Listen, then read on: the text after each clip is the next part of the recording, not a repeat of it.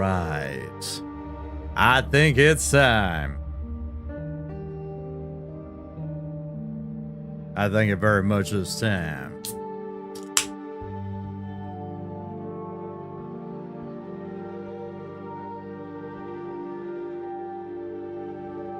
And that time is to jump right into insanity difficulty. I am very curious to see how it's going to be. I am very, very curious. Jack, welcome in, and all of you other creamy cosmonauts out there, welcome in. I hope everybody's having a fantastic day.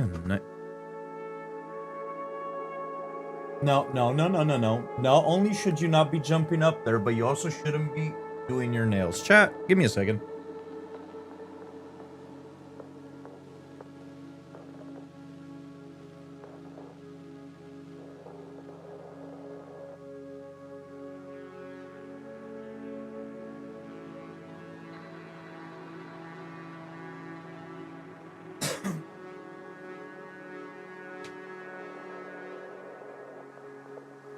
Yesterday, I actually left the door open and she very much behaved. Today, not so much. Literally like clockwork, the second I swap scenes, she jumps on the chair. It's still beyond me as to why she started doing this. Because it's not something she ever did, and then one day she just started doing it. And then she just kept doing it. And kept doing it. Oh. What can you do? What can you do? Alright. Let's go ahead and boot up Resident Evil Requiem here. I don't really know what to expect here. In terms of like unlockable difficulties, my only real frame of reference are things like Inferno and Nightmare in Resident Evil 3, as well as Madhouse in RE7 and Village of Shadows in RE8. I haven't seen anybody play on Insanity difficulty because anybody that I knew that did go through this on Insanity difficulty was while I was still going through my first playthrough. So obviously I didn't jump in and watch any of it. So I mean, I'm sure enemies will be tougher. I'm sure there will be different enemies or more enemies or different enemy placements. So I'm really curious to see how they have handled the difficulty increase.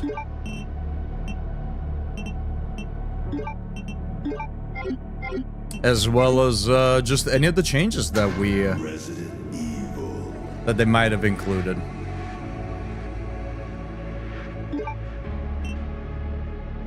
All right, here we go.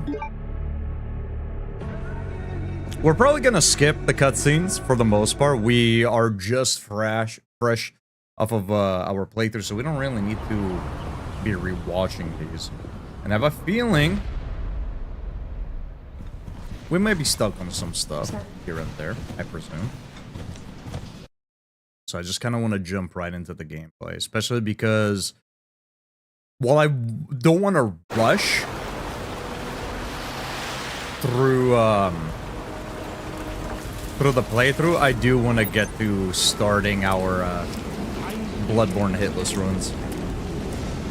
Are you going to be using any unlockable items? No.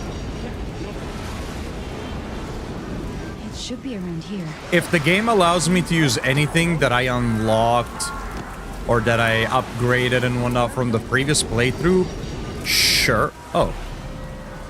Well, that's definitely new.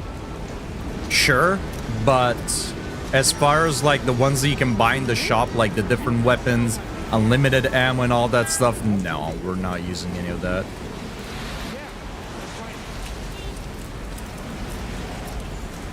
You know, I didn't even... To head to the hotel. Okay. Yeah, I was actually curious to see how long it would take for the game to actually stop me there.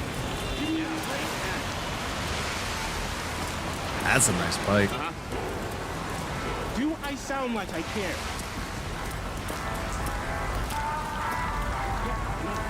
On subsequent playthroughs, like I do for RE7, RE8, or any of the other Resident Evils, yeah, if I feel like it, I'll use unlockable stuff, but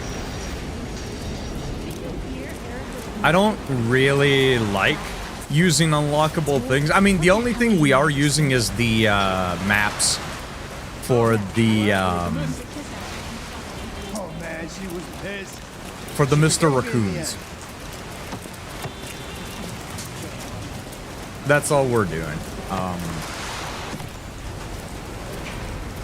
But I think unlocking a harder difficulty and then using things like infinite ammo, to a degree, kind of defeats the purpose of attempting a harder difficulty. I think unlockable harder difficulties are sort of meant to challenge you to a degree. I don't think there's anything wrong with people using them, but that's what they are to me. So on a first playthrough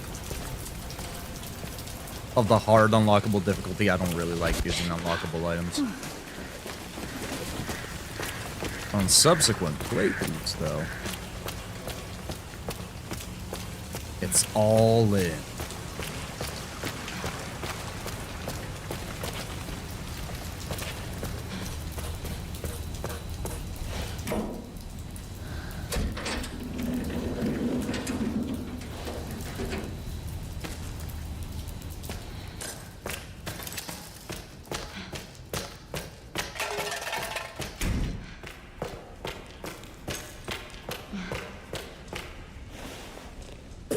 I'm gonna interact with these again because I'm curious to see if there's anything new in them now, since we just found a random coin at the start.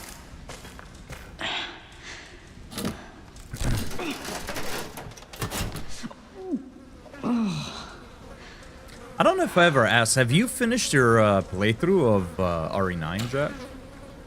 And if you have you tried Insanity?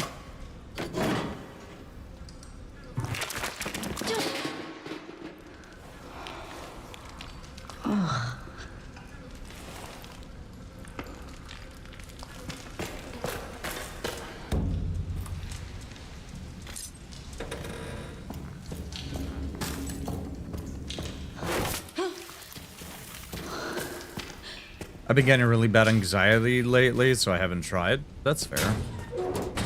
Now, hopefully chilling in the stream helps you out a little bit.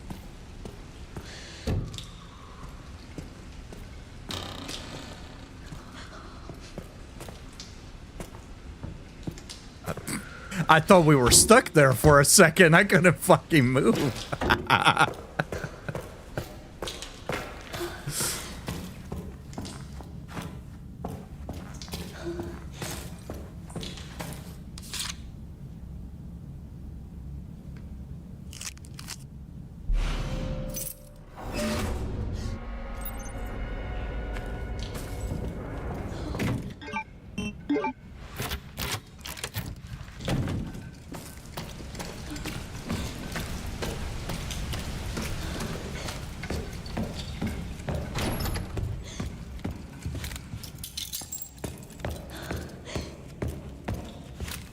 Curious to see if they've added something.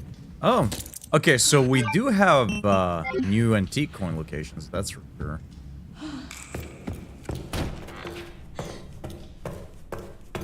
So I guess re-exploring around is gonna be quite worth it, I suppose.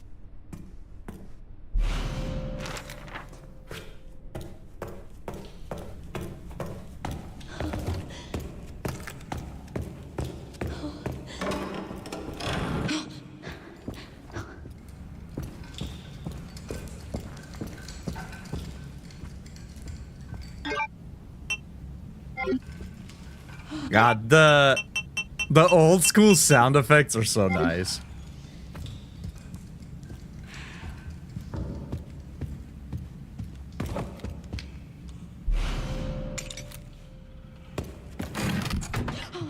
Oh my god. Oh, shit.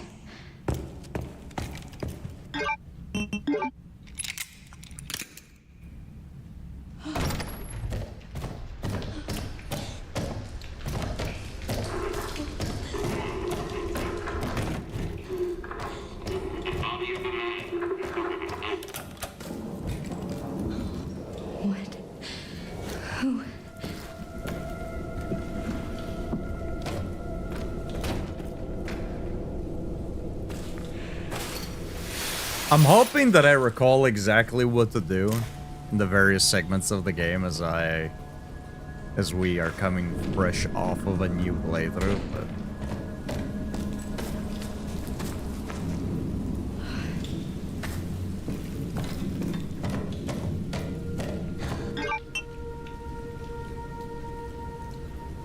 Oh shit, there's a green herb there, I didn't...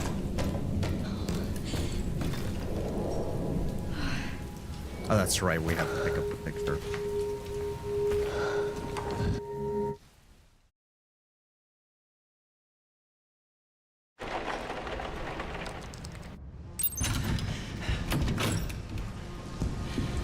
Stay close. Mom, wait! Grace, come on, keep moving. Way ahead of your game. Coming. Grace, hurry. Keep moving. I know people have found some skips here and there for various parts of the game, but I wonder if there's any way to speed up or skip these auto-scroller segments. Oh. Grace, come on.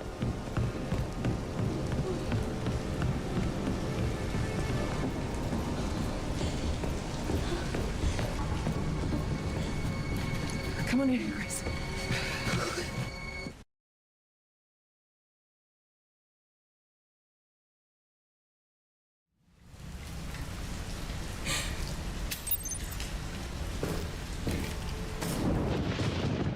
But yeah, I guess playing Resident Evil when your anxiety's high is probably not the best idea.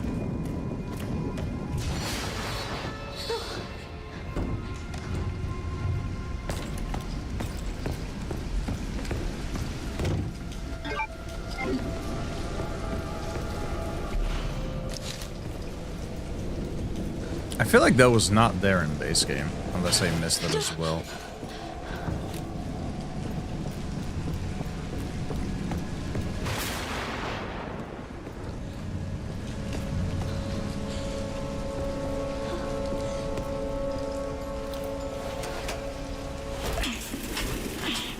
I'm also curious to see how this next segment is gonna go, because we tanked the shotgun blast to the face on casual. Or not casual, normal, whatever it's called.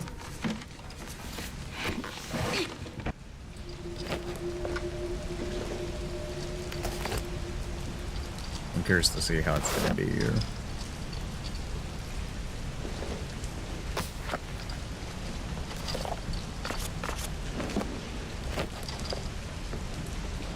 There's that floppy disk. I will say it is kind of neat that they sort of wrapped up the game with the thing that you find at the very start of the game.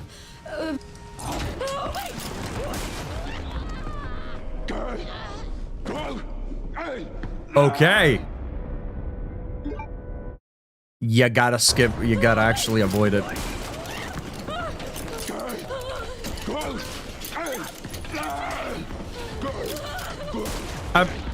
Okay.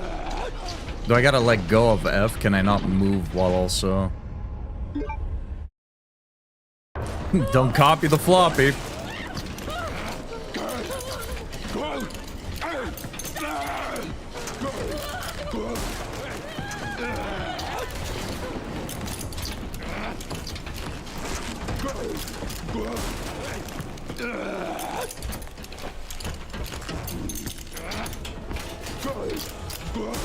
God, we were so close. I thought we could finish it.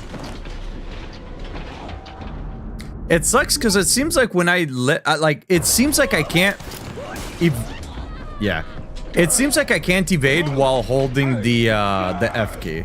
And every time that I let go, it resets the entire progress. Okay. I like how he just shoots us as soon as we fucking load in. That's really sick. Okay. We're doing well. This is going well.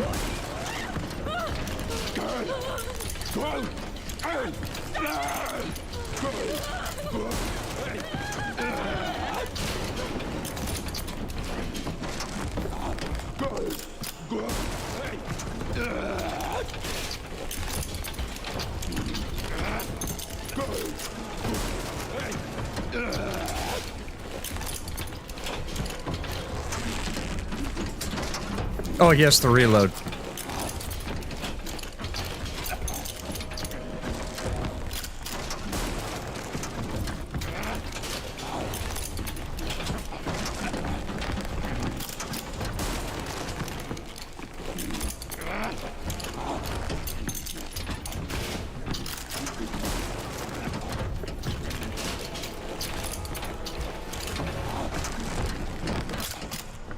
Oh, what? That's goofy.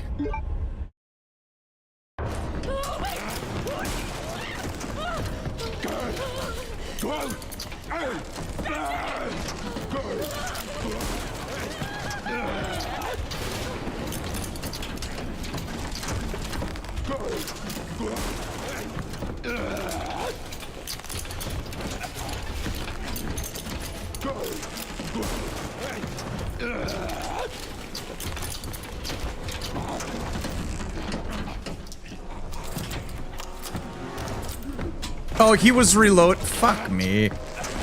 He like started pointing the shotgun. I couldn't fucking tell what he was doing, dude.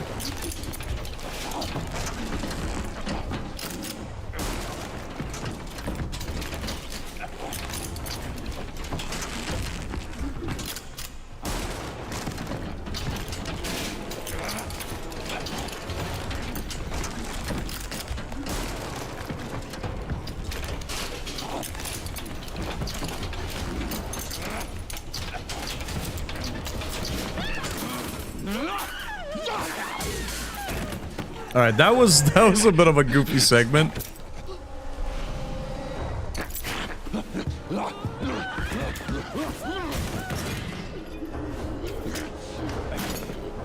away! Get away from me!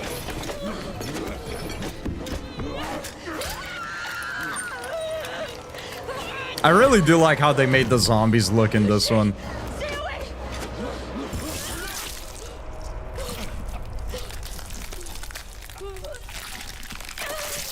Like the way their eyes look, I think is really cool. Especially in dark areas, they're like really bright eyes.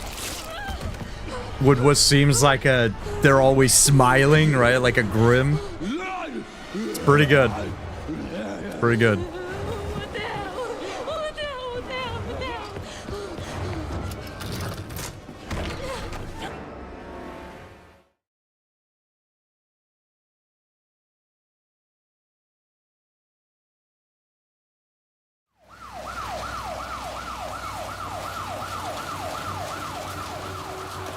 the hell? Yeah, I like the new zombies as well. They're actually threatening, which I think is neat. From the second playthrough onward, Leon can obtain a tune-up equipment earlier. The tactical tracker begins in his inventory. Supply boxes are available in each area. Equipment acquired in previous playthroughs can be obtained from the supply box. Nice. Don't do anything stupid. Me? No. So yeah, anything that we have earned and unlocked in the previous playthrough, I don't mind using it. But yeah, we're not using any new weapons, unlimited ammo, or anything like that.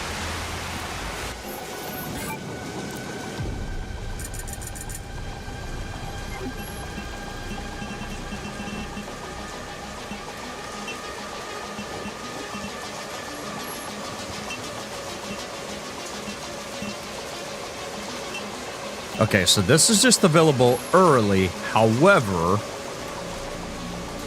we still need to re-unlock and repurchase everything.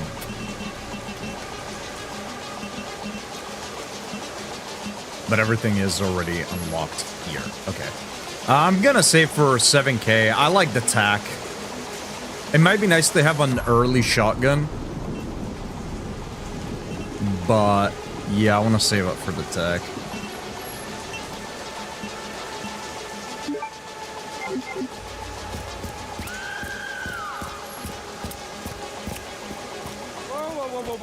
What the hell, lady? Help me! You okay?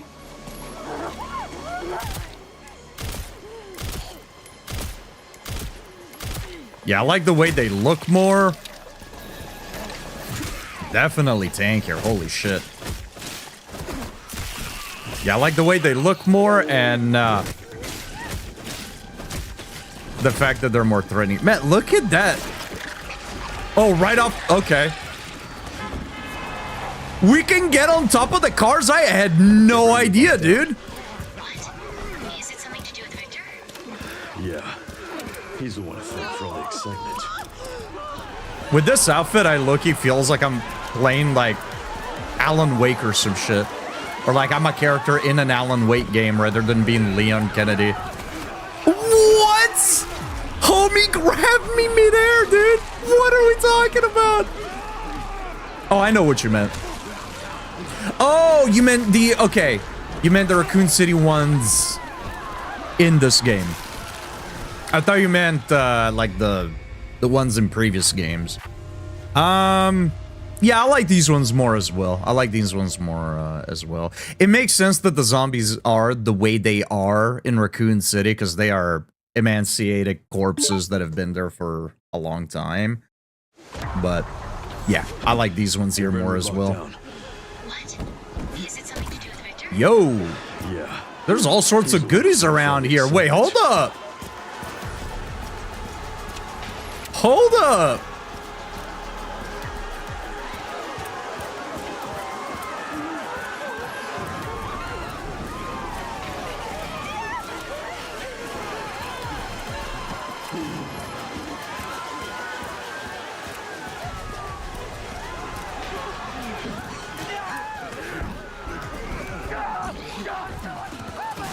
Shit.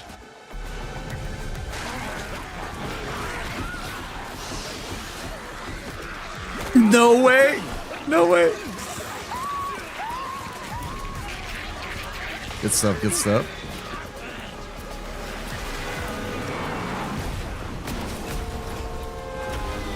Oh.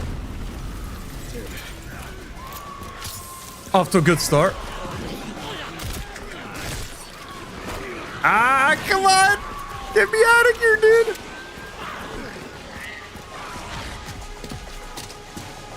Alright, this is gonna be exciting. Leon, have you located Victor? I think this is gonna be exciting. So this is what I actually... Well, I want to feel a bit of panic when I'm playing some of these RE games, you know what I mean?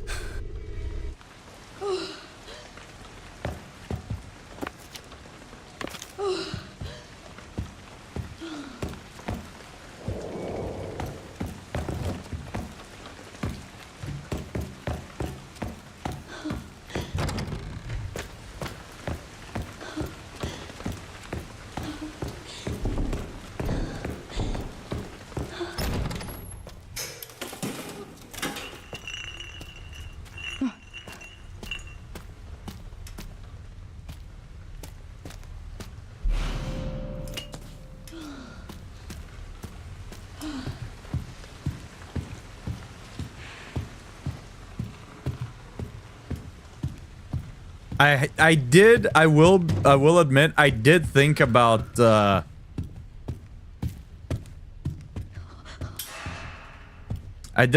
using the unlimited, ink ribbon. That's one thing that I thought about using, but... Yeah, we'll go vanilla mode with this first playthrough.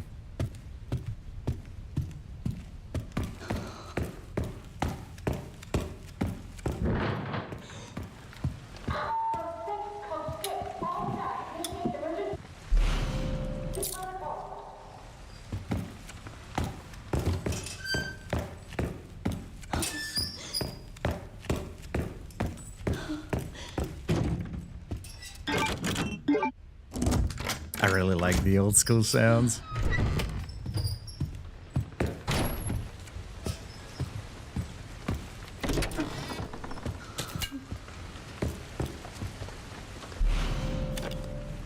Which I guess really we only have to worry about the ink ribbons with the rays.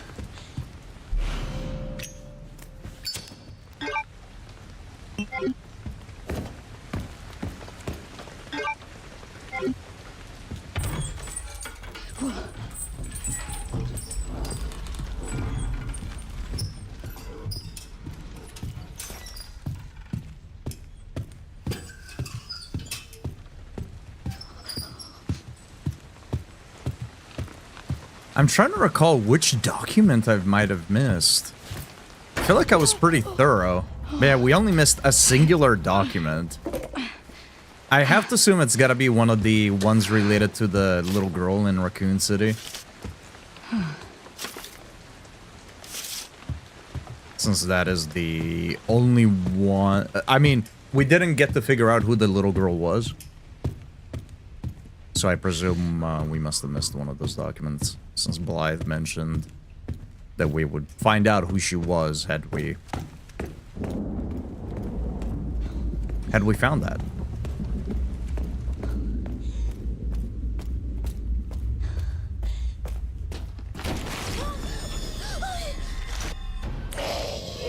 I like that for these ones, it swaps to first person, because even though you're in third person, they still want to try to get you with the scares.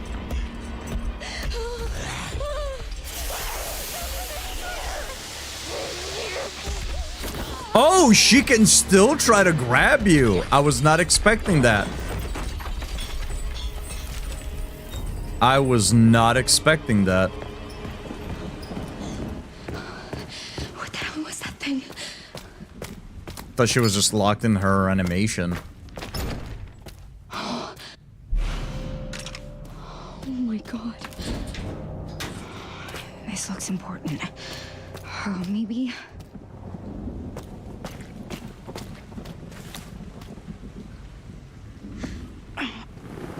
I think one of the skips that I saw is right here.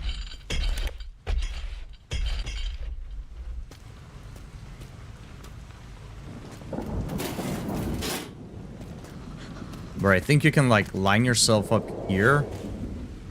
Or something like that. I don't know if it only works in first person or not. But then she'll come over and she'll push the cart into you and you can immediately climb, grab the thing, and go.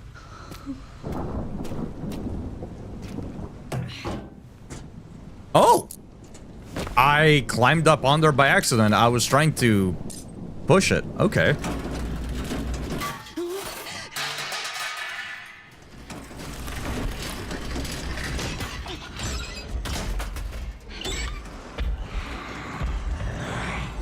This way, not this way, not this way.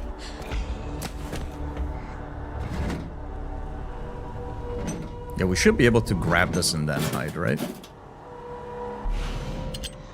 Yes.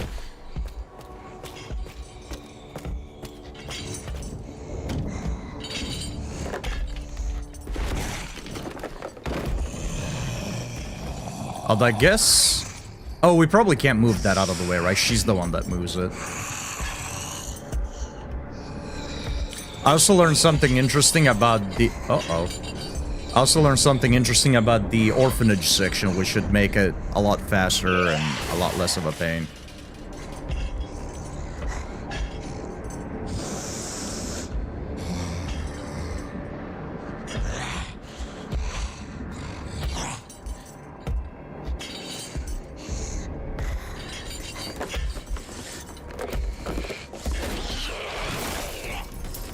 See, there's no need for all that, though. That behavior is highly unnecessary and uncalled for. What?!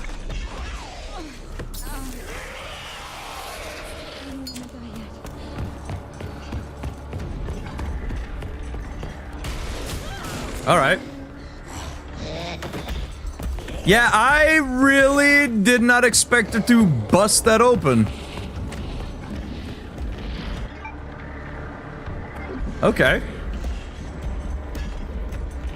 Alright. Interesting, interesting.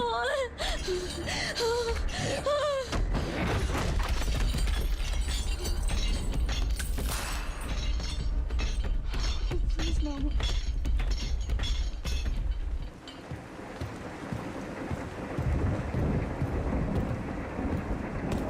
I'm gonna go ahead and sprint.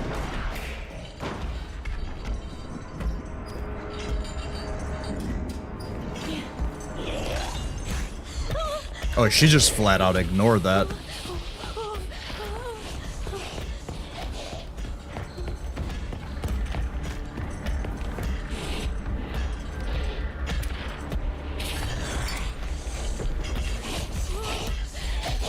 Ah, unfortunate.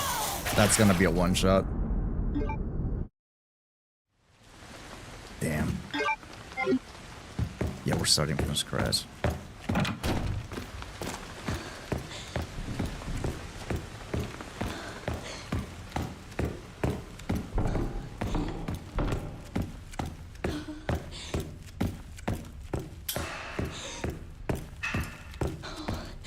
Yeah, I really did not expect it to just break the shit like that. I guess we might try to use a bottle and then escape right behind her.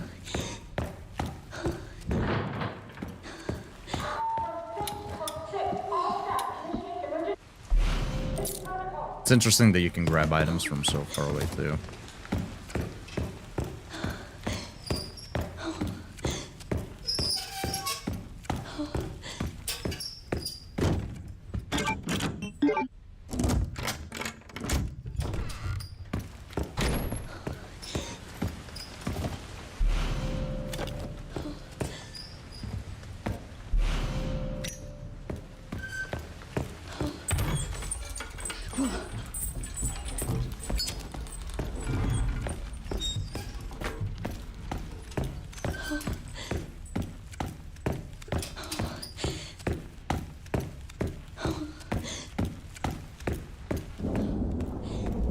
So this first chase, I think, is very much scripted. We should be able to go back to the room. And then once she goes away, we should be able to... Let's actually, let me see. I'm gonna try something here. I wonder if this can buy us more time.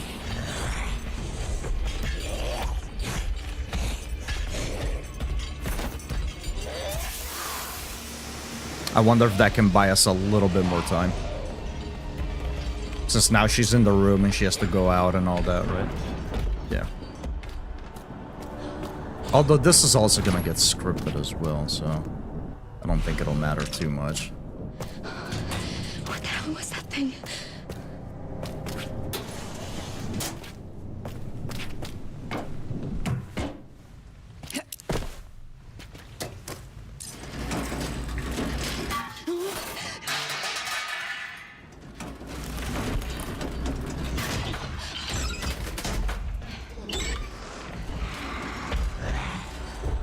This way, no, this way, no, this way.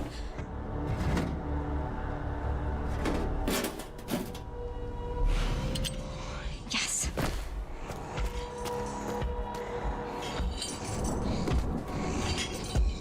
So I'm gonna try to sneak out once she goes that way.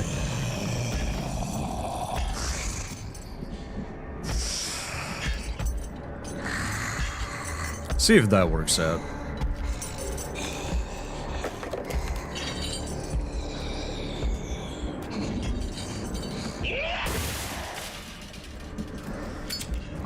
I do wonder if her breaking through the door is also scripted or not.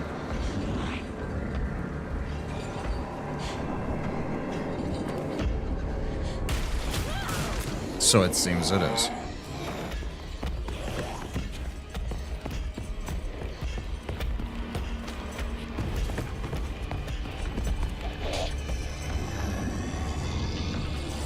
I tried turning off the light on the way in to see if we could repeat the same trick.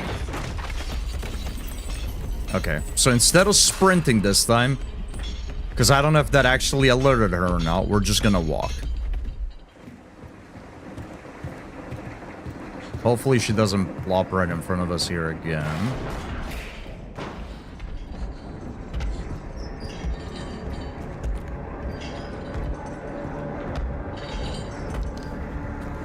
Although that was scripted, that happened in our other playthrough as well, right? And we waited here for a little bit.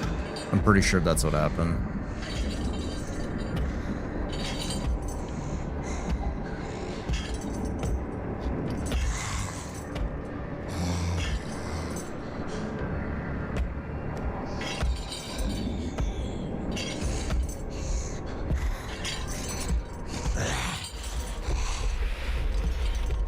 Okay, yeah, see though, I was not expecting that.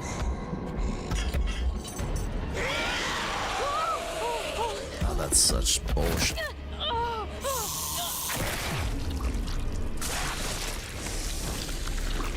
Zone, welcome in. What did I think? I think I ended up giving it a 7.5 out of 10. In short, I feel like the action and the survival segment should have been a little bit more mixed. I feel like Leon could have used a couple of puzzles, and Grace could have used like a section or two, especially towards the end where maybe she's feeling more confident, of a bit more action, so the two didn't feel completely disconnected and had such a big contrast. I know the contrast was intentional, but I would have liked to see towards the end a bit of a merger between the two, or just at least make him cross a little bit more. I would have liked a few puzzles with Leon instead of just pure action. I love the sound design. I love the soundtrack. I loved going back to Raccoon City. I loved the references. Albeit, the game did feel very much like a nostalgia bait from beginning to end. It felt like the game was nothing but like, remember this from RE1, remember this from RE2, remember this from RE3, remember this from RE4. But some of those I felt like were very well handled, and they were nice nods and callbacks. I thought that the presence of Mr. X was cool. I thought the final boss was one of the worst bosses we've had in Resident Evil. An absolute lazy cop-out in my opinion. Just horrendous final boss fight. The story was a bit nonsensical. Like, just nothing happened, is what I mean. There were a lot of build-ups, but the story went nowhere. The main villain was hardly ever present, and then he just gets off at the end incredibly easily. Xeno was built up to be something and then happened to be nothing. I disagree, though. I disagree. I don't think that's classic rewriting. Even when the games are bad, they still have a premise, a setup, a conflict, and a resolution. This one just had setup, setup, setup, setup, and nothing really happened throughout the story. Like, the story was just kind of nothing. Xena was kind of nothing. Victor was kind of nothing. There was just no real threat. I don't know. It was nothing the whole time. So yeah, before we hit the end, I was at an 8.5. With the ending, I dropped it down to 7.5. I think everything except the story's fantastic. I have some minor game complaints, but yeah. Overall, it's really good. I see Victor more as the main villain. I mean, Victor is the main villain, but he was a horrible main villain. I think that Victor was fantastic, but yeah, here in the game, the way they treated him, he was like not present the whole time. Welcome in Nightingale with the raid. I hope the rest of your stream went well. I hope Baldur's Gate went well for you. And welcome in Raiders. I hope you're all having a fantastic day, and I hope Nightingale treated you well. If you don't know me, I'm Cannoli Senpai, play Souls Horror and Magic the Gathering, and right now we are going through our second playthrough of Resident Evil 9 as we attempt to beat the game on the Insanity difficulty. But welcome in, everybody. Wriggle, welcome in with the 3-month resubscription. You didn't have to do it, but you did it anyways. Panda, welcome in. Saint, welcome in.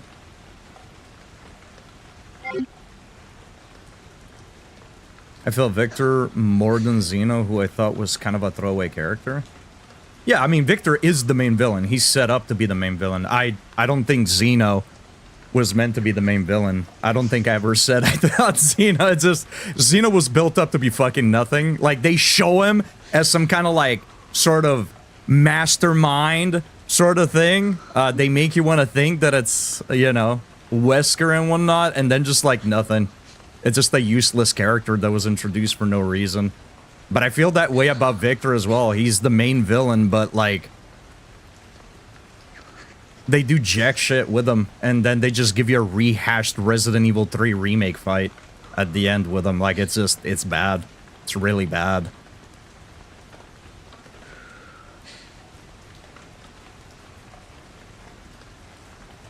I think Victor should have been more present, and Xeno should not have been added as a character. Yeah, Yeah, I think if they didn't add Zeno at all, honestly, and they just left it all up to Victor, it would have worked out better. Especially with the premise of Elpis and what it was supposed to be and everything else. Like, I just think Zeno was unnecessary. Should have just been Victor from the get-go.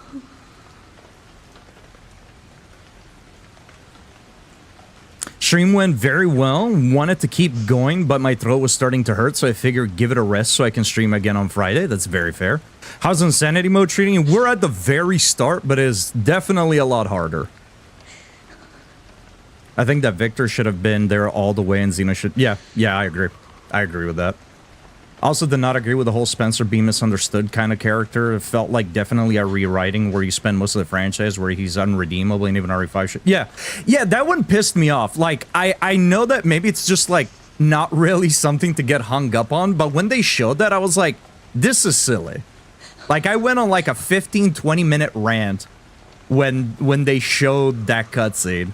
I was like, are you fucking kidding me? Like, I think if Resident Evil 5, or at least if what we saw in Resident Evil 5 didn't happen, I could buy it. Because a lot of people, when they're on death's door, right, when they're in their final years, they reflect a lot on their life. It is incredibly common for people that have done heinous things to regret those things as they are faced with their own mortality, right? It's very, very common.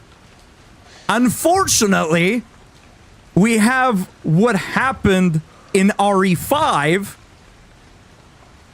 which takes place after that interview, with Spencer screaming that he wants to become a god. So, like, this cutscene comes across as incredibly fucking silly. Hey, Senpai, hope the stream is going well. Gonna lurk to maintain mystique. Managed to stay fairly clueless with RE9 so far. Sorry for... No worries. Avoid all the spoilers that you can. Sorry if you caught any on the way in. But yeah. Thank you for popping in. But yeah. Stay clueless. Stay clueless. It's definitely a game to play blind. I think they're playing for some retcons for sure. Yeah, I would hope so. I assume so, but I would hope so, because otherwise that's like a big oopsies in the writing. Yeah. Yeah, if they... We talked about that as well when we got to that point. If we get to RE5, they'll... Yeah. They're gonna have to. I mean, if they want to stay in line with this, they'll have to. Not every villain needs a redemption arc. Well, I don't even think that's necessarily a redemption arc. I don't think that's even necessarily a redemption arc. Like, that's a very human thing, right? Like, I think to say that that is impossible to happen is just silly. I think it's a little delusional. Again, it's very real. Like, we're talking about, like, war criminals on their deathbed. They look back on what they did and they regret it, right? Like, it's very common. That doesn't mean that you have to forgive them.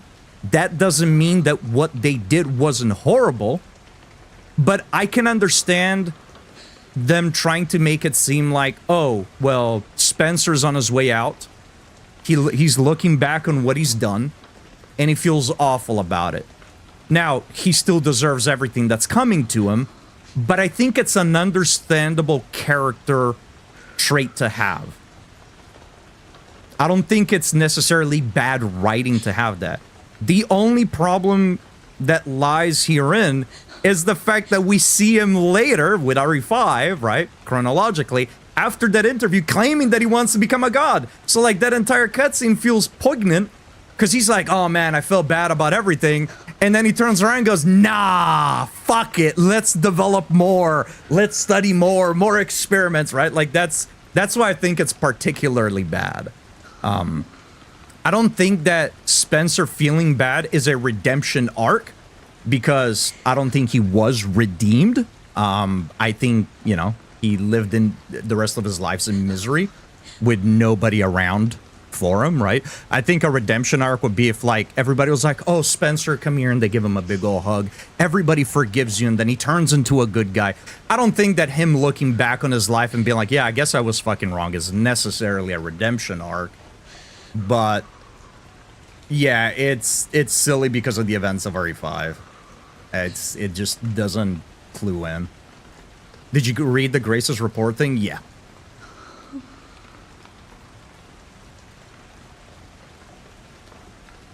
I'm just glad Grace did not get turned into, like, the Alice of this universe or anything.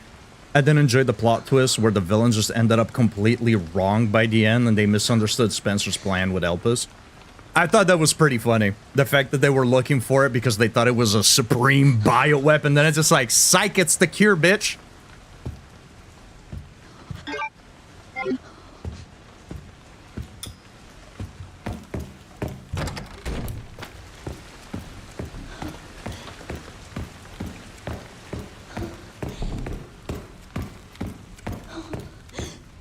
Yeah, I did the bad ending first, which I thought was dog shit. I hate when games do that. If you're gonna give me the option to get an ending, make it a proper ending. Like, that was just not an ending. I don't even consider the other thing an ending. It happened and I was just like, oh man, I wish we could have saved them. Boom, end credit, roll. It's like, no fight with, like, maybe a different boss? No cutscene of maybe, like, Grace walking to the helicopter or arriving back from the helicopter ride and maybe, like, Sherry running up, be like, oh my god, thank god, you must be Grace. Thank god you're doing well. Where's Leon?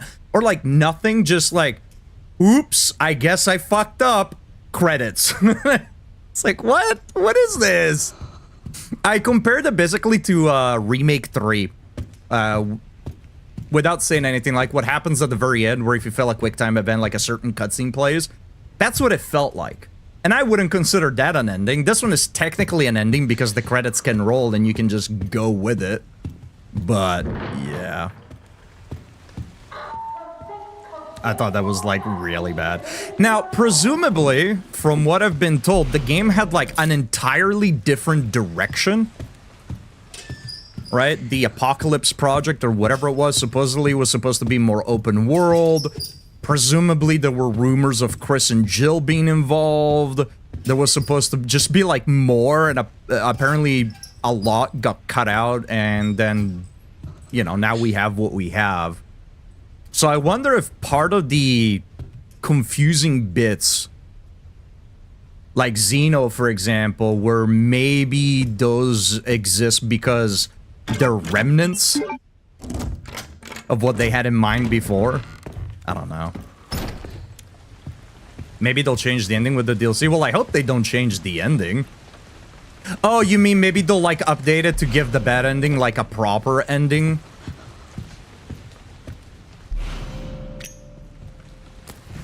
That would be nice. A bit silly, but that would be nice. They seem more interested in you making the choice over the result. They remind me a lot of Bioshock Infinite, where the choices do not... Yeah. Yeah, it's very much an illusion of choice. It is odd, since they have shown that leaving a bad ending can be done right. I mean, RE7 gives you the extra boss fight if you pick the wrong option. Yeah. And then they retcon that ending with RE8, but at least, yeah, that one they allow you to play out that ending. Not that it impacts the final sequence too much, but at least they do, which is nice.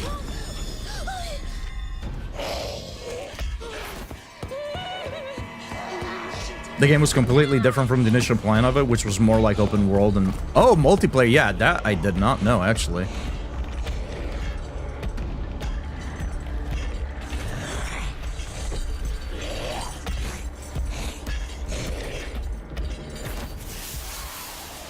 Get fried, nerd.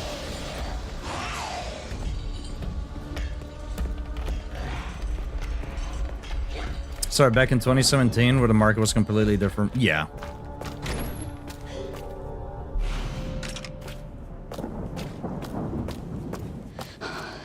What the hell was that thing? What the hell is happening in Shibuya?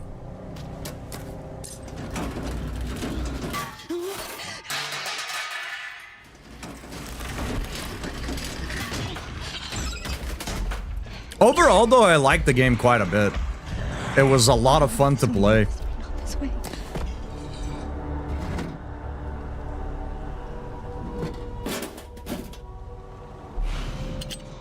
Yes.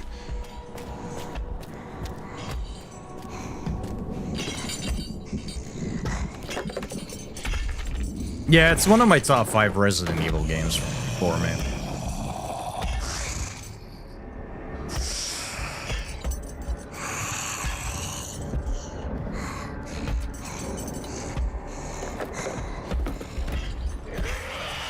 Oh, she's not happy about that. Grace, what are we doing? I can actually... Oh, no, because it forces us to kind of stall there. I was gonna say, we can actually probably just run straight through.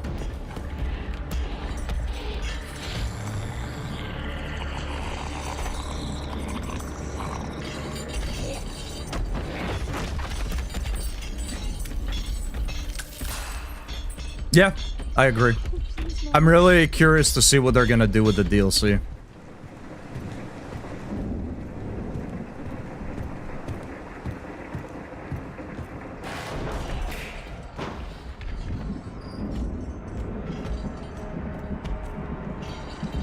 You made salsa? Nice.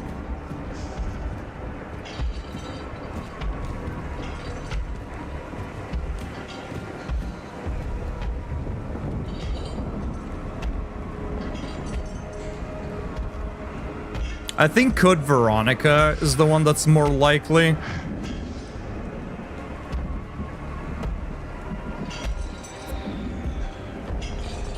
I gotta be honest, I don't much care for Zero. But I would love to see Veronica.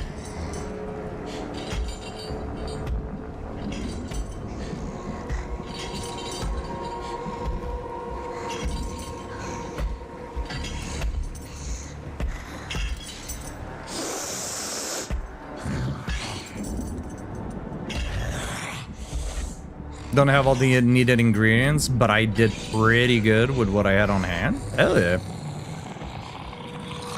Sometimes that's kind of when you make some of the best stuff, right? When you're forced to sort of experiment. Kind of feels good when you experiment and it comes out right anyways. They could remake Zero to not suck? Oh yeah, for sure. I mean, one would hope that a remake improves things, right? One would hope.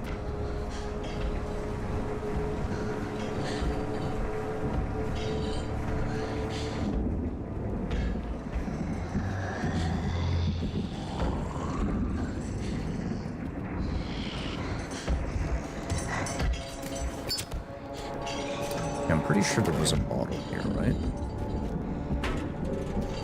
Herb, I'll take it. Some, I guess.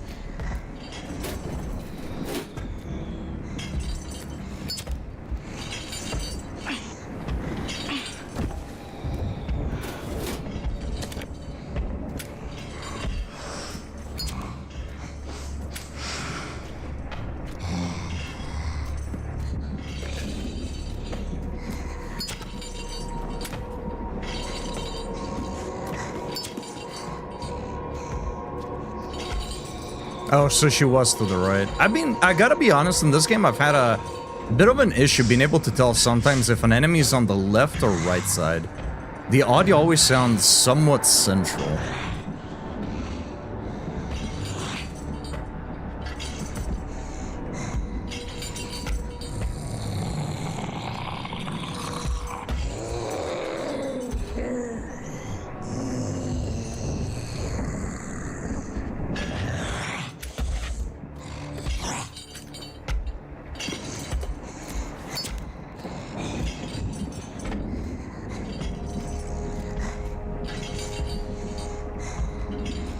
Yo, girl, I ain't gotta lie, you pissing me off. I'm curious about something.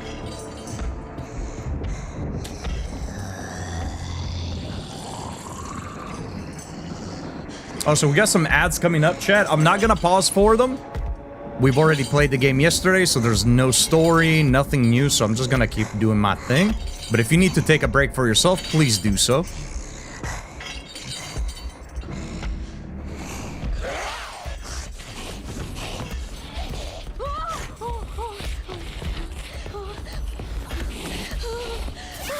Ooh! Ooh! Grace, go in. You're hitting that save immediately, lady.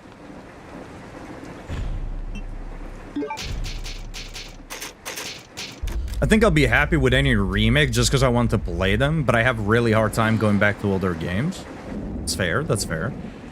Yeah, especially when the controls are... They can be kind of janky, like the Resident Evil franchise, right?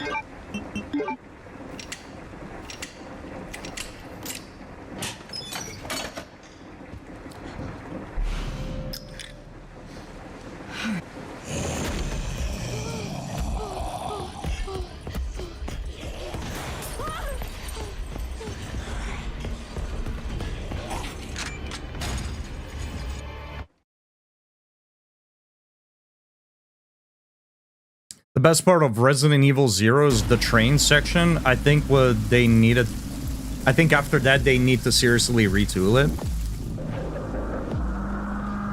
I can agree with that. Yeah. I really don't like having to constantly swap in between the two characters. I really don't like that. I gotta be honest. I'm not a fan of having to swap between the two characters. And I don't like how both have like very limited inventory space. I don't know if it's half of the usual Resident Evil amount or if it is like on par with like RE1 or whatever, but the fact that you have to give the herbs to Rebecca to mix them when literally every character in the Resident Evil universe can mix herbs is ridiculous. Like, I get it, she's the medic, but that always felt so bad to me. I constantly having to drop items. I really just did not. I really did not enjoy RE0. Funny. I don't remember getting an invitation. Well, he's waiting for you. Can't have that, can we? Follow me, please. Lead the way. I actually had luck with a gacha type game RNG about a pack to fully level up a character with earned in-game currency. I'm glad you pointed that out because I was about to yell at you. And got the exact number of things I needed. Hell yeah. What game are you playing, if you don't mind me asking? We care for quite a few long-term patients here. All undergo. Also, chat, I have this skin on, but what skin do you think looks better for Leon? Oh, can we not? Oh, we can't. We would have to back out. Experimental therapies developed by Dr. Gideon. Star Wars Galaxy Heroes.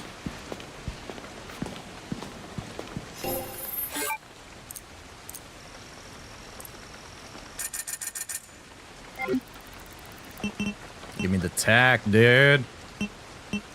Yes, sir.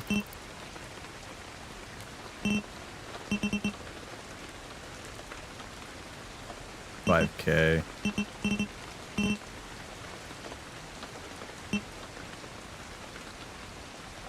$500 more. I mean, I can just sell the pistol.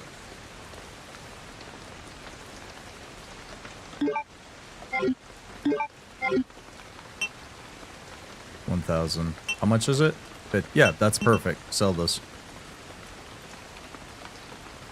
Let me see, actually.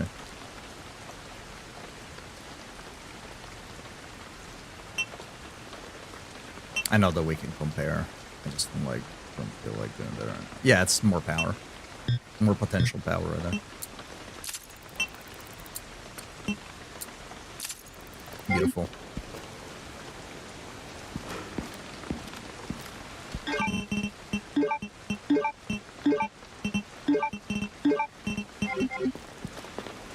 Experimental therapies. Yeah, Yes. go for it. It's all very cutting edge.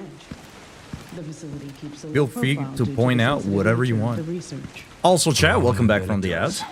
The inventory system and swapping is kind of dumb. I think you should be able to swap, though, just not be forced to. Yeah, I think it'd be kind of neat. Like, I think if they can make the dynamic of the two characters work, I think it's fine. I think if they were to do a remake of Zero, which presumably it is in development, I think we would likely see it work out like RE9, where you play both characters, but you're not going to be swapping in between them. You'll just get to play both of them. I think that's how it's gonna go.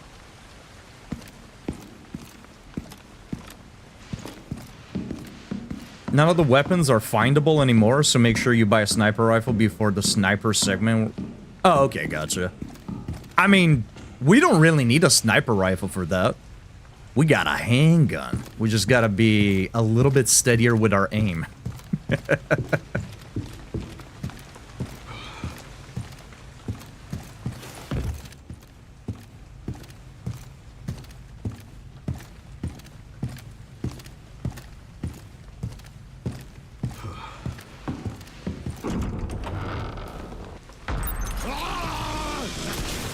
Oh, okay.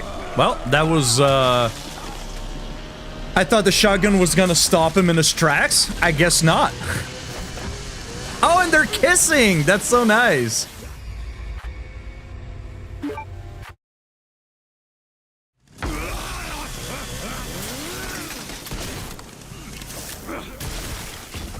Get fucked.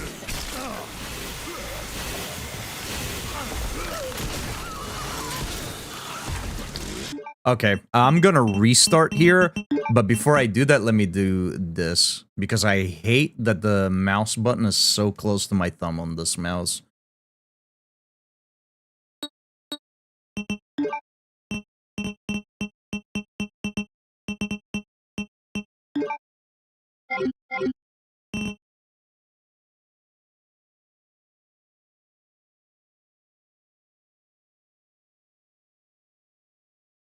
Or just be the good uncle and jump off the building, just melee all the zombies down, remind them who they're dealing with. That's what I'm talking about. I like that. Remind the enemies that Leon isn't trapped in the place with them. They are trapped with him. That's right.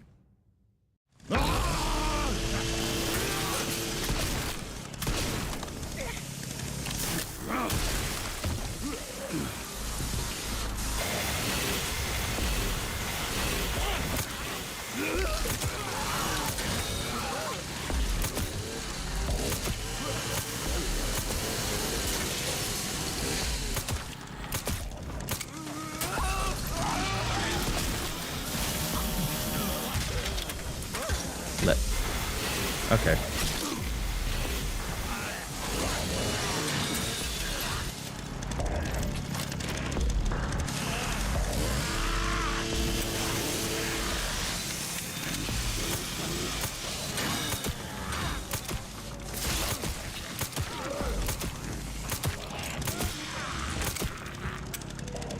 God, I forget how little ammo you can carry at the start without upgrades.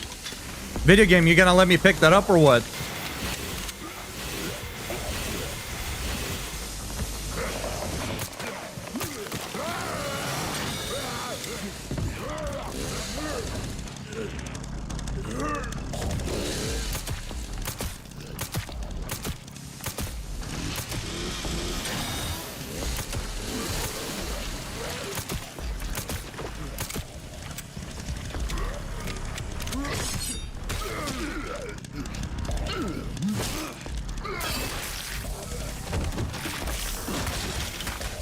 Maybe that's what I should just do.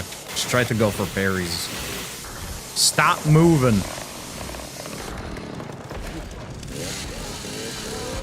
Nice. Yeah, dude, I'm gonna have to tell Mom I'm not getting a turn on the controller, dude.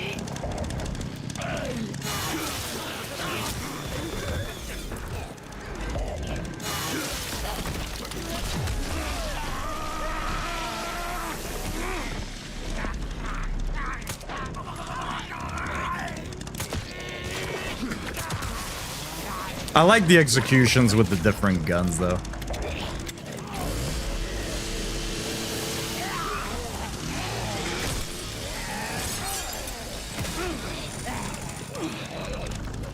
You know what? Let me restart this. We used up too much ammo. These guys on Insanity are so fucking tanky. Oh shit, that eats up the entire thing.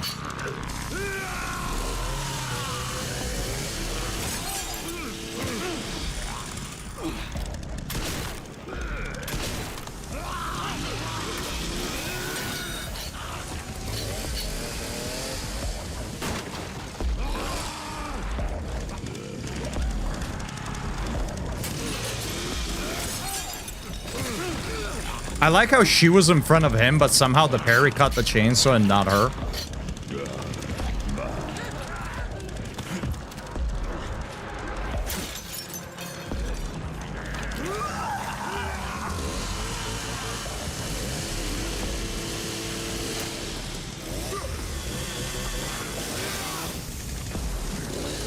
mean, homie's doing a good job at keeping him at bay, honestly.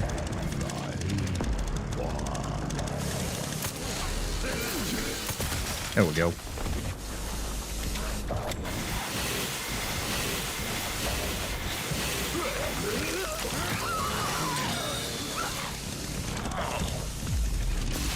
Leon turned around and climbed. The movement in this game is the clumsiest fucking thing I've seen in a Resident Evil. I have my camera facing the fucking ledge. I'm holding the direction to go towards the fucking thing, but because Leon has his back to the ledge, he won't fucking turn around. Dude.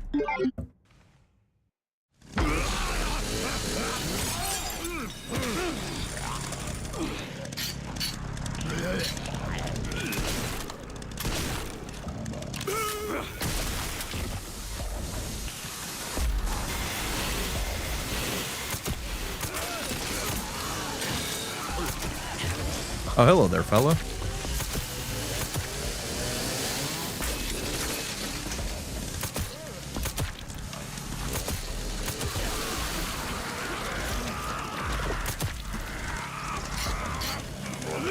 Ah, that's on me.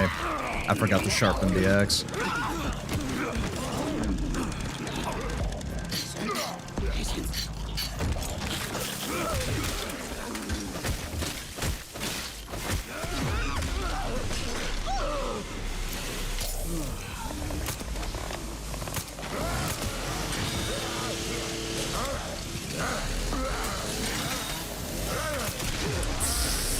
On the come in the backswing. Yeah, I don't think you should be waiting that long to pick it up, or at the very least, once the chainsaw is done spinning around, you should just be able to pick it up.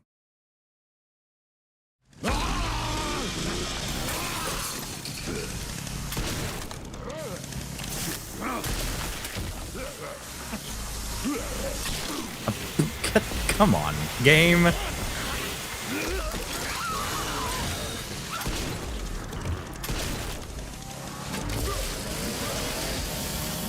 Oh! All right.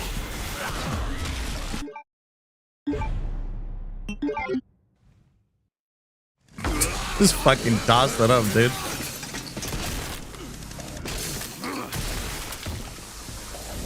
Now let's back up before the animated chainsaw decides to do its thing.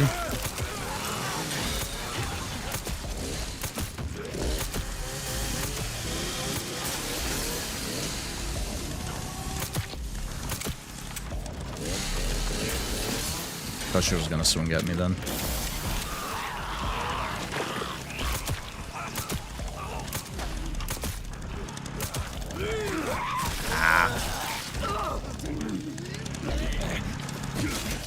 I'm really bad with the timing on the fucking parries. Broke my damn hatchet.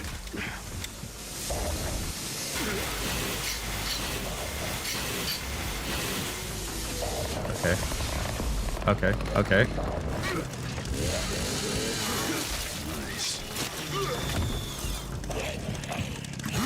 Oh, son of a bitch. That's awfully unfortunate. No, don't toss the chainsaw away, dude.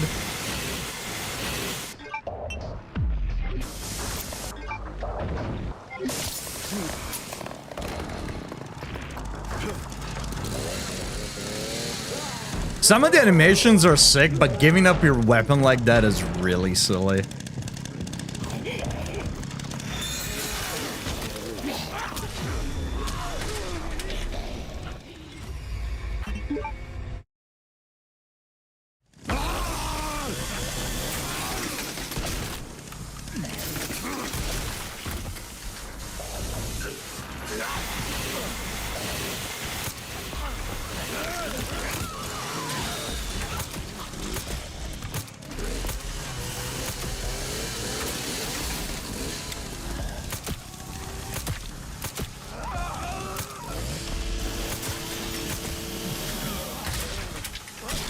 God, dude, this chainsaw is pissing me off.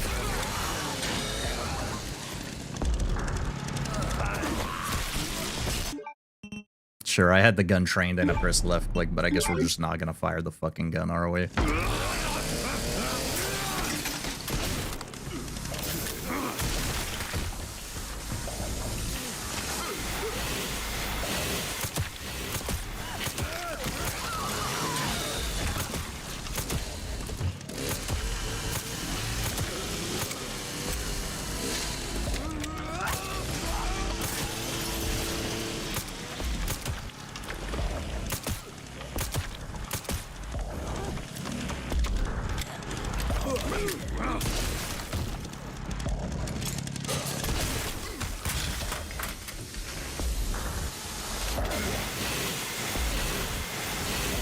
Like, I should just be able to pick it up right then and there.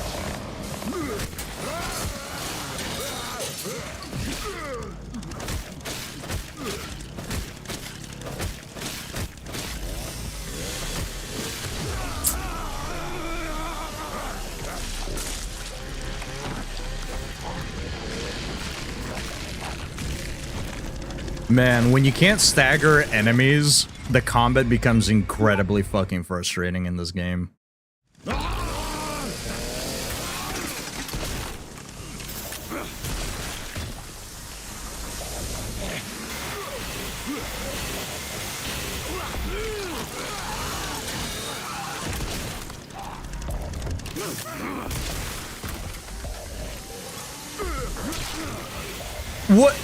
What are we fucking talking about right now, game?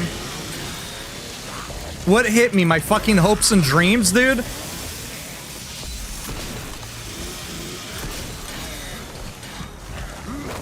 Where the fuck did you come from?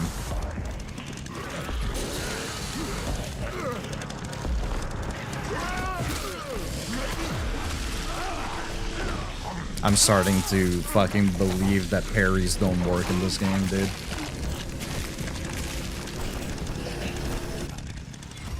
I just wish they didn't leave an arrow prompt. Like, you could pick it up while it flays around. I think the red flashing arrow is more there to show you that it's dangerous.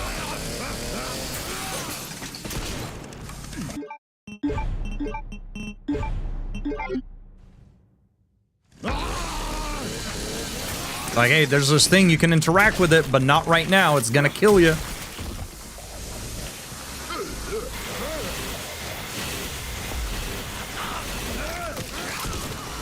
Because if you're looking slightly up, you're probably not looking down at the ground, right?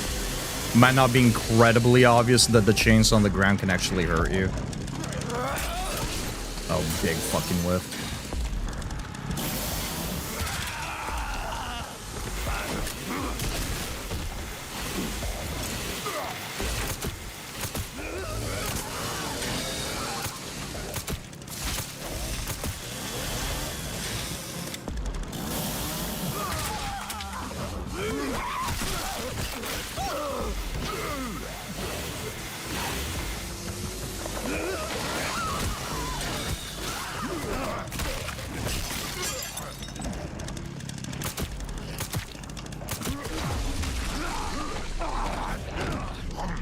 Okay, I just have to assume that I can't fucking stagger zombies in Insanity. I just have to assume that until I upgrade my guns, I just can't fucking do it, because holy shit, dude. I keep expecting a stagger to happen so I can go in for a melee attack, and it's just not happening.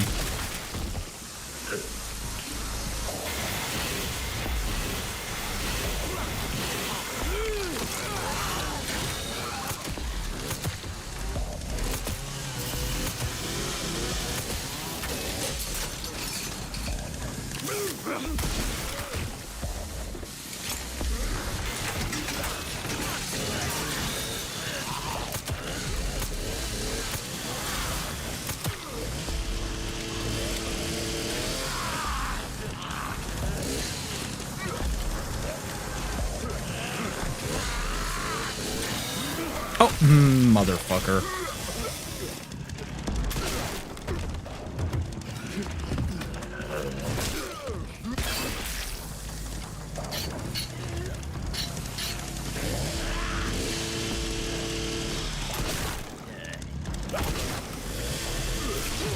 Was I not close enough for the execute there with the shotgun, or what happened?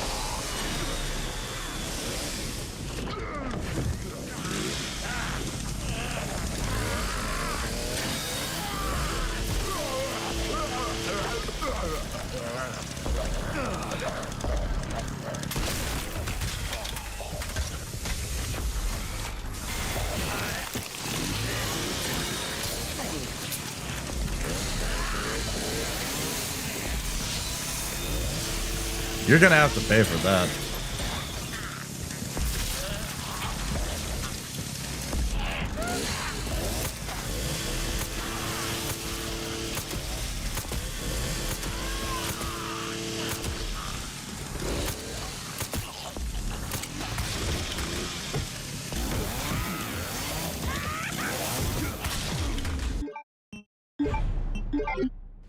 The axe popped off his hand the second I went to attack.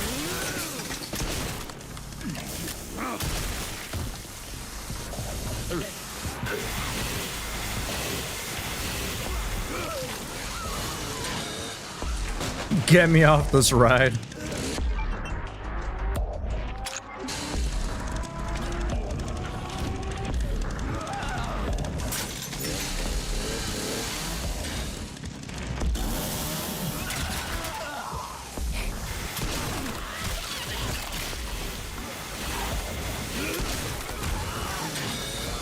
He's getting up.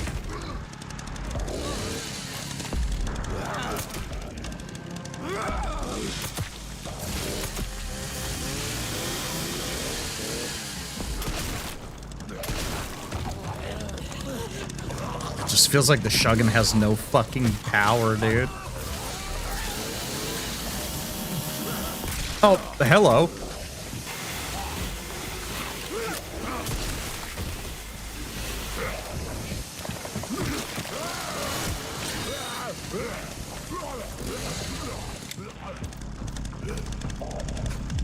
Like, I'm not trying to play this segment perfectly, but...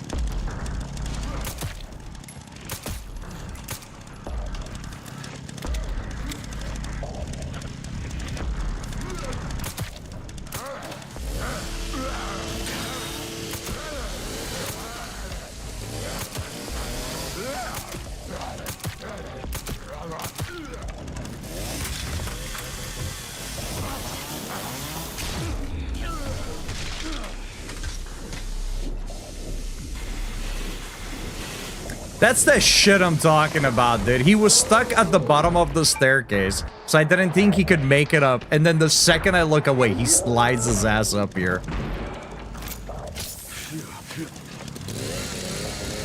Nice.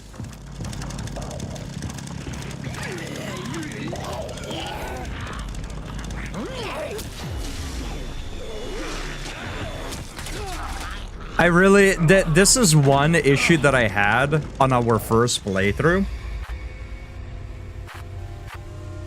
No worries, Noli. I was just making a joke. Oh, I know. Did I give an impression that I took that seriously somehow? This is an issue that I had in the base game, or not base game, but on our first playthrough, is that enemies deal damage to you by simply touching you, which I think is absolutely fucking absurd. Right? Like, usually you take damage in Resident Evil games, like if you get hit with a weapon, if you get shot, if a zombie grabs you, usually it's like a locked-in animation because they bite you or something, right? Here, the zombies deal damage to you if their hands fucking touch your body, even if they don't grab you, even if they're not swinging at you. If they're just kind of like shambling towards you and their hands connect with your body, you just take damage. And I think that's absurd. That's just absurd.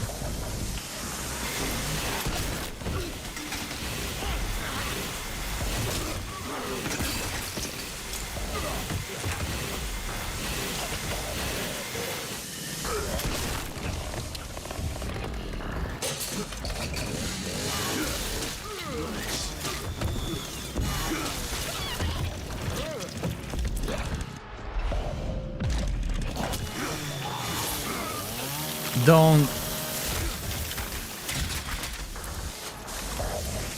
That animation sucks. That animation straight up sucks. I was just covering my bases just in case. No, you're all good. Even if I had thought you somehow meant it seriously, I mean, like, I don't know in what context that would even make sense to be taken seriously. You're all good. You don't need to apologize or specify something if I really didn't comment on it or take it the wrong way.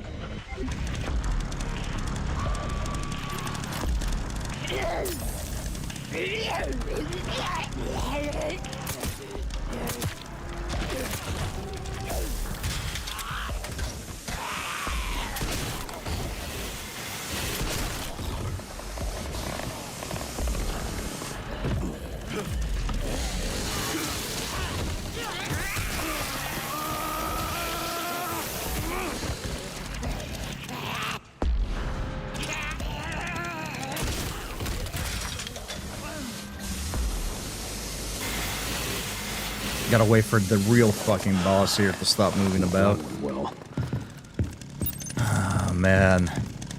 Yeah, I can see why Xenon thought this might be frustrating. Okay, so I just need to keep my fucking distance, because I can't seem to stagger them. I mean, I'll try to shoot the legs to see if that makes a difference. But even if after upgrading we still can't stagger them, this is, I'll have to adjust my playstyle.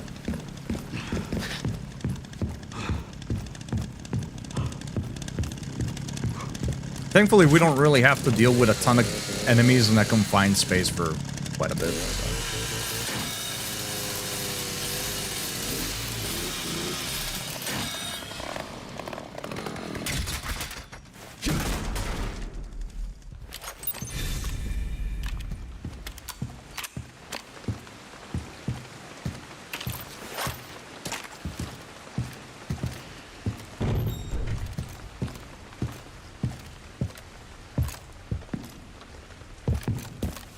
So we're missing one file and two Mr. Raccoons. Those are kind of like the main two things that I want to do throughout this playthrough, outside of just like, can you find me the floor plan? I'll see what I can do. Well, in the meantime, I'll try to track him down. outside of just completing the game, Will do. obviously. Thank you for the follow, appreciate it.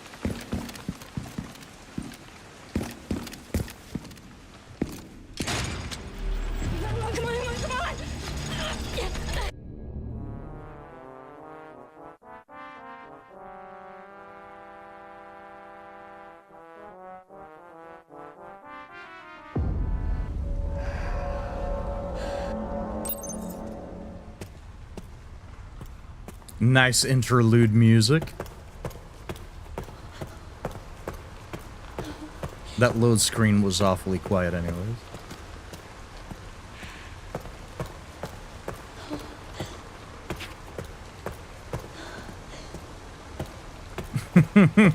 Indeed, indeed.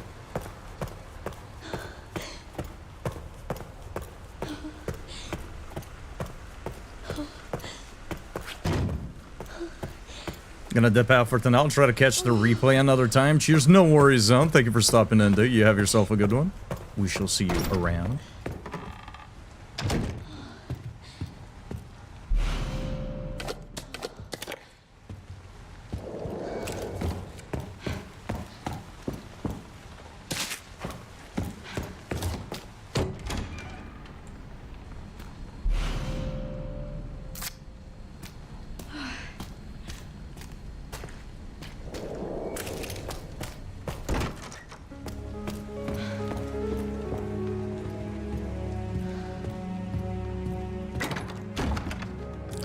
Okay.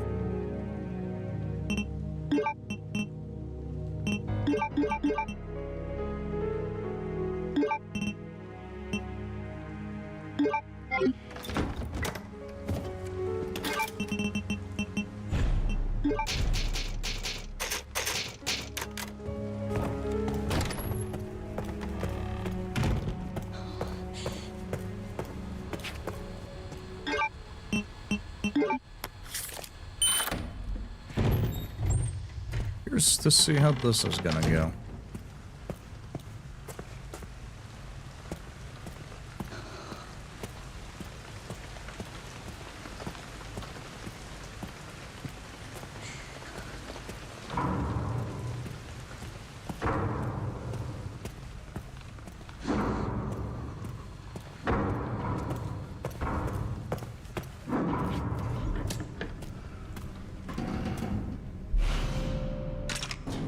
Empty. projector, nice. We're gonna save that.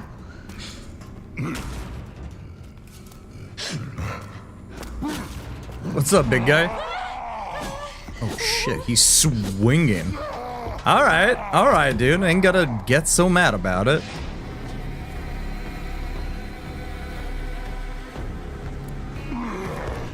Look at him.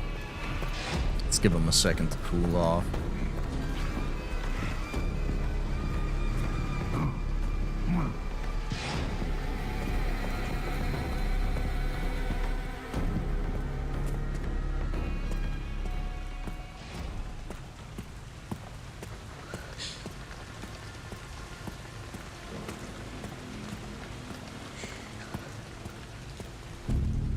I'm gonna be incredibly stingy with the Requiem.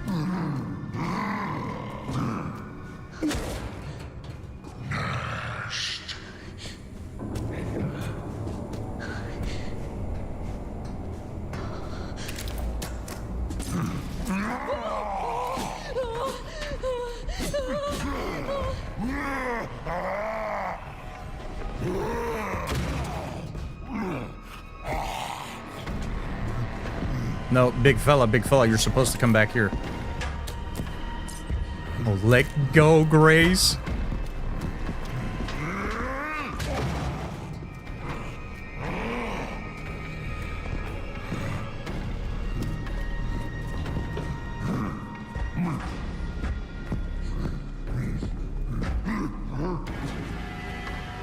They seem to follow you further and remain aggro for longer.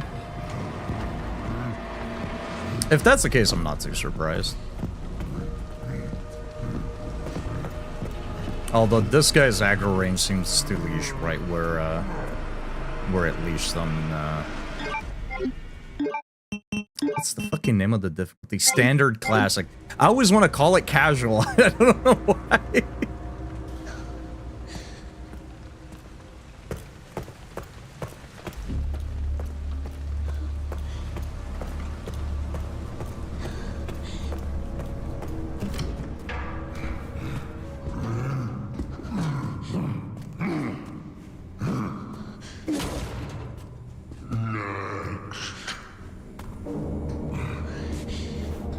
See, now you're just an asshole for putting that over there, though.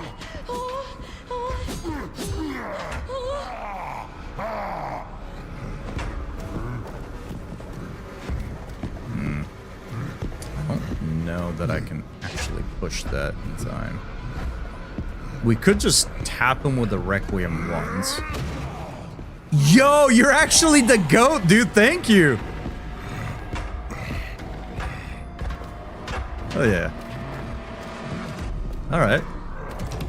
See, we just had to let him do all the work.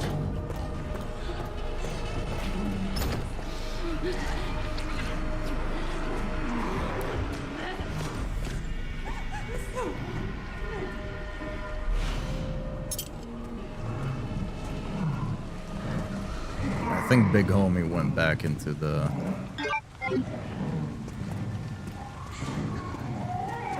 kitchen.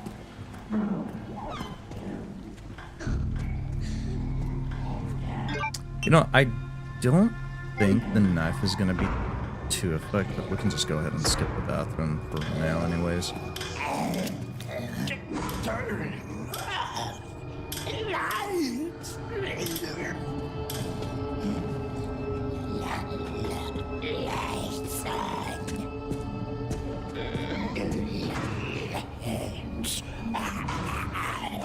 Oh! Son of a bitch. I was hoping we could sneak past him while he was busy. Oh, shit. Nah, he just has my knife. Whoopsies. I'm gonna turn this on right quick. I know you're a big fan of lights.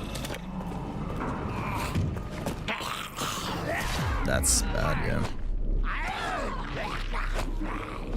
I think what I'm gonna do, if I think I'm gonna die, I'm just gonna reset. Because sitting through these death animations is gonna get old really fucking fast. For as cool as they are, they're a little too long to sit through.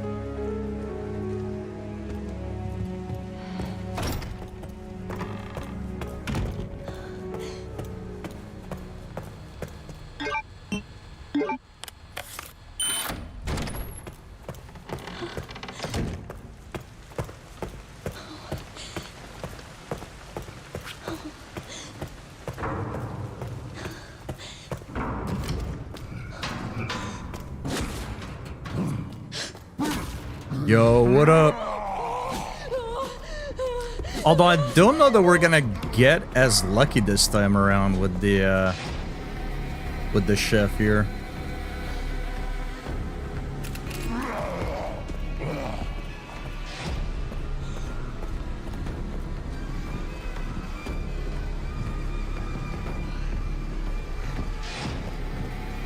Every time we step here, he leashes.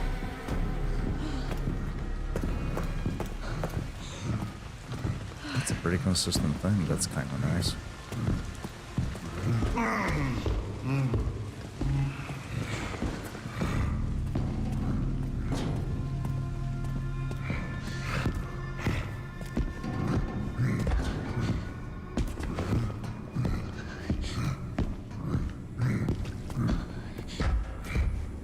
He's a big fella.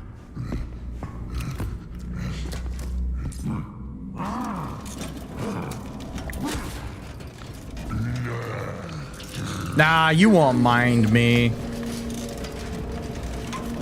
We're just chilling. See, he's just chilling.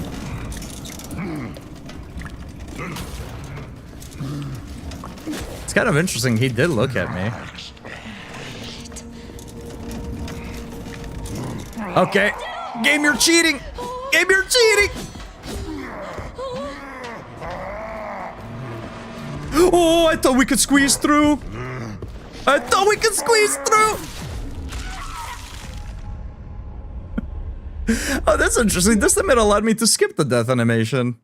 I've been able to skip most of them. Sometimes it just doesn't let me. Weird. And the first playthrough was pretty consistent with it. I could just shoot the guy. I just really don't want to. Feels like a wasted shot here.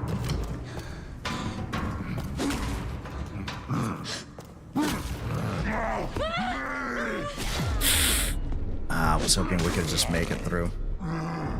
We probably can. I tried squeezing off to the right, but hold on. Let me see. Can we just run past on the left? Because my thought was run on the right to run behind him. But if we run on the left, it seems like we have ample room. Now, assuming that because we're on the left, he doesn't just swing immediately. Because otherwise that would be awfully unfortunate. But he does step back a little bit, so we might be chilling. Nope. Okay, he's just kind of looking my way. But can I sort of fake him out? Can I aggro him on the left and then dart over to the right?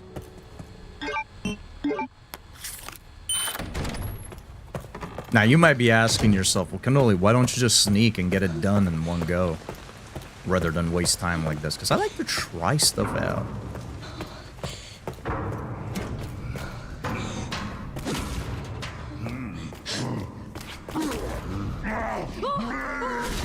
Yeah, it didn't quite work out. We'll just try to sneak past him. I wonder if this is a case where maybe dropping frame rate might actually let you pass. I know in RE8 there's a few segments where if you're running at 60 or above, you can't squeeze through past some enemies, but if you drop your frame rate down to 30, it allows you to squeeze past some enemies. But big brain mode for real. No big brains to be found here. No big brains here. My brain actually looks about the shape of those minced up things he was chopping up. I like playing video games. I never said I was good at them.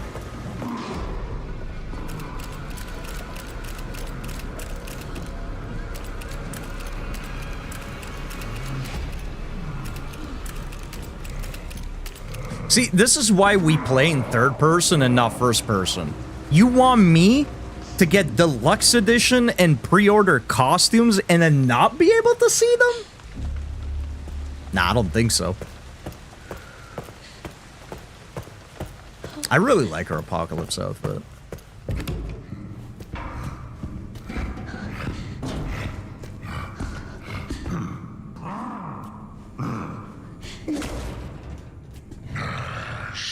All right, big homie.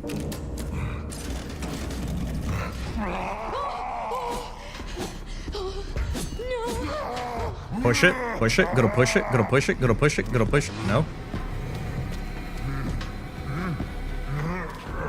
Come on, push it.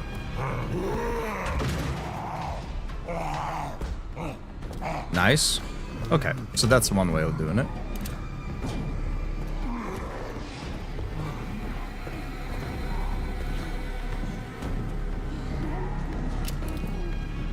Okay, I'm gonna see if I can just sneak past. Oh, what the fuck? Jesus. All right, the Requiem didn't stagger him. That's worrisome. Knife didn't push this guy back. Okay, we're chilling. We're chilling. It's okay. There was something on the ground that I ran past. I hit F. I don't think it picked it up.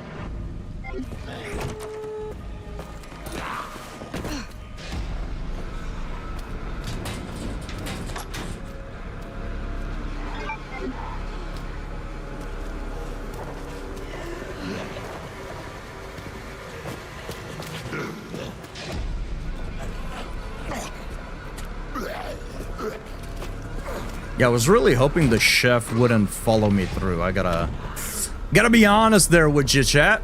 I really didn't think that was gonna happen. I'm hoping the other two zombies kept trying to go into the room as well. And didn't come up. That's unfortunate. You're my favorite singing zombie. Mine too. She's got a hell of a voice for being dead and decaying.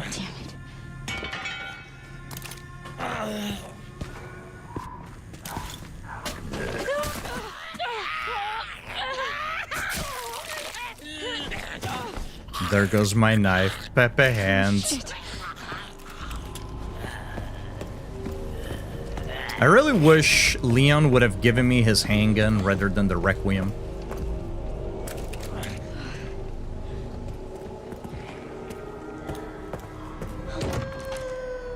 And let's not disturb her yet. Okay, we're gonna have to disturb her. I'm gonna run past you real quick. Yeah, excuse me, big dog. Wait, this is mine. Hey, she said the line that we didn't get on our first playthrough.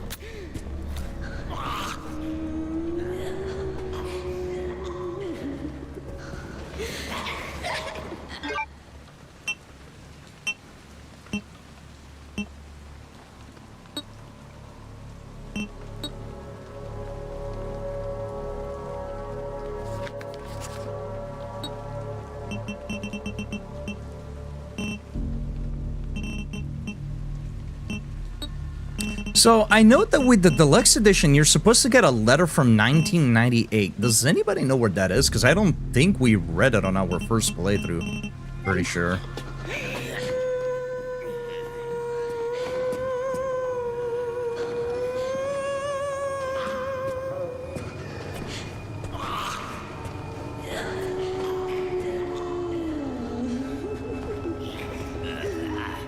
Excuse me, big fella. Oh, this... What the fuck are we talking about, Resident Evil? I take such an issue. I take such an issue with attacks in games that make you stagger the opposite way of where... or sorry, that make you stagger towards the direction that the attack is coming from. It's something that really kind of peeves me off in the Souls games as well. Where when you get hit, instead of, you know, if you get hit behind, instead of your character stumbling forward, they get pulled into the attack. Happens a lot in Neo as well. We just witnessed it here too, where she screamed and my character got pulled back rather than being pushed forward. I guess here it's more of a case of like, it's a scream, our character's kind of like stumbling back, you know, bracing herself, but really dislike that. Oh, so she can. This time she stumbled us towards where we were going. Okay. Okay, that's unfortunate.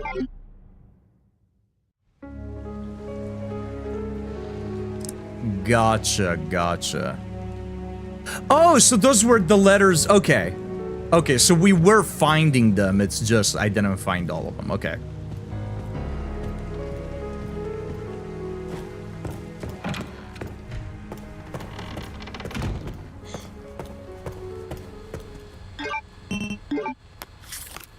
Yeah, I didn't look into it on the first playthrough, just in the off chance that it would, you know, that trying to look it up would give me spoilers, but...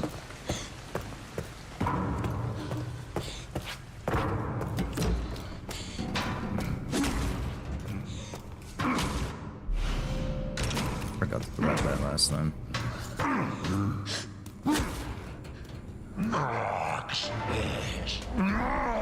Why do you think he's so angry? You think if I walk up with a nice cold steak, he'd be happy about it? You think he's gonna cook it for me rather than trying to kill me?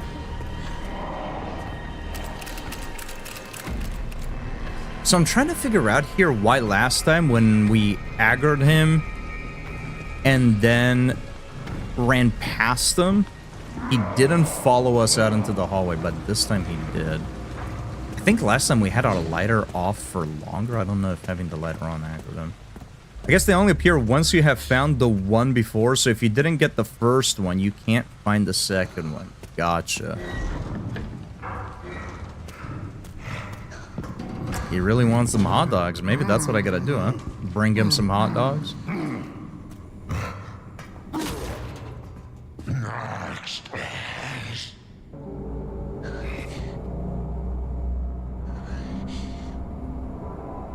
Oh, is that the trick with this guy? When he says next is, we just gotta stop.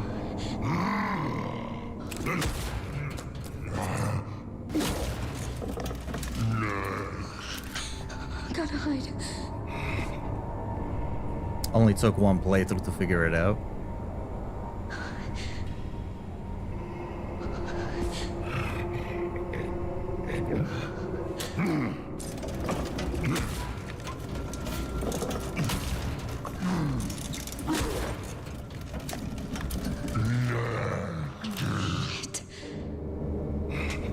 No worries, dude. Thank you for stopping by. Enjoy your sleep. What? Go for the push. Go for the push.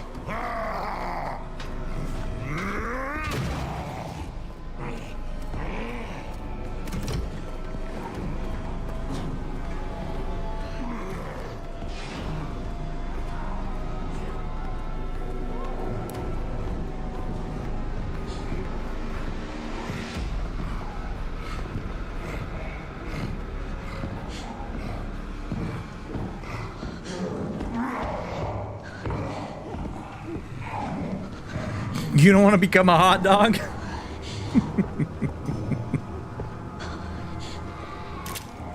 You don't want to become an Oscar Minor wiener?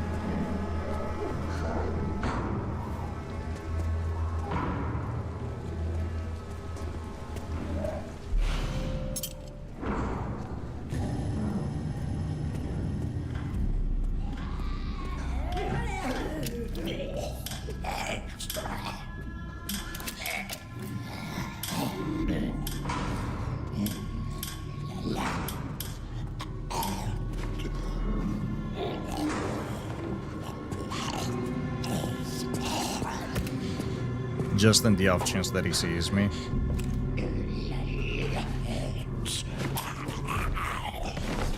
Okay, you're a bitch. That's just what you are. I don't know what else to call you. No, he's not chilling. He's not chilling at all, actually. There's something around here. Oh, that's just the blood. Okay. Gotta grab this real quick. Don't mind me. Wait, there's more. I'm gonna grab that real quick. Nope. Nope. See, you're lying. You're lying. Nope. I don't believe you. What? Climb through, dude.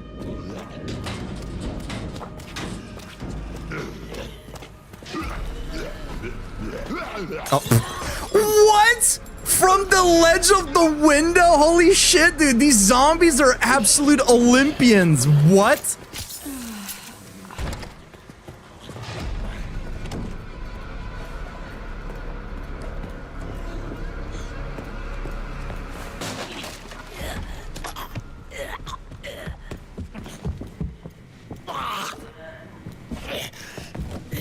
I was trying to turn back around.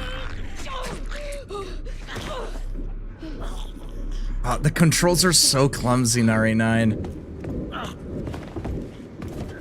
Like, I mean, now we're stumbling because we're injured, so not a good point to try to show that. But I was walking up the staircase, and then I hit back to go up, see if I could bait out an attack and run back, like you can do in, you know, a lot of the other Resident Evil titles. She didn't turn around, not once. I had to like let go of W and then turn around.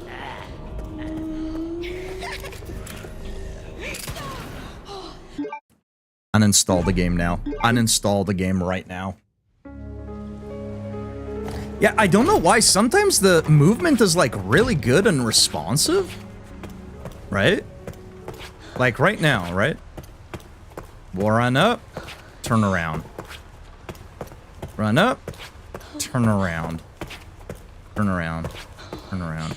But sometimes she hangs up like that, though. Does she need to have a bit of a... She does. If you try to do it too soon, she won't turn around immediately. It's like if she has to have a bit of a run-up before she allows you to turn back around. Yeah, if you do it too soon, she won't do it. Hold it. Yeah, that's weird. All right. Keep that in mind.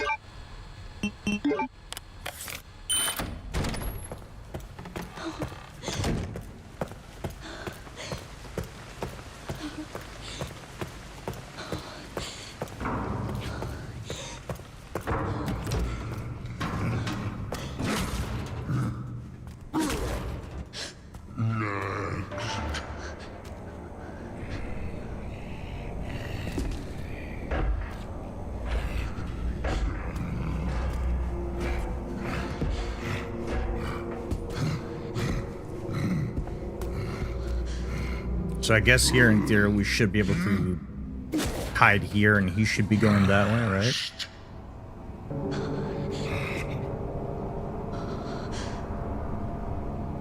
Oh, I forgot to get the empty injector. We can grab it back.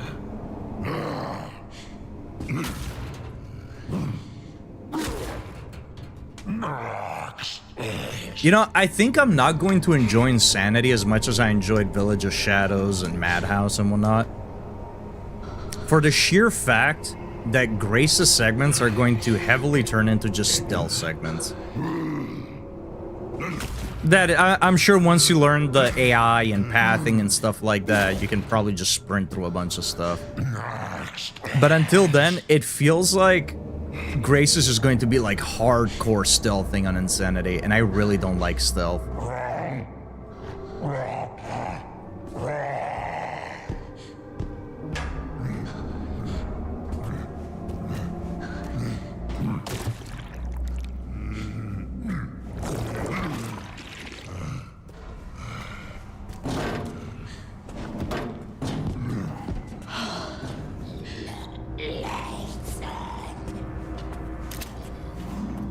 Yeah, I'm not a fan of stealth.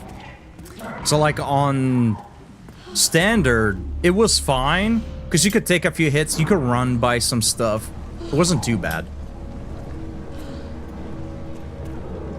Here, it's not so much the case.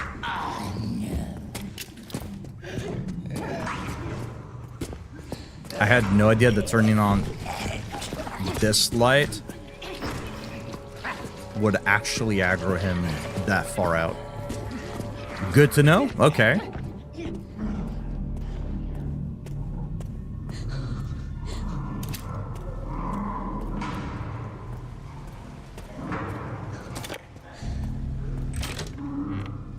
Okay. So now that we have the shortcut, I'm gonna go ahead and save. I don't know how I missed the shortcut the last time. I hate this place.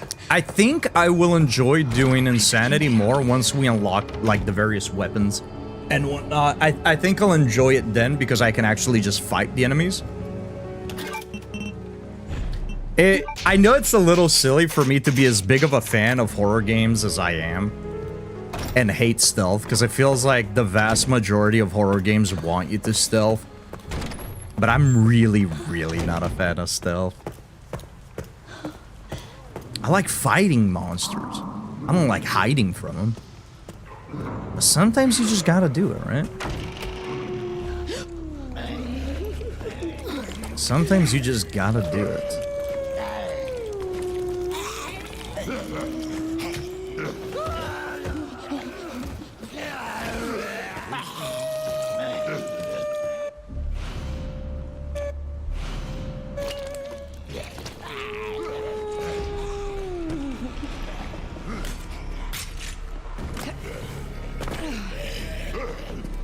I'm wondering if walking de-aggroes them a little bit faster, perhaps?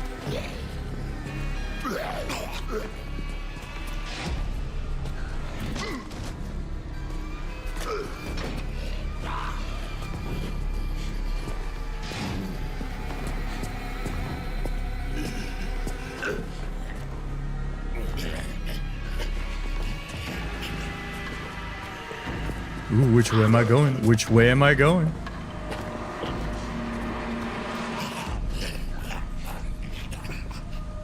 He's still definitely aggroed onto me.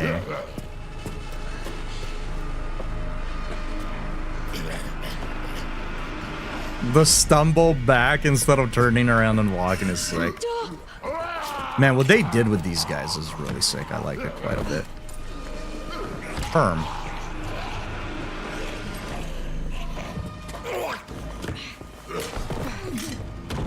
I'm hoping both of them come this way. Nice, nice, nice, nice. Ah, he's walking back though. I'm gonna get grabbed as soon as I go out. No, never mind. Oh. Damn it. I gotta... If I think I'm gonna get grabbed by a zombie, I think I need to go more at an angle. If we are more to the back, they can grab us. If we're at the front, they're gonna grab us, but we can stab them out. But if we are at an angle, it seems like there's almost like a 50-50 chance that we're just gonna push the zombie off. So if I think I'm gonna get grabbed, I need to try to put myself at an angle, push him off.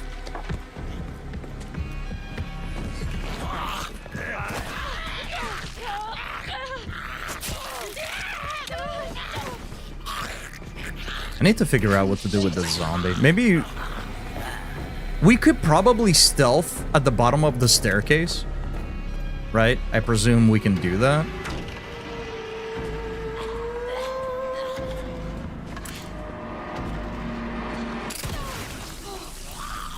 Okay.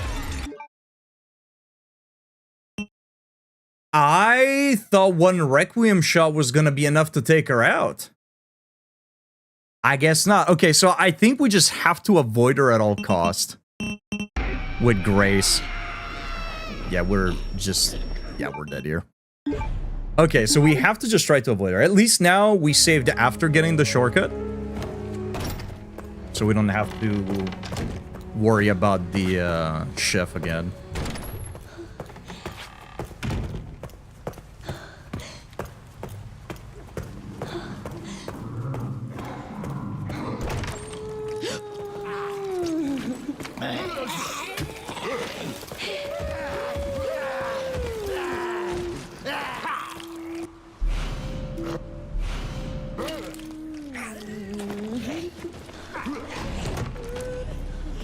Maybe we should make more constructive use of the bottles.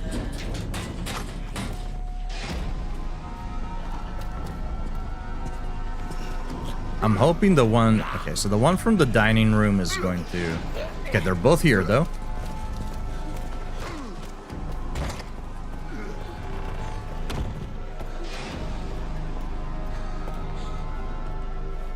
Okay, can I just stealth you out?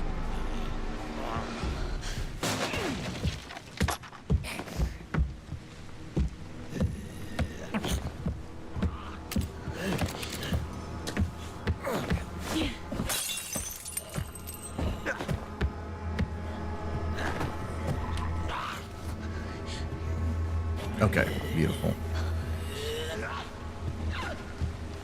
Now, because of how tanky they are, I don't think I'm gonna bother picking up my gun with Grace as of yet. I don't remember. I know that up here, I think it's locked right now. But I don't remember if there's any items we could pick up on the way up.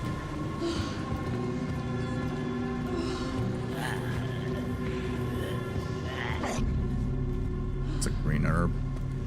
Give me that.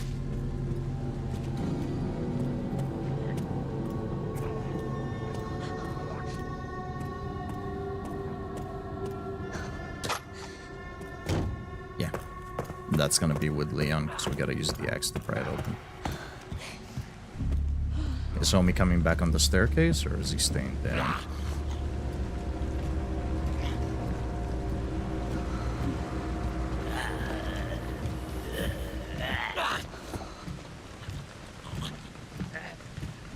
And welcome back from the ads, chat. Thank you for sitting down. I'm sorry I'm not really pausing today. It's just we've seen all of this like in this just last few days. So there's not really any story to be missing. There's not really any key events, right? Not only that, but we're being very slow and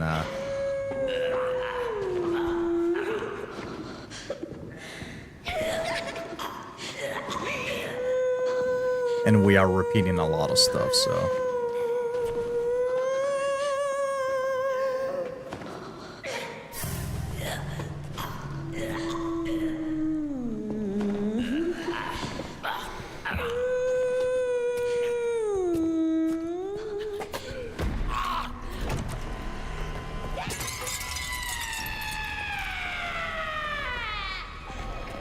Don't follow through, homie. Don't do it.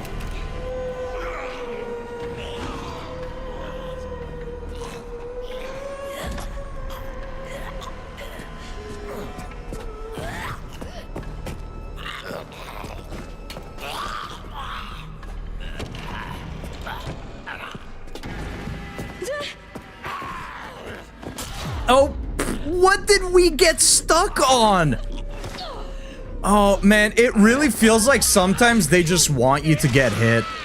It really feels like sometimes they just want you to get hit. I gotta be 100% honest.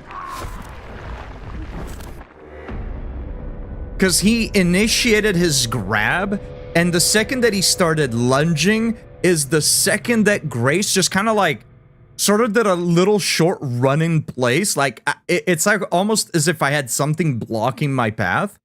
And then after he grabbed me, I was able to move forward. It's kind of annoying. These are things that I notice, but very lightly on the standard difficulty. Simply because whenever you play on easier difficulties, you don't notice a lot of the nuisance because you don't have to deal with it. And even if it happens, it's like, okay, I took a little bit of damage, it's whatever, right? It doesn't really matter. It's not as big of a setback.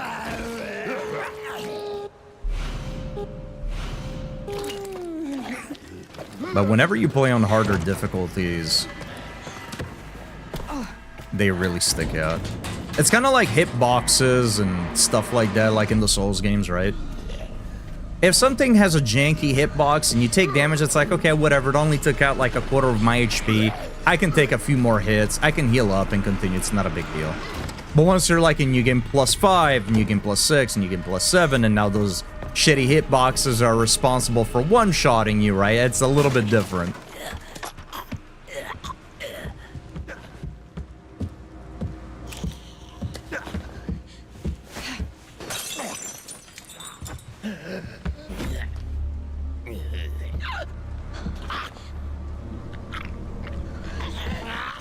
Okay. He just fucking ignored the bottle. I threw the bottle, he stopped, kind of tweaked in that direction, and then just didn't go for it. Maybe it was too far away. I should throw it closer. I should also make myself a little less visible and be more on the inside of the stairwell.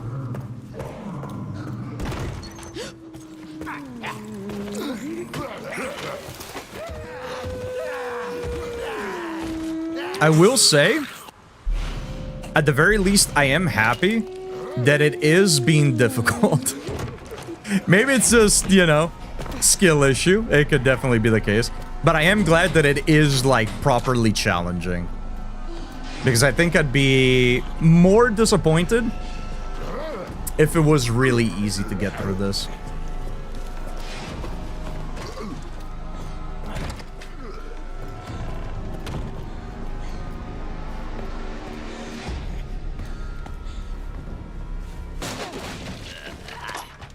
So I'm actually kind of curious. I am not going to throw the bottle because those zombies are not coming after me, I don't think. So I don't feel like I'm in a hurry. Oh, he just fucking comes all the way down here. Okay. Jesus. I was curious about that. I was curious about that. There's a green herb up here if I don't remember wrong.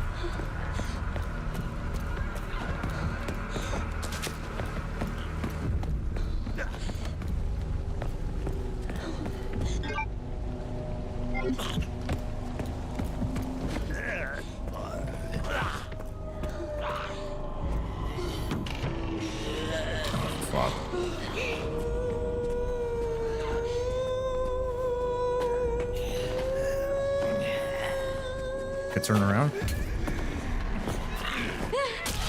Damn it.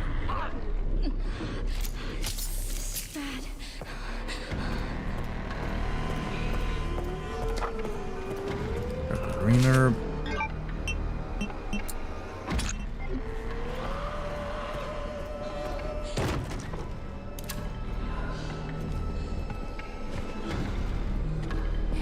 Close the door, Grace.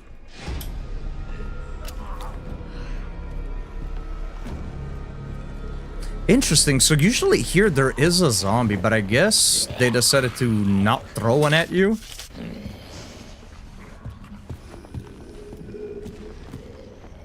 There's definitely one on that other room. Yeah, we gotta grab the pen. I don't know if the answer is the same for from difficulty to difficulty. Because I think if I don't remember wrong, for this one it was sun, star, moon, sun? Or moon, star, sun?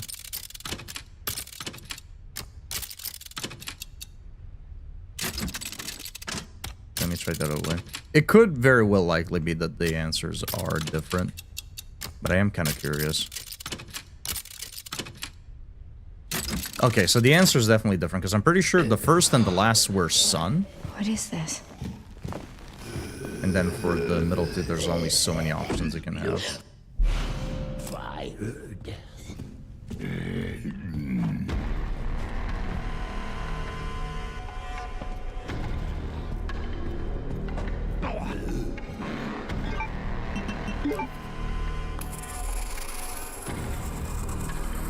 Oh, wait, no, maybe... No, it is the same. Okay. I got it backwards. It wasn't stars, sun, moon, sun... Or, sorry, it wasn't sun, moon, star. It was moon, sun, star, moon. I think they are the same. I think they actually are the same. Moon, sun, star, moon.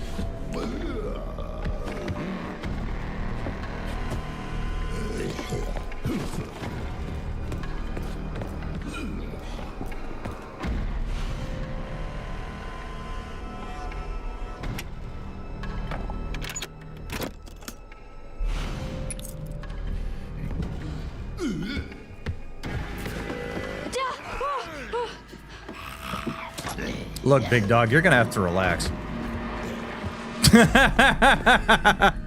Yeah, the zombies have some interesting dialogue.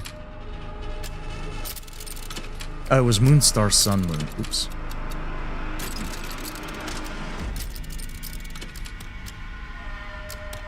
Yeah, that's what I did. Moon, Star, Moon, Star. Why do I keep thinking Sun, dude? Why is Sun so embedded in my head? Moon, Star, Sun, Moon.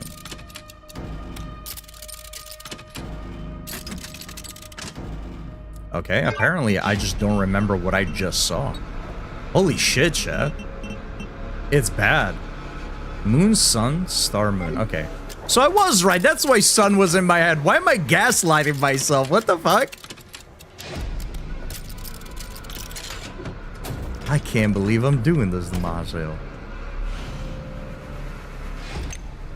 That's right.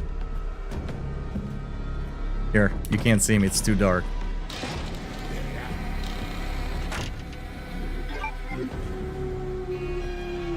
Okay, so I do kind of want to rush to get my handgun. Okay, but like, check this out. Ooh, who's over there? Doofus. I'm fired? What did I do? Blythe, welcome in.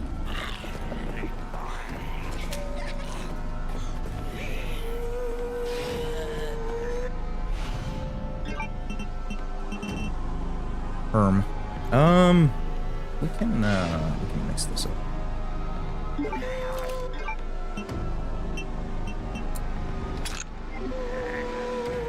Hey, this is mine. I wish. I wish that was the case. I am so cooked here.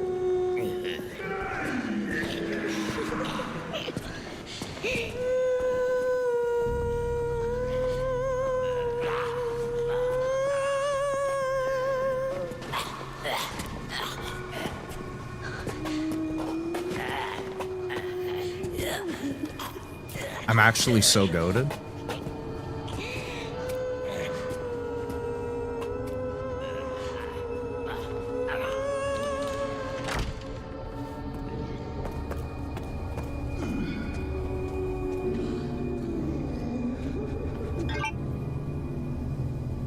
Wait a minute. I gotta go back down that way. Wait. That's right, shortcut. Wait, we're showing. Why are you... Okay, he's just drunk. He's just drunk. I left my house to go hang out with friends. It was 65 degrees outside. I got done with the hangout. Go to get my car. It's 35 degrees outside. Holy shit. Close the damn door. You're fired.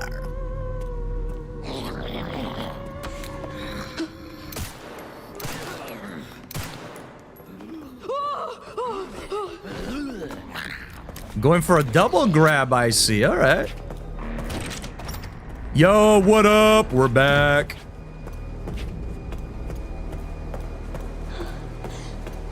Can anybody be really dressed for 35? That's cold as hell.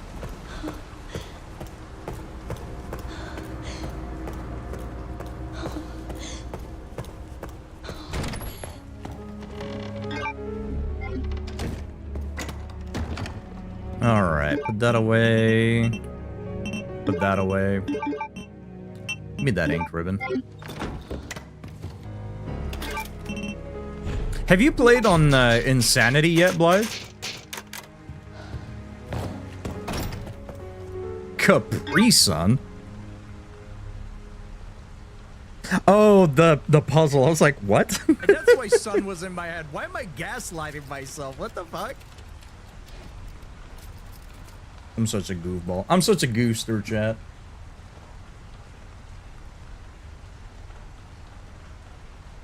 All right.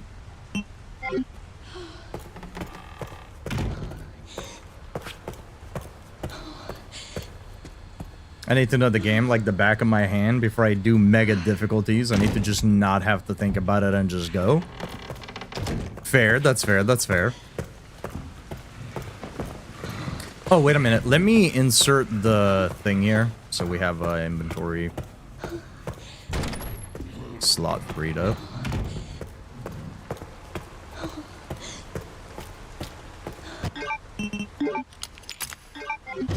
I will say, and I think it's because obviously they want you to play Grace in first person. Or at least it's the recommended version. I will say Grace feels like she's running in mud. Right? Like the walking speed I think is fine. I think it's akin to Leon. But like her running speed is like...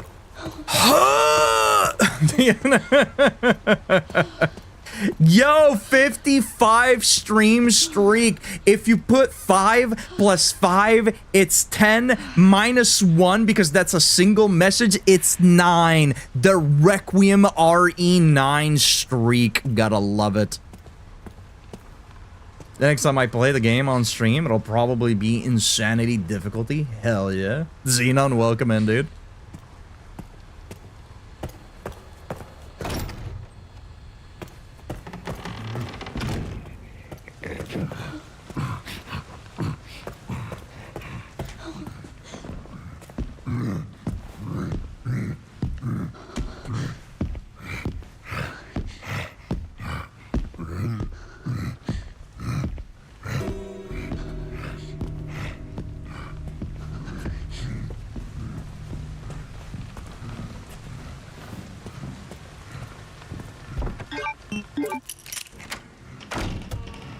Weird.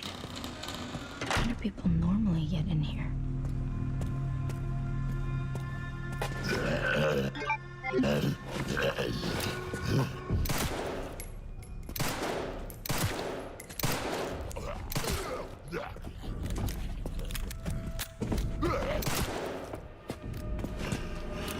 His fucking neck is all twisted up.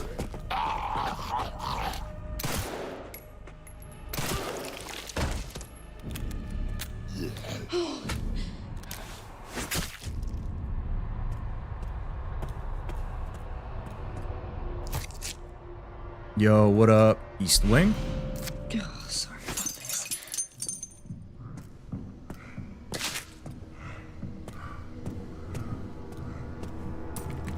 I heard the Spanish guitar strum. Yeah, that's the game trying to spook you out. They do that. They'll be random like cling just to try to get you. They seem to coincide with zombies turning around and stuff like that, so they're trying to make you think that like they saw you.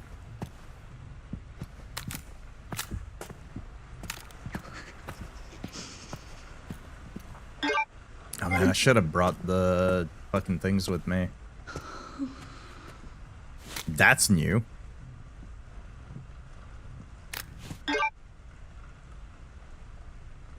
RIP knife, a knife that yields more blood? Huh. Okay, interesting. Yeah, I gotta go get my coins.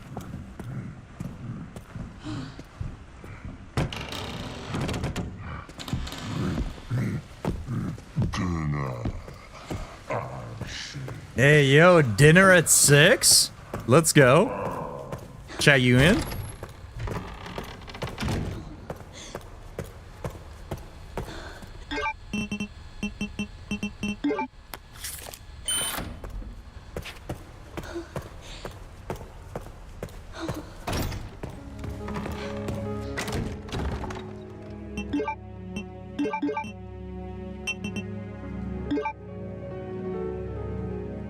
Man, I want the inventory expansion because it's so fucking handy, especially in Grace's sections.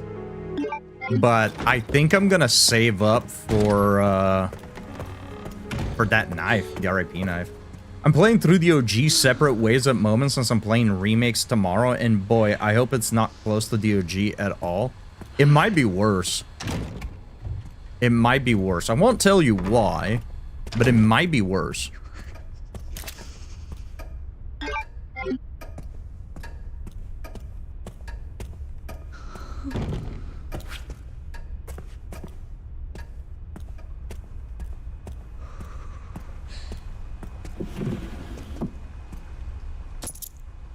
Make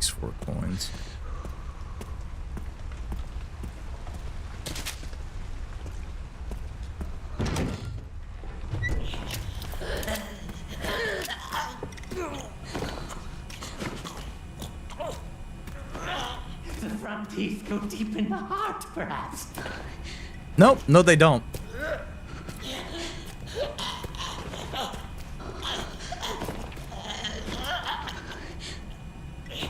Fetch your bladder and go home.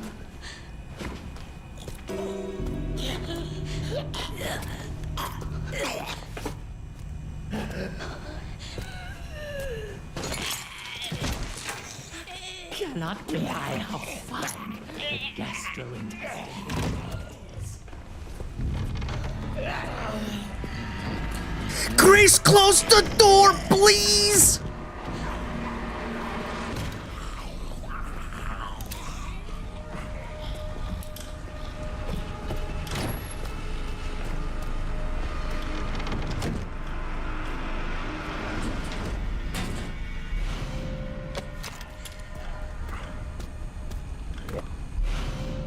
There it is. This might be useful.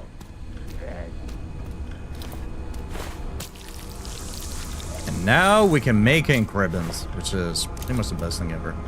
How's the run so far? We died like a ridiculous amount.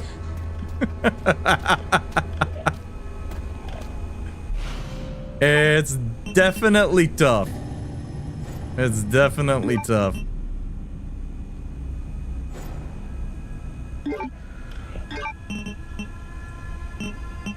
Oh man, that is unfortunate.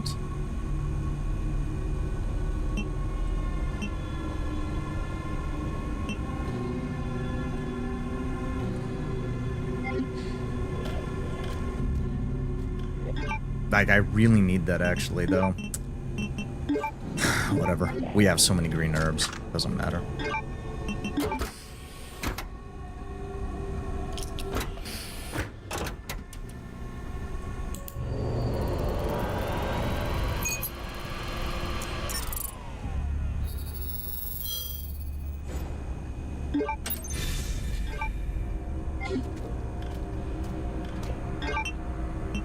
Yes, sir. We can make the killing serum.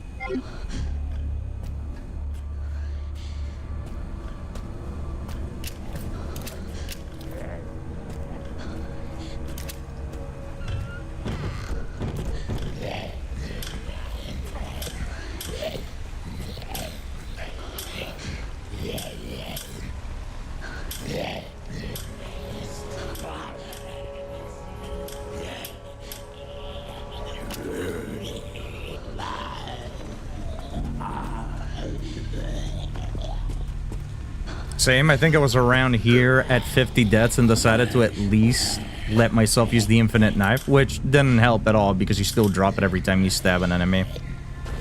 Yeah, I mean, I don't know how many deaths we're at. I did die a lot in the segment at the start with Leon.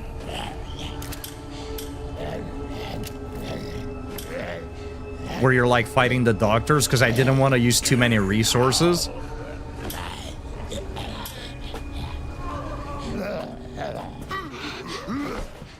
Fuck off, game. Because I didn't want to use too many resources. Yeah, it's bright. Go turn off the light. Go turn off the light. Go turn off the light, dickhead!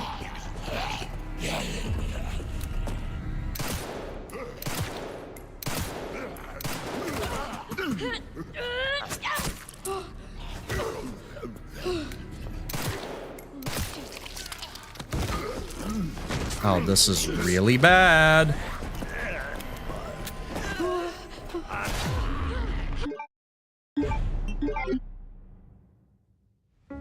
But yeah, I didn't want to use up too many resources, so we died a bunch. Well, didn't really die, reset a bunch. But yeah, I think we're easily in the double digits so far. I don't know if we've hit 20, but we're probably there, if not past. Okay, just in case.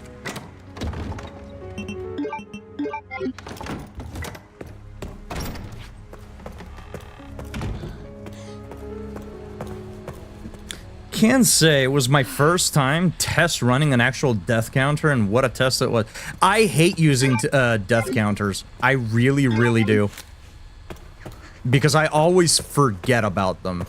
I'll like keep up with them, and then after a set amount, especially if I'm dying, resetting, dying, resetting, dying, resetting, like back to back, I'll forget some. That's why I don't use them anymore. I used to use them when I first started streaming, when I was starting to play Souls games, since that was, you know, people love seeing death counter in Souls games. And after the second time, I forget if it was around Dark Souls 2, that I like stopped keeping track. I was like, yeah, we're just not doing it anymore. It's just like an extra thing to keep track of at all times that I really just don't want to.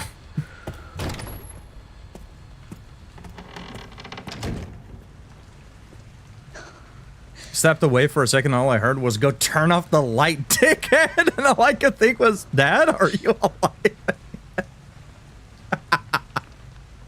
Don't touch the thermostat. All this AI bullshit, and they can't even have something that reads the screen and notices a death and adds it. I would forget as well, so eventually if I noticed I forgot to raise it, add like 5 or 10 deaths, it probably is around there.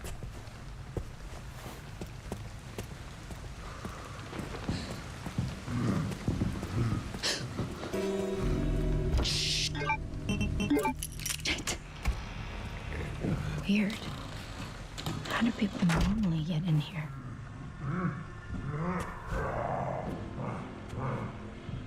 You know, I like how Grace says, weird. How do you normally get in here?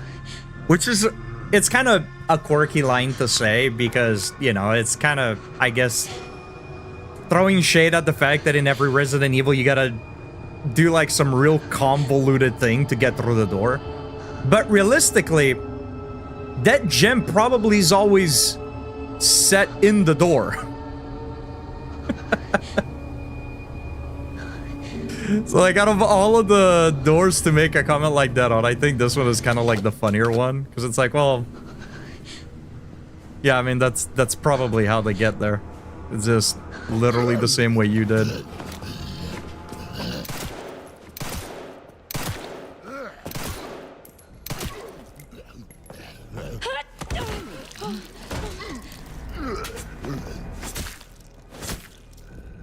Nah, I'm not taking risks here.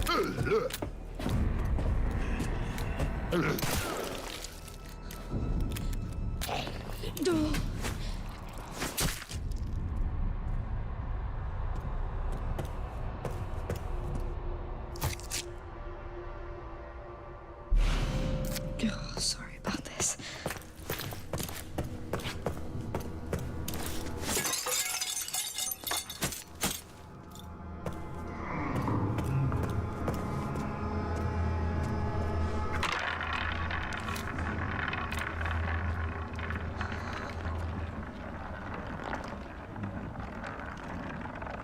Most of my trouble with Insanity came from Leon as well. I actually really liked how the mode forced you to think hard about your path, and the next moves is Grace. Something as simple as going down a hallway to get an item I missed involved some Metal Gear Solid level operational planning. I kind of like it if it wasn't for the fact that like the movement at times feels extra janky. And if it wasn't for the fact that the zombies like latch onto you for such a long distance, I mentioned this before, like it is for a lot of games, right? Like as a game gets harder, the flaws in the controls and the gameplay and the combat, they all shine just a little bit more. Because when you're playing on an easier difficulty, you might notice them, but you don't have to deal with them as much, or they're not as impactful. On a difficulty where like one janky thing can lead to just a death, it's kind of annoying. So there's a few things that I've been noticing where I'm like, yeah, like these I experienced on my first playthrough as well, but they didn't stand out as badly. And now it's just like, dude, this is like really bad. Just at times. It's not like the controls and the gameplay is like garbage or anything. I don't think that, but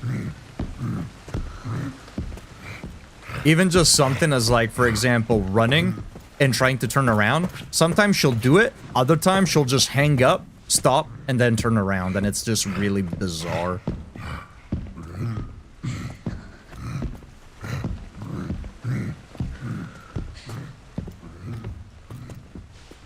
That's a very good question, Blythe. I'm not sure. What I did on my first playthrough, I spun, and I think it landed on 15, and I shot it 3 or 4 times, and then it gave me a coin.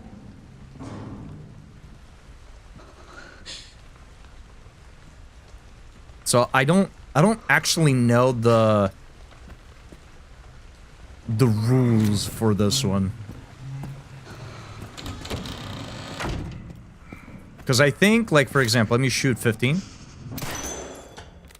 Oh, it does still make the coin sound.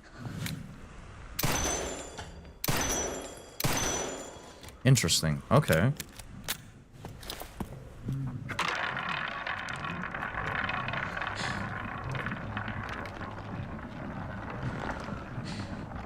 I feel like I shot it multiple times and eventually I just got a coin.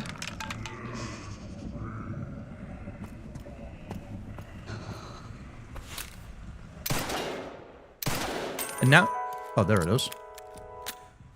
Or is it just like, I'll wait? Do I have to, like, wait?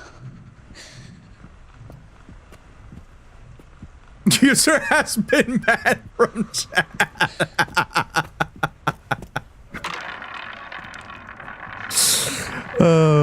Yeah, the movement in this game is asshole. I think I said this to you in DMs, so sorry if I'm repeating, but I didn't notice. But I didn't notice it on classic mode, but when you go to play Insanity, movement is integral. My god, it's awful. Yeah, I had a moment up top where I feel like the game just wanted me to get grabbed. I have to watch back the VOD. Maybe it's just copium, skill issues, but there was a segment upstairs where you gotta use the pencil to, like, reveal the answer for the, to get one of the 3 quartz, where the zombie was chasing me. And it was on just that outside bit where you got, like, the central wall thing with, like, the little care center model that you can sort of run in a circle around. And I entered it on the right side. And Grace just decided to stop moving. I kind of, like, ran in place the second that a zombie started to lunge at me. And I'm just like, what am I supposed to do here? Like, I have space because after the zombie grabbed me and bit me, I was able to just continue moving forward. So, like, what happened there? Nothing was stopping my path. I have to look back at the VOD just to, maybe I was, like, too close to something and I didn't notice I was too close to something. But that felt like the game just wanted me to get grabbed. The thing I hate is how it feels like it takes 6 to 10 business days for Grace or Leon, mainly Leon, to reload a gun. I feel like I have to smash the reload button sometimes. Yeah, it feels that way. I use a controller when I'm dead. I can't aim for shit on... Me neither. I can't do it.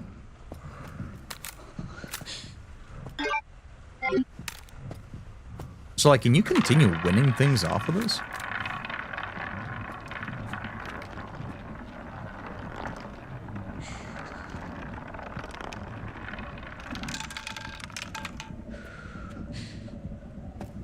Like, I feel like it lands on 15 now. Let me wait for it to be done. Okay, it stopped spinning.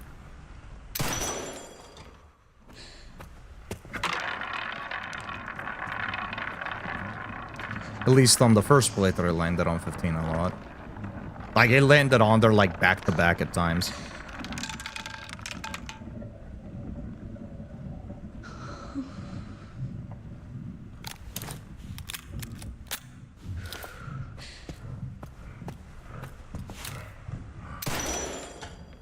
Okay, maybe you can only get 1 coin per number, I guess, maybe. Appreciate the lurk, saying. Forcing myself to play Battlefield 6 for 150 hours on a controller has resulted in me being set for controller aiming. I miss keyboard and mouse, but I didn't have much trouble aiming for RE9. I felt proud of that. Pretty good.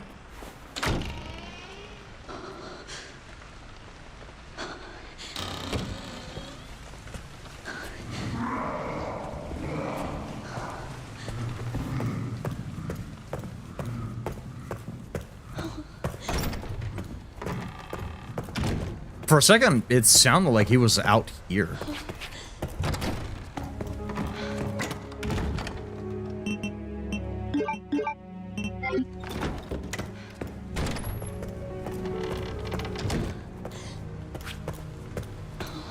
Oh man, I should have saved after doing all of this. I just didn't want to risk it. And have to repeat other stuff. Perfect fit. I can probably put the tins away too, Yes, I need two more. because there's no point in crafting a save. Or sorry, an ink ribbon. When the only time we can use it is in the save room. So if I need to save, you know, we can just take out the tins from the storage.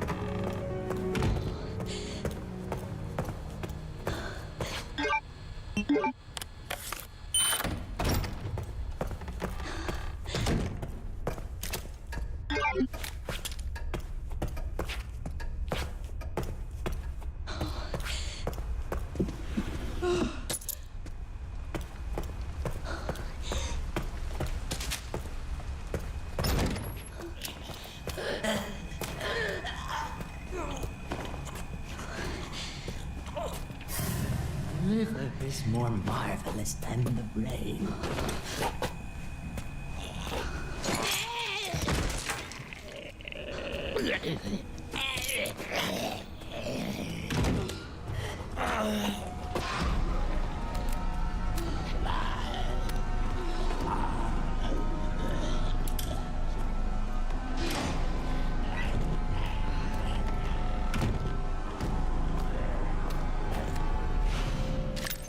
This might be useful.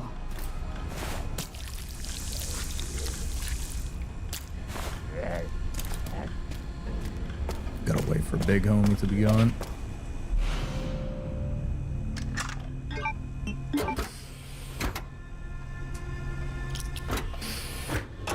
Yeah, I'm gonna try my best to do this without using any unlockable items.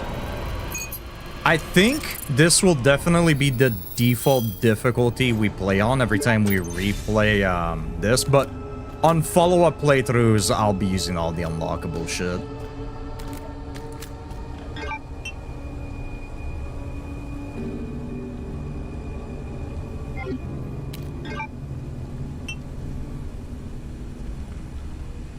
Oh. There was an antique coin in the kitchen. I didn't even realize that.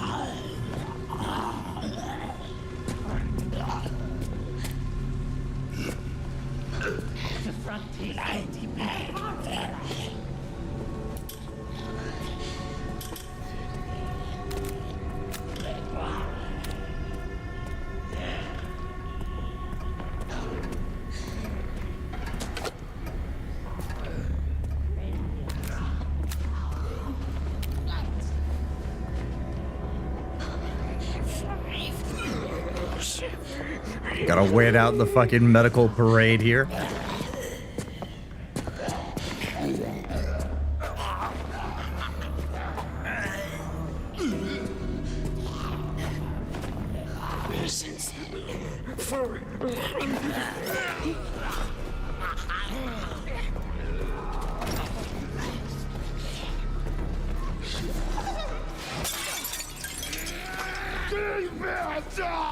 Oh, it's Big Homie, dude. Okay. That's kind of what I wanted to rush through.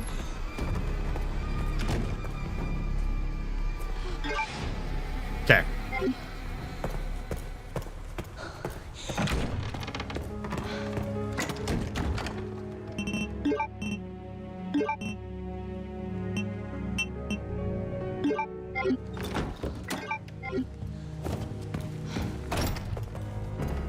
Because now we have the shortcut. Now, as long as I don't die here, we can go grab that coin and we can save again.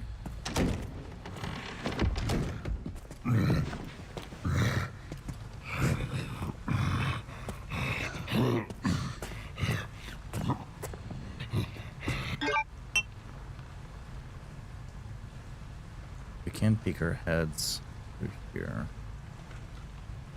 I don't remember if the zombie here, though, is still here or if he's still down here.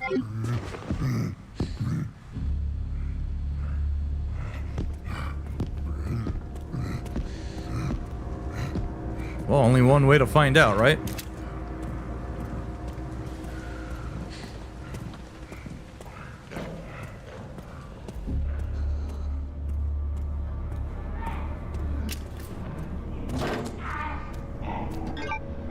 Oh wait, we could have just killed him. That's right. And then we can gain access to that room. Yeah. We should do that.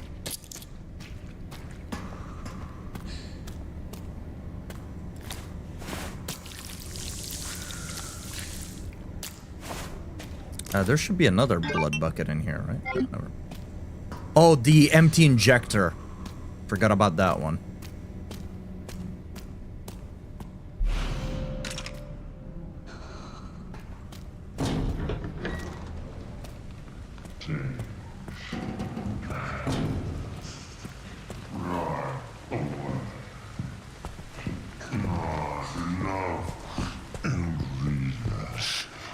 Not enough. Man, dish.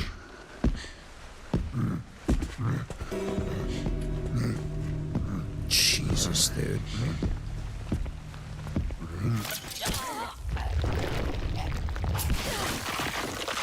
Alright, we ain't gotta worry about you anymore. Wait, 2 antique. No key? They moved it. They moved the key. Bastards. I mean, 2 antique coins are still pretty good. 5, 4. Okay, that's enough to get that knife and get inventory expansion. But somebody else has the key. Okay.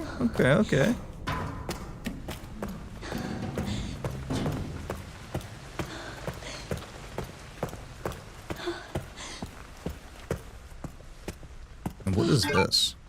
Oh, right, yeah, the capacity expansion.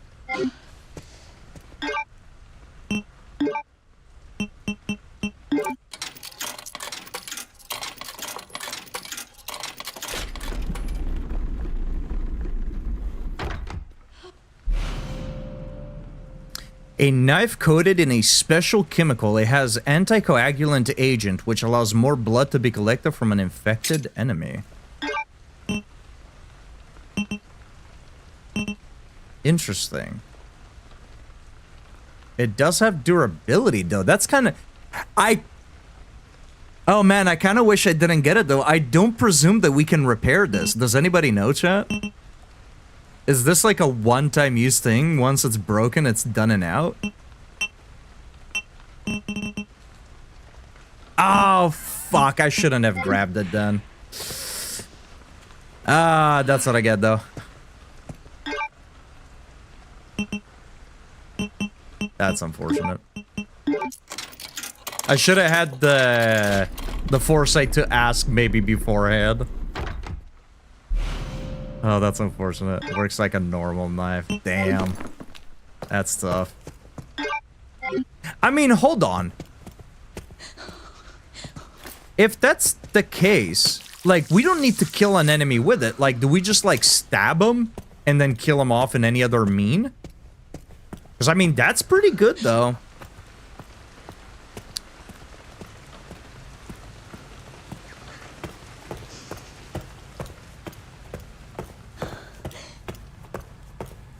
Because we can, like, shoot, push him down, stab him with the knife, and then finish them off with the gun. And then we're solid.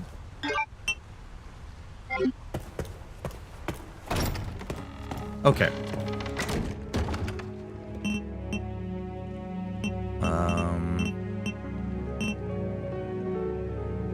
But I hardly ever feel like I need blood. I've been frowning about knife durability since Remake 2. Yeah. I'm okay with something like Leon. It dulls out, you sharpen it, you're good to go.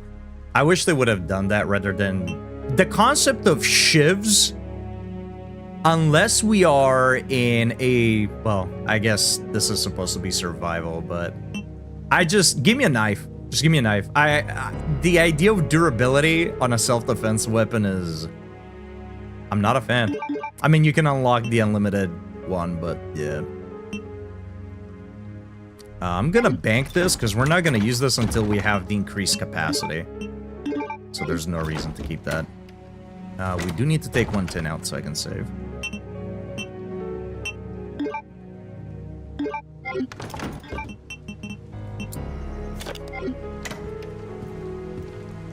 Yun is a good change from Remake 4. Remake 1 had a good idea, no durability, but you had to get those little baby knives for self-defense use. I like that.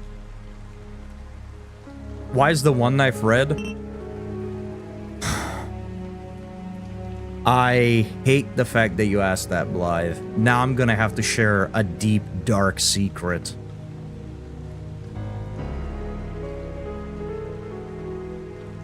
I'm cheating. I said it. I've been dying on purpose, so nobody catches on, but you spotted the red knife, and there's... Just have to come clean with it. You could have ignored me. I never ignore you guys, alright? It's one thing that I proud myself on. I might miss a message, but I never ignore anybody in chat. Unless you're a certain individual that decides to use my chat as a personal diary for your Elden Ring adventures. In which case, I will ignore you, so you stop typing.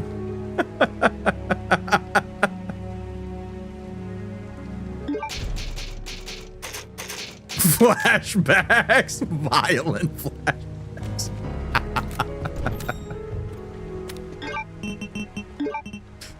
So this is an item that you can get with the coins. It's the RIP knife.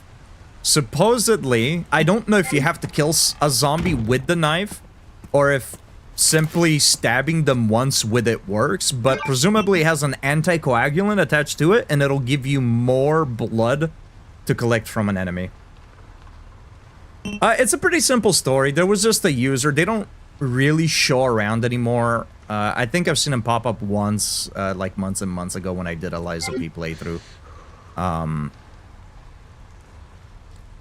It was just a user who was very passionate about Elden Ring, let's say, and I don't think there's anything wrong with it, right? If you meet my stream when I'm playing a certain game and you love talking about that game, I don't mind it too much, right? I would rather people would kind of talk amongst each other and talk about what's going on. But, you know, if you met me during an Elden Ring stream because you love Elden Ring and you know that Elden Ring is something that I enjoy and that I play frequently enough and you want to talk about it, that's fine. It just, if that's all you talk about, especially when we're doing nothing related to Elden Ring, it kind of feels like you're hijacking the chat a little bit, especially when you're writing like like character limit worth of paragraphs at a time, you know? It was just, every time they would pop in, it was just a matter of, you know, just be like, hey, this is what I'm doing, this is where I'm at, this is what, you know, I have this build going, I'm trying to do this, I'm trying to do that, and it just kind of became a little bit exhausting, mainly for two reasons. Once, they started treating me like a Wikipedia, and I don't mind answering questions, especially of something that I feel like I'm knowledgeable enough. But if you see that there's a conversation happening in chat, if you see that I'm doing a challenge run, if you see that I'm focusing on something, you know, like, read the room, right? Just go Google it. I don't mind answering questions, but I'm not a Wikipedia, right? Let's not play the 20-question game. You know, this isn't to defer anybody from asking me question about games. If you think I have an answer, right? Feel free to ask away. But it was just like kind of too much. And what kind of... There were two things that this individual did that kind of rubbed me the wrong way. The first one was, not all the time, but sometimes they would like kind of look down upon challenge runs, right? There was, they would make statements like, oh, I hate when all people do is challenge runs. I don't see the point of them, or speed runs or whatever. you know, I used to watch somebody and all they did was challenge, and it's like, you know, it's like, man, that's a little upsetting considering that's something that we like to do around here as well, right? Like, it seems a little silly for somebody to come in and talk shit about challenge runs whenever that's something that we like to do around here. And I personally interact with a lot of people that do challenge runs and speed runs. And if that's not your cup of tea, that's fine. Doesn't have to be. But don't talk shit about it. There's no reason to. If you don't like him, you don't like him. But don't talk shit about him. Like, it's just such a pointless thing to talk shit about. And the other thing was they wrote this massive paragraph. I interacted with it. I gave him my opinion. And they said something along the lines of, I wasn't asking, I'm just saying, or something to that extent. I wasn't asking, I was just typing. And it's like, okay, so you're talking at me, but you're not talking with me. So you're just typing, you're just regurgitating things in chat without wanting to interact with anybody. Okay, cool. So I just fucking ignored them going forward. You know, like, I just was like, all right, if that's how it is, cool. If all you do is come in here and you just write character limit paragraphs about Elden Ring and your adventures, and you want to use me as a Wikipedia and they want to try to interact with you, oh, I'm not asking, I'm just typing. Okay, I'm just gonna pretend like you're not even there. Not a ban-worthy thing, but, you know, if you're not talking to me, okay, cool, then I'm just going to ignore you, right? You don't exist then.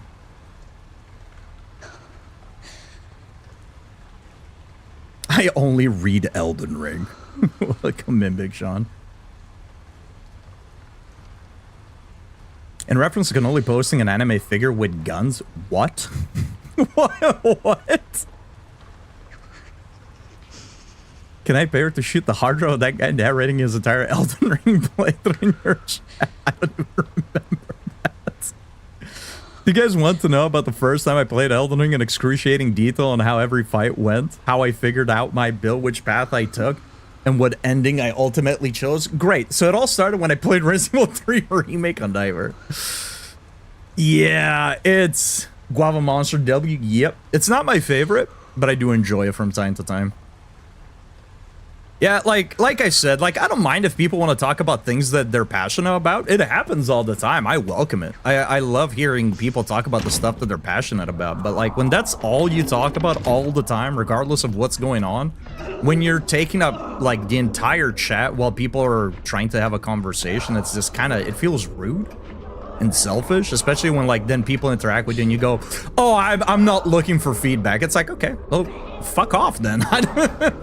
Like, you're writing 300 fucking characters in the chat and you don't want people to interact with that? Then don't type.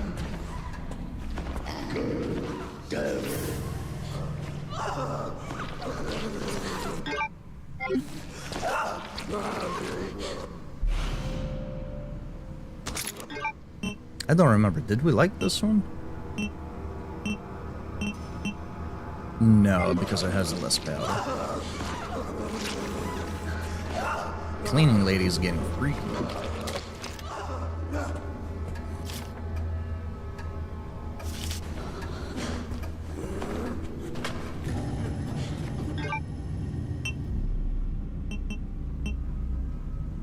Could make a bottle. Big homie there with the IV could help us out. I'm gonna start using your chat to write my grocery list, and if you dare to interact with that, You're doing the groceries if I interact with it? Yo, let's go.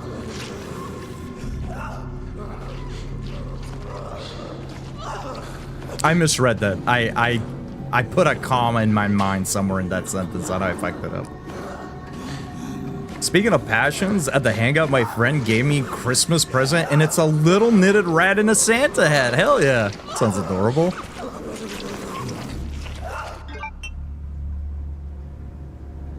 So we can go upstairs. That triggers chunks. I didn't interact with this, but I'm pretty sure this is locked. I don't remember about that one.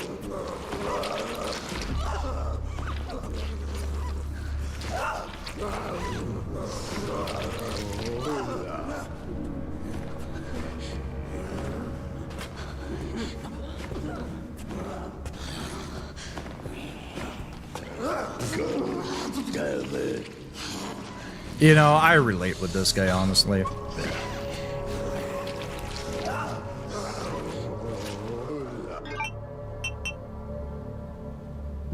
I should get close to these doors so that they actually get marked. Oh yeah, right. This one is locked too. Okay, let's go up. Get to the save room, trigger the various events.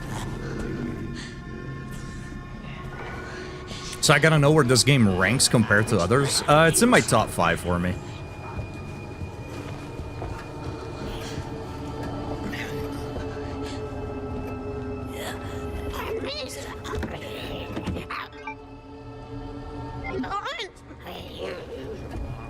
Yeah, okay, I was gonna say tracking module.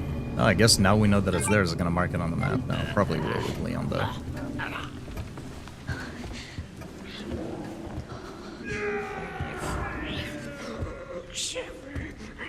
The fuck your I mean, it depends what's in your groceries, right? Me. Snooze those out real quick.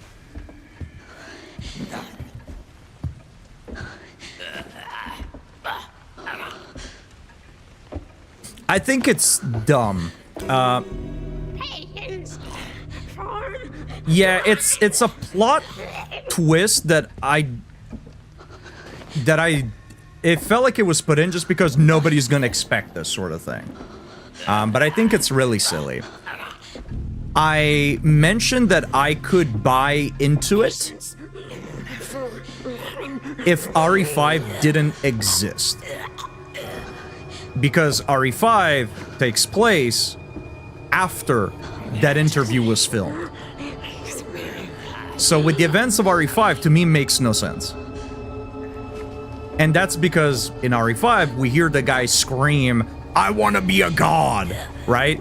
So, kind of contradictory to what happened here. Now, it could be because they're going back and remaking the games and whatnot, right? That maybe we'll see an RE5 remake and they will retcon some of the things, right? But it's like a very weird twist. If it wasn't for the fact that RE5 exists, I could squint my eyes and buy into it because it's very normal for people in their last years of life, when they're faced with their own mortality, to kind of look back at what they did. And oftentimes people will regret, you know, even people that one might consider evil, they look back and regret what they've done. Now, that doesn't excuse their actions at all, but it does happen to people that they'll look back and be like, shit, I should have led a better life. So I could maybe buy it, but then we know the guy is still a fucking psychopath. So like, it means nothing if you're new to the Resident Evil series, right? And you're jumping into RE9, or if you've never played RE5, you might see that and be like, oh man, that's kind of cool. He's regretting his actions. But if you know Resident Evil, it's like, okay, yeah. He regretted his actions, but he also tortured people, kidnapped people, imprisoned people, had several people executed. God knows how many lives he's costed. Because of his actions, eventually an entire city was fucking nuked. You know what I mean? Even in the document that you get after, right? It mentions that presumably Spencer started Umbrella with the intent to push for human evolution because of all the horrors that he saw during the World Wars. And he wanted to make sure humanity wouldn't fall back on that again. And it's like, so you saw all of these despicable actions and horrors, and you decided to rectify that by doing more despicable actions and horrors. Got it. Yeah, I thought it was pretty silly. Something that didn't need to be in the game. I mentioned that I really didn't like the story in general of RE9. It just kind of really felt like there was nothing happening throughout the entire game. It seems like they've set up a lot of different things. Maybe for the DLC. Maybe for, maybe for the next game. You know, who knows? But they set up a lot of stuff in this game, but like ultimately, like the villains were barely present. There wasn't really a whole lot of threats happening. Like, there was just nothing happening in RE9, realistically, when you sit down and look at the story. But there are a lot of setups. You have the, what's that new group that we learned about? The Confederation? No. The, whatever, that new group, right?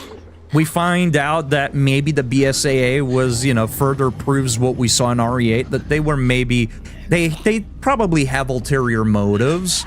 We know Chris is busy doing something. Now we know that Elpis exists, a cure for the viral infection, right? So there's like a lot of plot points that got set up, but like nothing happens. You know, it was a little disappointed.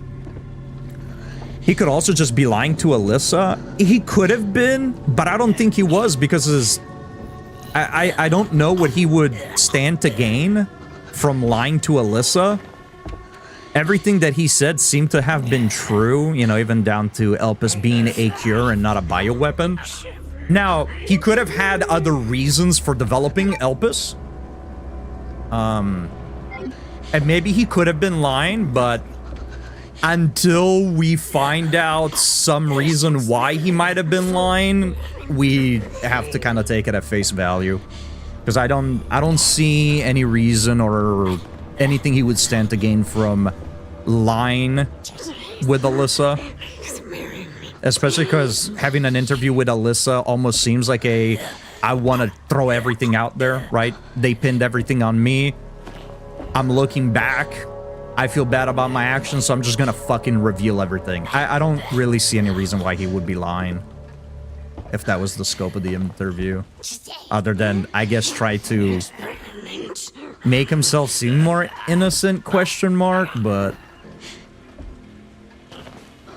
The only explanation would be if Spencer developed something like Alzheimer's, where he regressed mentally to before the self-reflection. Otherwise, it doesn't really make sense.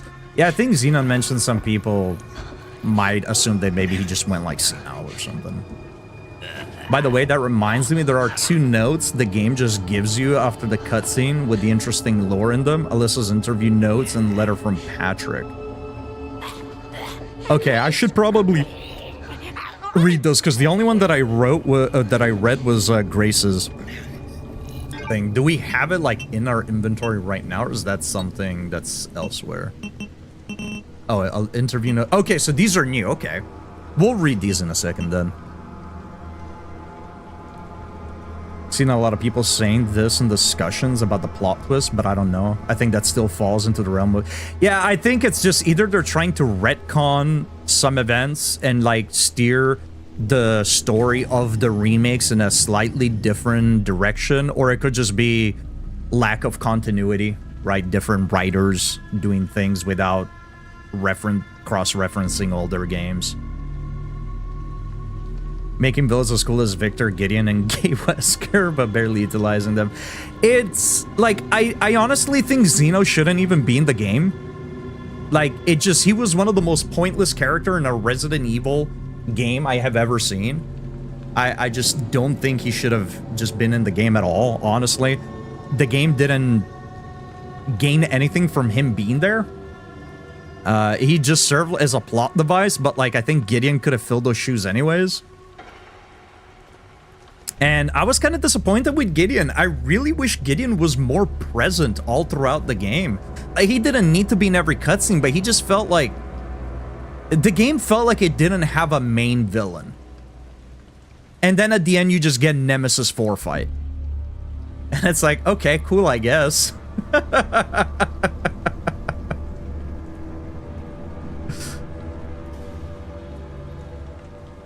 It absolutely is bad writing for sure. Good writing doesn't force the audience to search for logical explanation for such a shift late in life, especially when his death is so specific in RE5 and everything leading up to it is very set in stone. RE5 Remake might change that, but until then I just feel like it was a lazy move that wasn't thought out very well. Gay Wesker is redundant at this point. Honestly, yeah, I agree. He's got one earring. This is quite possibly the gayest we've seen Wesker. I mean, Wesker definitely thought about making out with Chris, that's for sure. My guess is it'll come together with RE5 Remake. It's very possible, yeah. I mean, I'm hoping that if or when we get an RE5 Remake, that they stay true to whatever happened in RE9, right? That they kind of continue whatever was set up here. Since it seems most of the OG stories have been retconned in a sense. Most of them, I think, have stayed a little true, but there have been slight variations here and there that definitely change the direction a little bit. I think RE9 changes it the most. But yeah, we're gonna have to wait for the DLC, since the DLC is being labeled as a story expansion. So maybe they'll explain more there, maybe they'll show more there. But yeah, I mean, I don't exactly play the Resident Evil games for the story. Like, I know I would like them to have a better written story. I go into a Resident Evil game knowing that maybe the story is gonna be just goofy or make fuck all sense. I still like the game. I thought the game was super fun. But yeah, the story was definitely like a why? Like, there were a lot of like question marks all throughout. Like, why is this guy here? Why are we doing this? Why did they change that? Why, you know, just a lot of whys. And maybe we'll get some answers soon. It was where they gave you notes, and if you missed the little pop-up or have them turned off, you wouldn't even know they were there. I mean, I saw the pop-up, but I didn't even bother to think that these might have been, like, new notes that we see in the, like, New Game Plus or second playthrough or whatever. I thought they might have just been carryover notes from the previous playthrough that we just didn't really notice, I guess.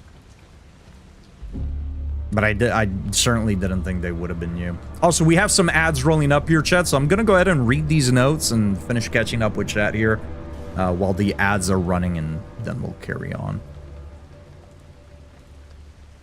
Oh, I get that. I get that, Blythe. I knew exactly what you were saying. It's also a huge problem to try and retcon that before changing the canon with a remake. Like, we just got Remake 5, setting the Spencer shift up, it makes sense. Yeah, it's definitely weird. It's definitely weird.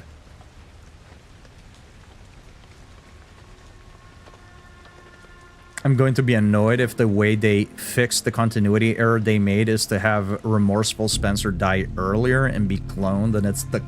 I hope that they stop with the whole cloning thing. I gotta be honest. Like, it's something that we saw all throughout the RE series, but in a very light way, right? Like in, I'll just leave it at that in case people didn't play some of the older Resident Evils. But we saw cloning to be a thing, right? In a handful of Resident Evils. But it seems like they keep leaning more into it every so often, and I really wish they would stop, because I think cloning leads to like very just like, I don't want to say lazy, but like really kind of lame ways of bringing back some characters. You know what I mean? Like, oh, you killed this guy off, but actually he was cloned, so he's back again. Oh, you killed him here, but he was cloned, so he's back again. You know? Or like, you thought this character was evil, psych, they're actually good, the other ones were clones, and it's... I don't like that. I really don't like that. So, I hope that they kind of forget about the whole cloning business, I gotta be completely honest.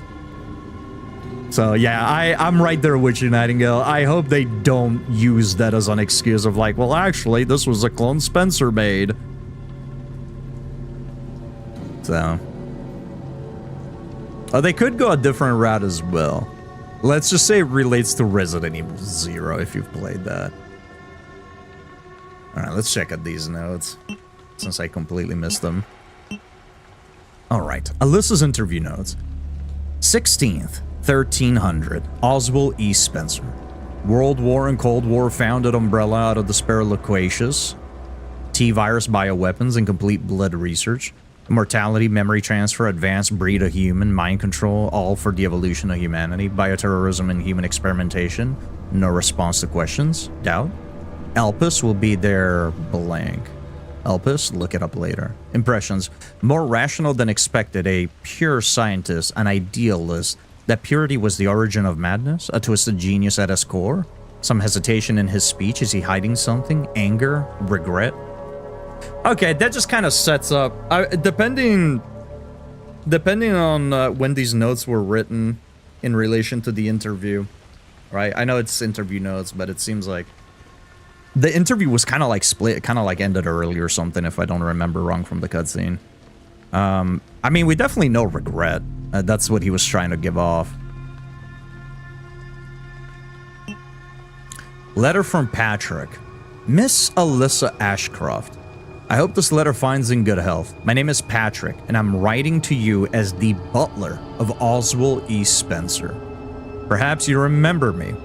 I'd like to extend my gratitude once more to you for taking the time to interview Master Oswald. I am writing to you today to inform you of his last will and testament. In his later years, my master was often in a state of unrest, and his speech was somewhat jumbled.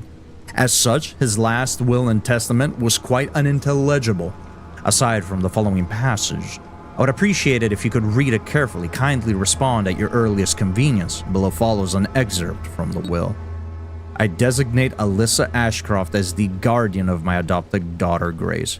She will be safe in her care. Okay. Yeah, I guess that's just... Yeah, I mean, we saw that in the cutscene, right? That he adopted Grace. So, yeah, I mean, we can put 2 and 2 together. We didn't need this letter. But... That's fair, that's fair.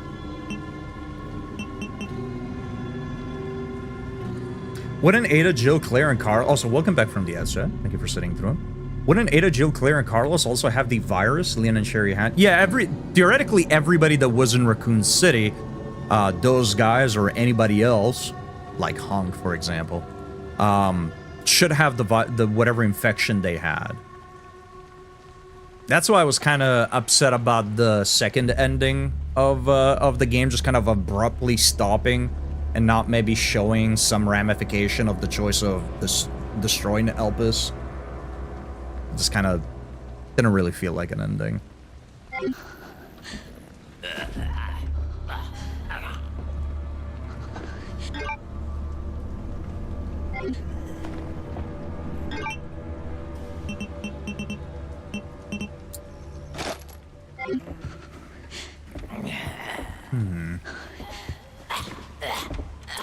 Yeah. Leon not making a single comment about Claire feels a little odd. Nice crit. Like, you'd think he'd at least mention it, like, oh, this is where blah, blah, blah, blah, blah with Claire or something, right? Just something. Acknowledging that she was there, right?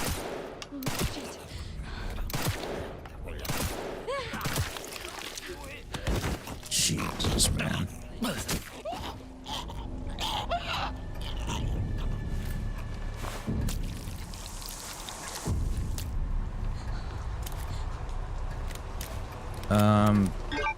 Oh, do I just not get my other knife back? Whoopsies. Claire's the entire reason Sherry made it out of Raccoon City, and it's insane to me that neither yeah, I think it's an oversight.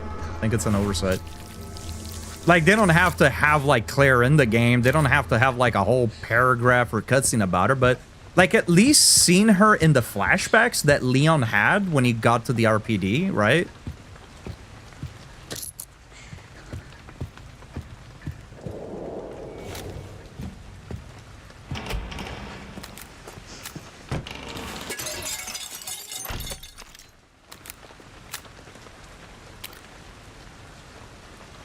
Especially since there was so much self-reflection on Sherry's part during the RPD orphanage sections. It's more painful because it's Leon and Sherry and they didn't mention her, yet Sherry basically calls Claire her surrogate mom in 6. Yeah, some oversights. There's some oversights.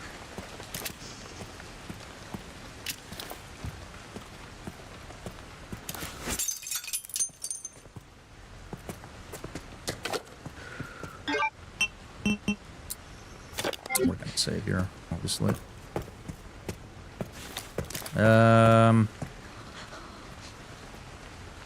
Yeah, let's just save now. Scale of 1 to 10, how annoyed were you when the final boss mutated? 10. 9, because I like Nemesis. I didn't like that they just reused. I was oh man, I am actually, no, it's a 10. When we read the document that showed that there was a different Nemesis being worked on, I figured that would be the final fight, and I was so hyped that perhaps in RE10 we would see a new Nemesis. Or maybe in the DLC, right? Maybe it's like a tease for the DLC. I was not expecting that to be the final boss of this game, because I figured Gideon would just do something else or be transformed into something else. The fact that he ended up just being like a copy and paste, they literally right-click, copy, and then pasted Nemesis 4, the fourth Nemesis fight, into the game. And I hate calling devs lazy, because I think oftentimes they have a reason for doing what they do, whether it's time constraints or whatever else. But that just felt very lazy. Like, they just straight up reused the boss. And I know that they reused the Super Tyrant as well. But, like, that was a short fight. And it was a fight leading to the end of the game, right? That was just a guy that you fight, right? It was just a mini-boss, or it was just, you know, a boss of the game. It wasn't the boss. The fact that the main villain of the game and final boss fight ended up just being an exact replica, an easier replica of a final fight from a previous game, was really, really just awful, in my opinion. I didn't like that. I was very, very disappointed.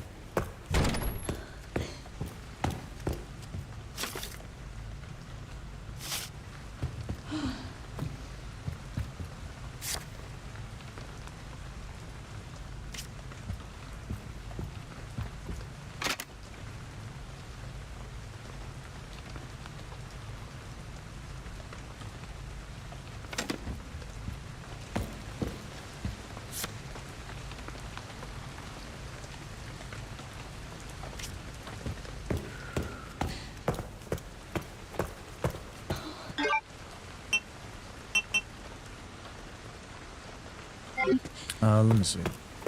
Didn't something happen here? Do I have to inspect the lock first? Lock tight.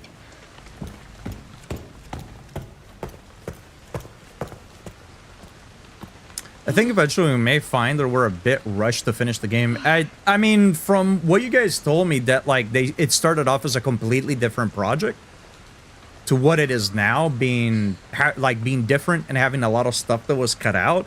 It definitely seems like maybe they had trouble like piecing some things together, and they just did things for the sake of finishing the game. For being a completely changed and potentially rushed game, it certainly turned out really fucking well, though. This game feels like it should have been Jill's game, with the major story points and fights, namely one, Oswald Spencer being all over this game, Raccoon City being Jill's home, a Wesker clone, a Nemesis final boss. Yeah, I mean, from what Xenon says, supposedly Jill was in the original iteration of the Apocalypse version of this game, or what have you.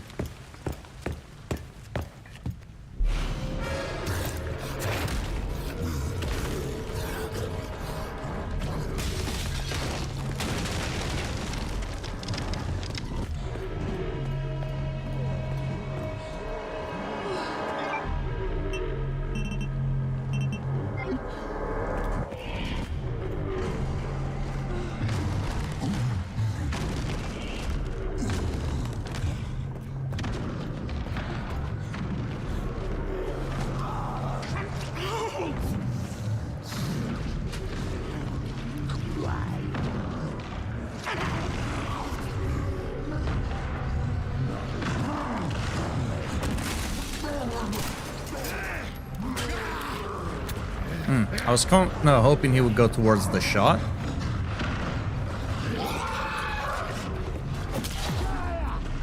Christ. Oh shit! It's a one tap. Okay, that's fair. I said the same my entire first run. I also said this is a bit nitpicky. It was perfect opportunity to apologize for cutting things like the Clock Tower, Gravedigger Boss, and Abandon Factory from Remake 3 and put this in the game. Definitely could have been. The entire game felt like a love letter to the franchise. It definitely, like I mentioned it before, there's like the segment underground here where like the tractor excavator thing is coming at you. Very much felt like the one part in RE4 where you gotta shoot the driver to stop it from killing Ashley. There's a lot of like the bike chasing where you have to stop and you gotta shoot the barrels to blow up the dogs. That's very RE5-esque, right? There's like a lot of segments that you can look back and be like, oh, that's kind of like in RE4. That's kind of like in RE1. That's kind of like in RE5. That's kind of like in RE6. That's like... It seems like the entire game was just like fan service the game, which I think, I still think maybe they were a little heavy-handed on him, but at the same time, I think they did it well enough where it just kind of like, it flowed well with the game. But yeah, it definitely, a lot of it was just like, you remember? Part of me feels like they didn't mention her for the same reason they didn't mention Ada. The devs seem to enjoy the arguments people are having over, well, his wife is definitely not Claire. It's definitely not. I mean, they can still mention Claire without relating to like him being married to her, even if she does end up being the spouse, right? Like they can still have her show up in a flashback when they got into the RPD. She was such a huge, she was half of RE2. That's very weird for Leon to have like these recollections of events that happened once he gets back to Raccoon City and back to the RPD without recalling Claire in the slightest. I think they can definitely do that without spoiling that, you know, if he does end up being married to Claire, that he is married to Claire. They could have still mentioned Claire here. The lead even put out a statement about fake screenshots and quotes who it is. Right now, they don't want to say. It's a stretch, but could be that they didn't want to add any proof one way or the other. I mean, showing flat, because they did show flashbacks to RE2. Showing flashbacks with Claire included, I don't think would have been proof of anything. It just would have been a flashback, I think. Also, the one thing I will say about Victor being a nemesis that I liked was showing the progress they made on that bioweapon. I mean, he was a nemesis and still walked and talked like a normal, I mean, super tall human. So it really shows how well the nemesis BOW can be hidden now. That being said, yeah, Snake was the obvious thing that we're setting up.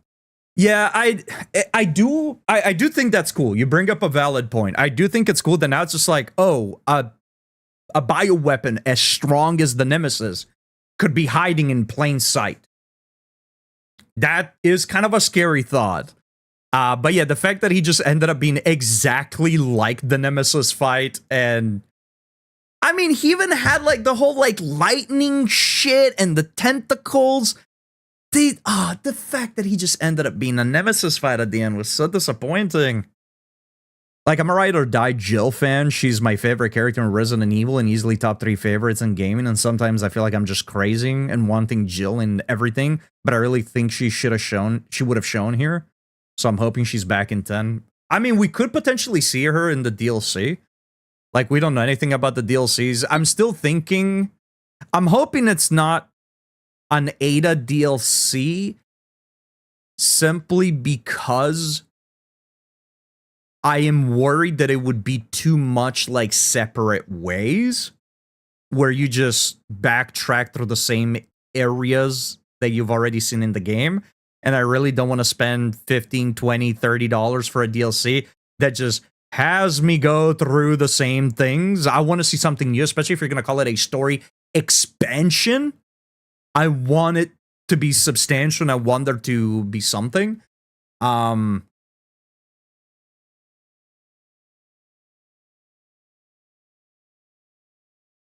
That said,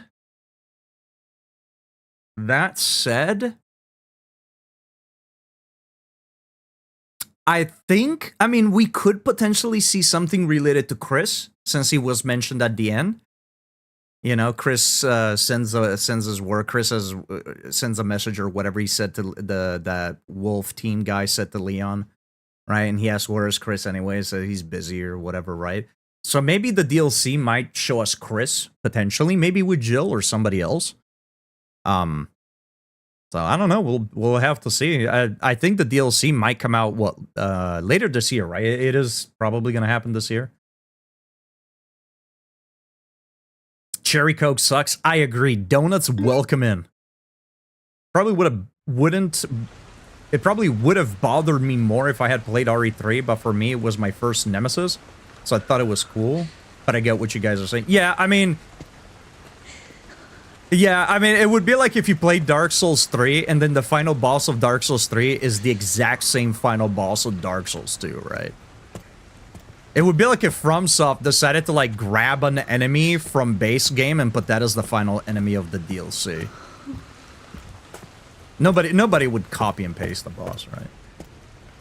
Yeah, no, it's it's a shame. It's copy and paste. Like, I'm not even exaggerating when I say copy and paste. It basically looks identical, and it has the same exact moves. The only difference is where the boils that you need to shoot appear in.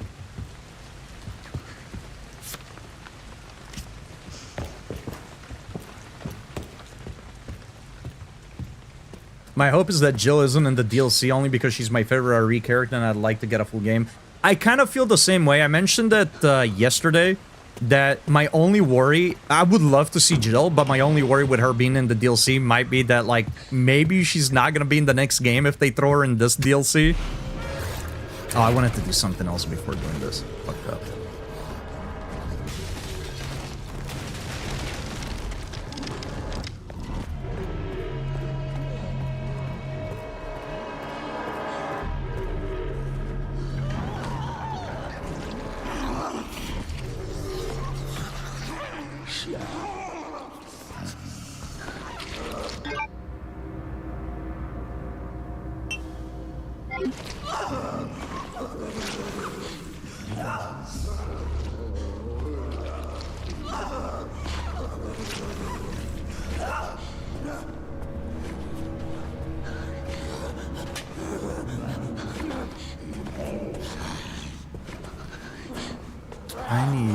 I need some blood. Rio got some blood in the back there.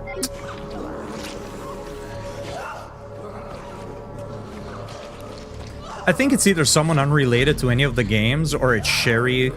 Leona's. I don't think it would be Sherry. There's way too big of an age gap between them. Supposedly, one of the directors mentioned that to take hints from previous games to figure out who Leon is married to. So I feel like the logical answer is Ada, but maybe they don't want to go for the obvious one. But I don't think Leon would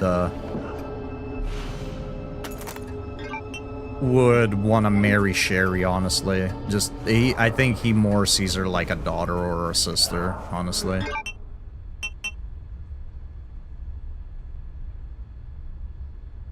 Helena? She's the one from RE6, right? Cherry Coke rocks. What are you all on? I think cherry flavors are overrated. Right now. It's lost all common sense. I said it. If Leon is married to Cheryl, we'll walk into the ocean. Y'all, I need some blood.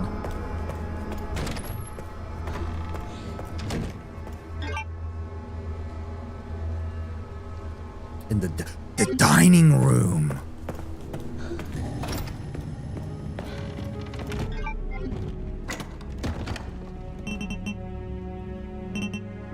Oh yeah, that's right. Now we can open up the other doors.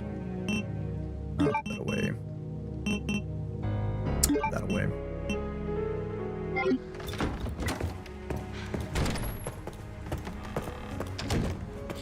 I'm thinking the DLC would be fairly quick. They've already said so much canned stuff they can use for it, and I doubt they want to be marketing both CV Remake and DLC at the same time.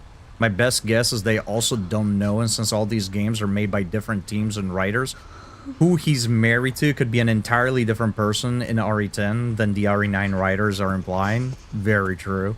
I didn't want to say anything yet, but since I like you all, I'll let you know first. To you, yo, Blythe! So the age-old question,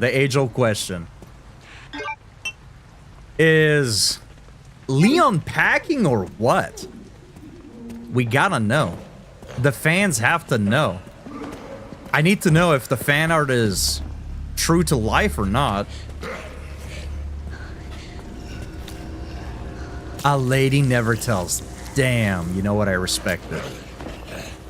I respect it.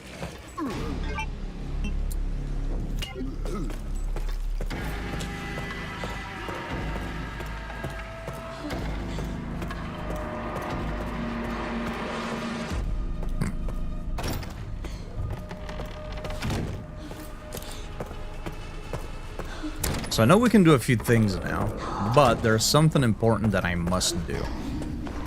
1, because I want to do it for myself. 2, because I need the achievement.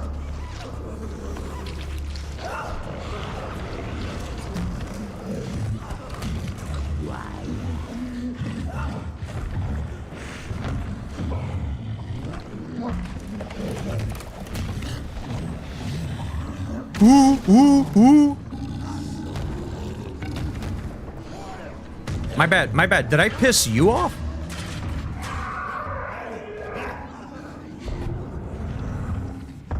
I'm sorry.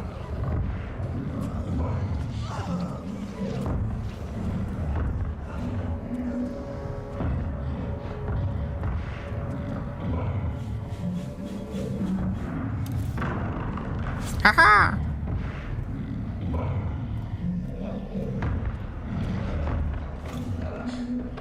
Come at me.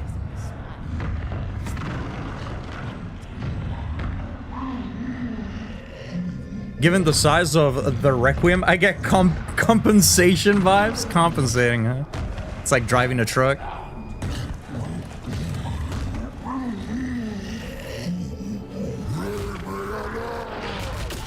Oh, what the fuck? All right.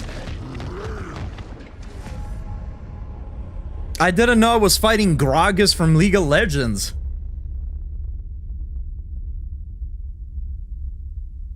How difficult is Insanity? If you're better at the game than me, it's probably still pretty challenging. But some attacks turn from almost killing you to being straight up one-shots.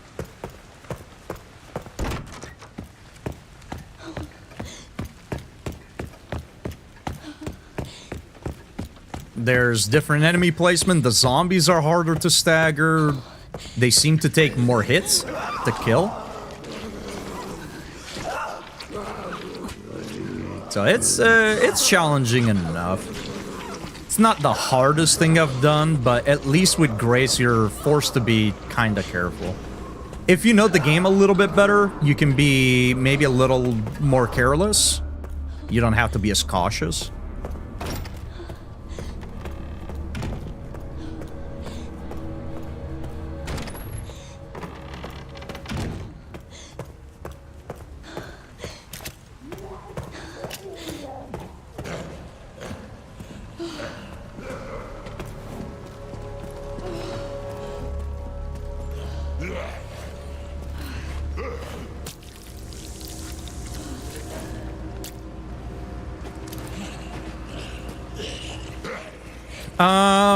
I'd say it's probably more difficult than than Madhouse for sure. I honestly don't think Madhouse was all that bad.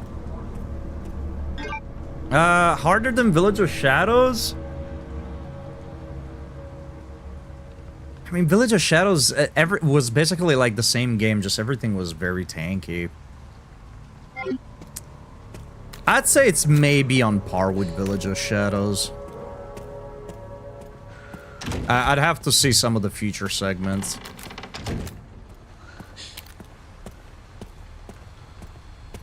Maybe harder.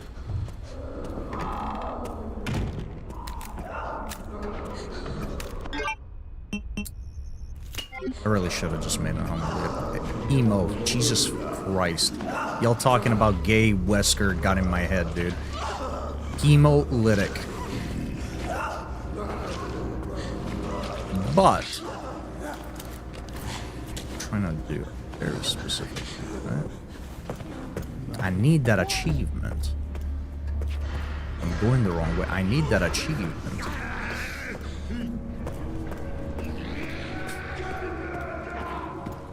That's Umbrella's plan all along. Hey, Cannoli, not to be an Elden Ring narrator or anything, but I walked in a room in OG separate ways, and now a giant bow with anti-air guns is mowing me down. What the fuck? I never played OG separate ways. I've only played the remake. I don't know how much it differs, actually, from the original.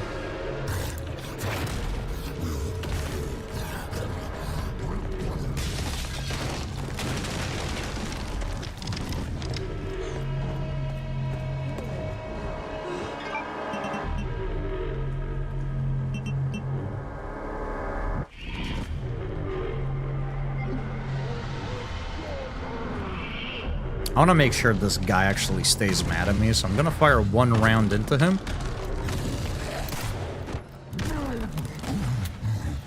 Come on, big dog. Come on, big dog.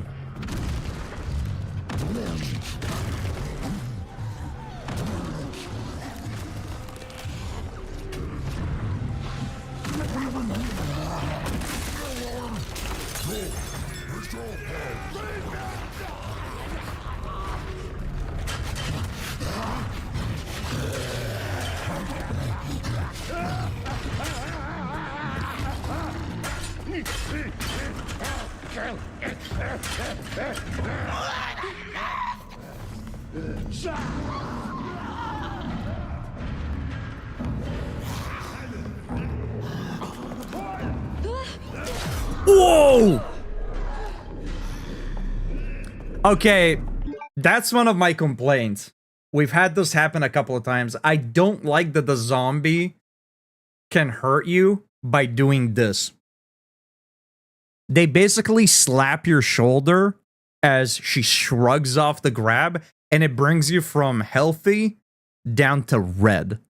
I don't think that should happen. They're not digging into you. They're not biting you. They're not like slapping you in the face or something, right? They're just like lightly, like not lightly, but like they're just like shoulder tapping you and you're almost dead.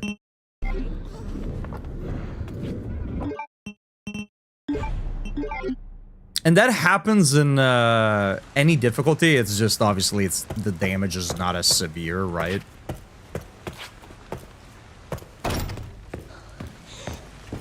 I don't know why he didn't swing his thing, though.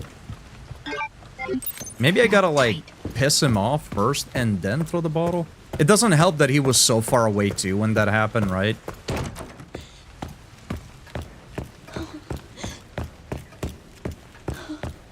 I really want to do that just to get the achievement. I mean, I guess... Yeah, but I also want to kill Chunks, too. I was gonna say, if I just want the achievement, I can throw the bottle on her. It'll probably work really well, but...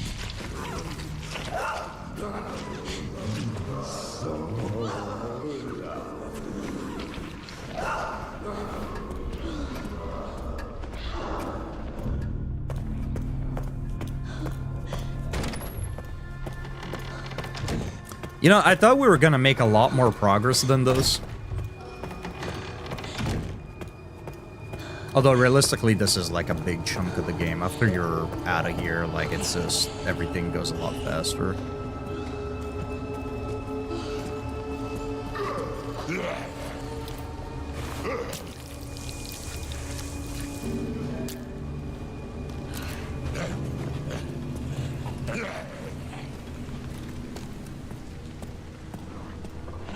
Yeah, if I really just want the achievement, I can just throw the bottle on the maid.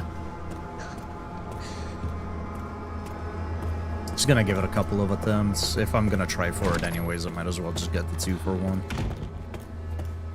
Not that you guys would know, because I don't have my achievement alerts turned on. Because the achievement alerts are tied to noise notification when you take screenshots and such, and I really didn't want the noise notification for the screenshots. I don't know why he was in the opposite corner, not just right here.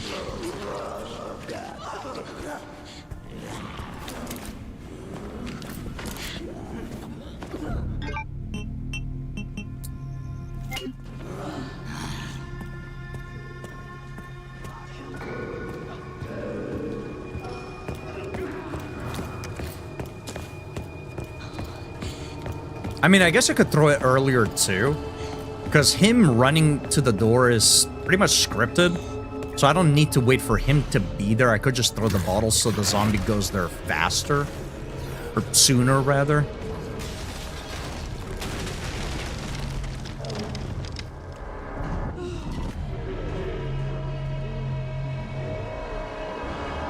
Chunks just reminds me of a Little Nightmares enemies.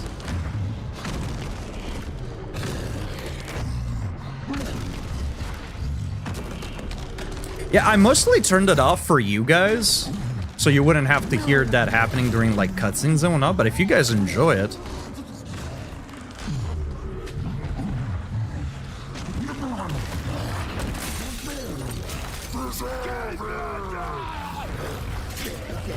You gotta... I mean, I guess he sees you, but... Oh, man. Okay, I gotta go past him and then throw the bottle. I was hoping he would just go towards the noise.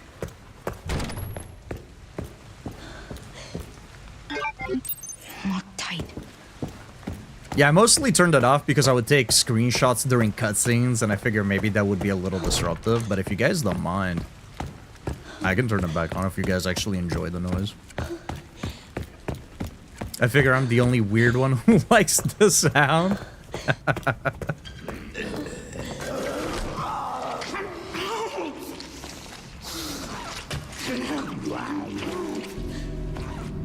Yo, you mind if I take a bit of the blood from you? I think the only annoying thing of doing this is just how far the blood is. So my apologies for deciding to do this right now, but once I set myself forth into attempting something, I'm just locked into it.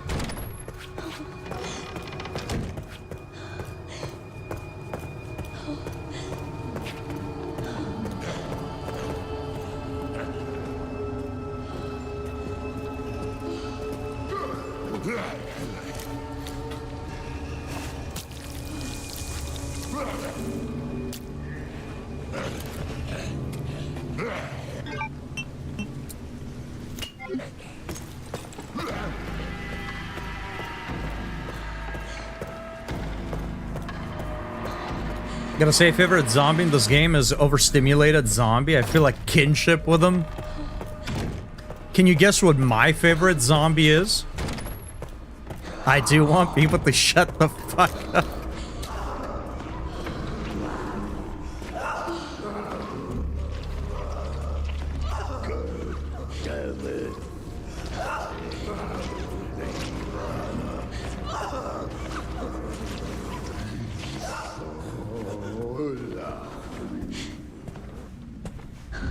Not sure. In this whole stream, I still don't think you died as many times as I did. Those freaking oozes in Baldur's Gate tonight. Yeah, they're giving you a little bit of trouble, huh?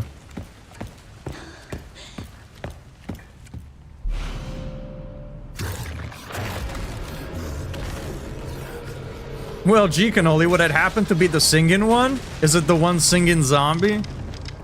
Damn. That's a pretty good guess, guys. You know me so well.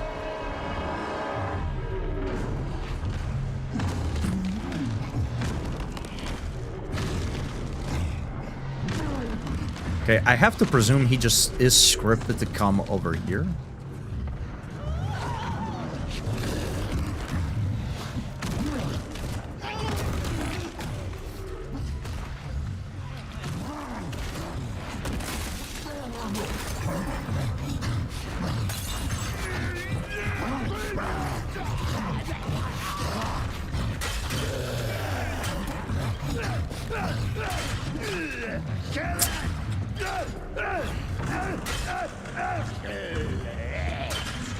So we can still do this, I just have to re-aggro the guy.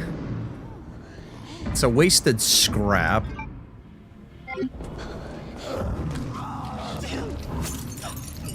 Oh, hey.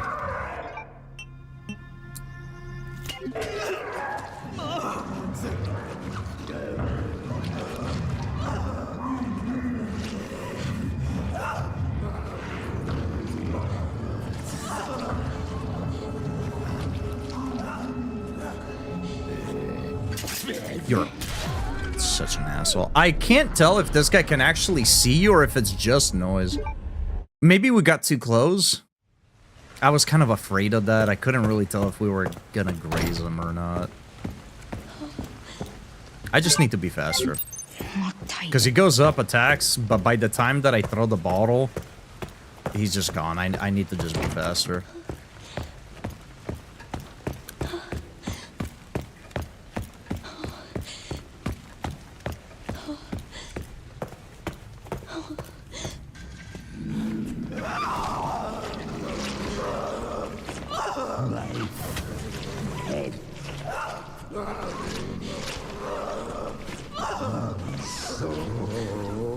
I saw the hand heart thing. I don't know if that's just camera angle trickery.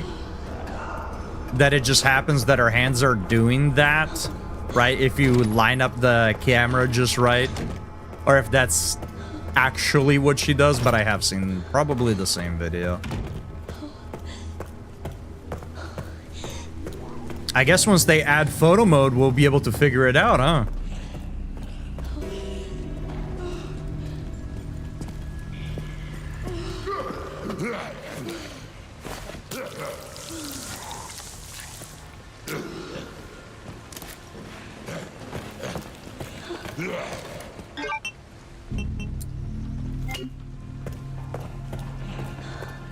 So I just need to go into the room ASAP and not wait for the guy, because crawling is a little slow. So even if I would make it to the door and then wait for him to make it to the corner, by the time I get past him and then throw the bottle, where am I going? While crouching, it'll be too late.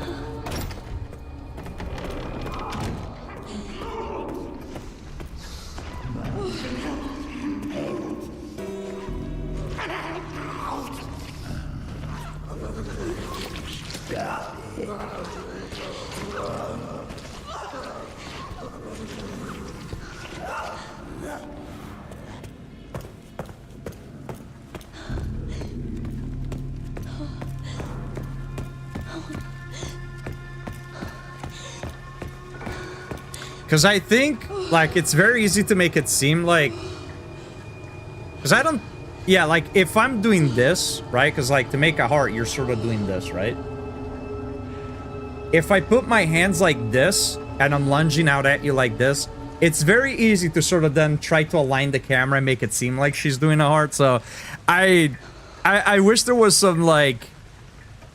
I think with photo mode, we'll be able to better tell whether it's intentional or not. But it will be interesting to see. True or not, you know, it's one of those things that I guess, you know, you can assume it to be true.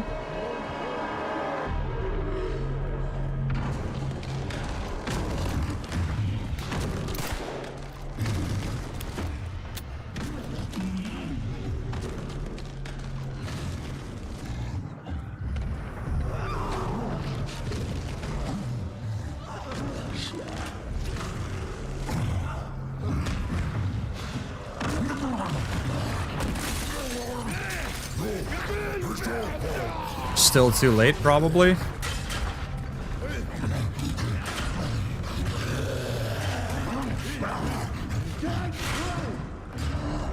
I can't tell if he's actually attacking there or not.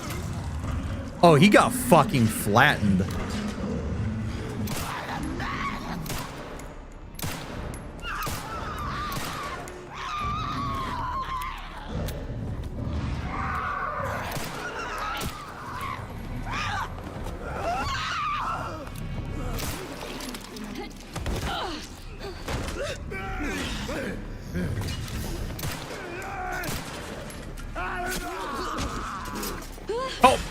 Nah. Bad habit from Leon. I can't parry here. Can't do it. Let's not try.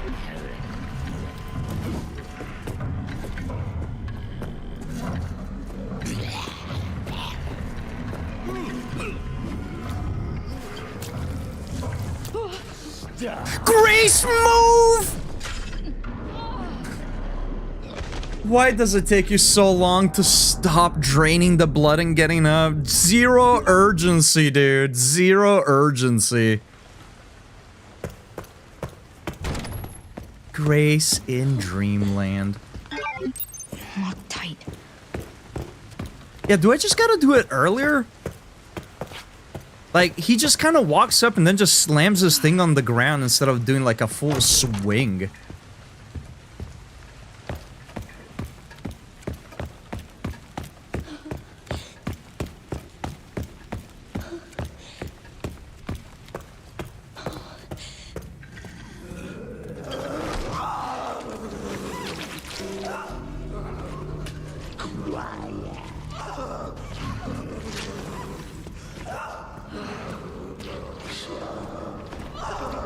Unless it's absolute RNG if he actually swings or not.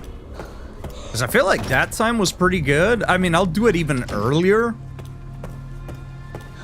So maybe he comes out, gets hit, and kind of gets aggroed, if you will.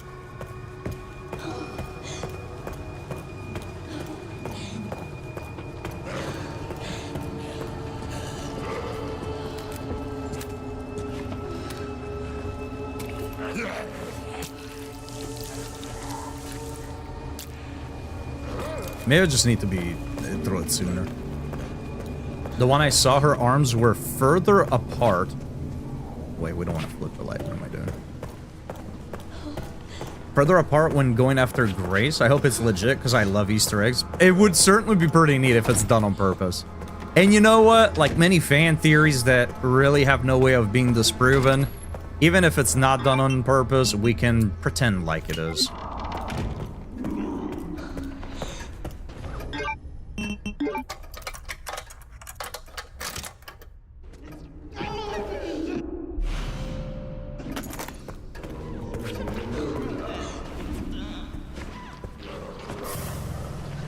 Ooh, I have a knife. I have a knife. Ooh.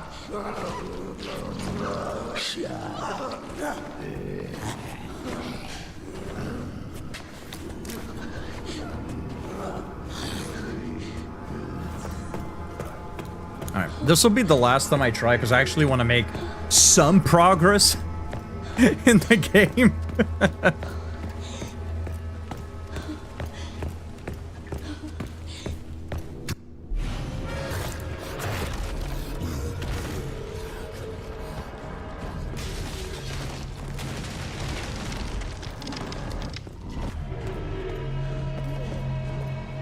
I do need to make sure he's coming down the stairs, though. I don't want to throw it this early.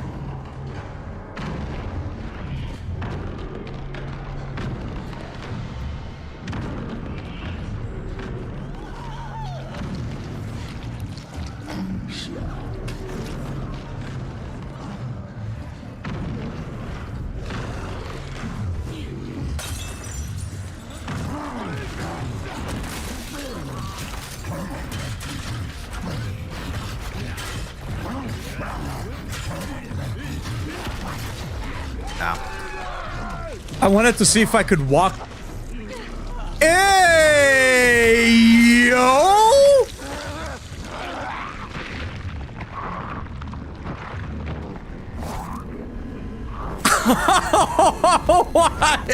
What? Yo, you know what? Maybe Resident Evil ain't so bad. Maybe being in the Resident Evil universe ain't so bad.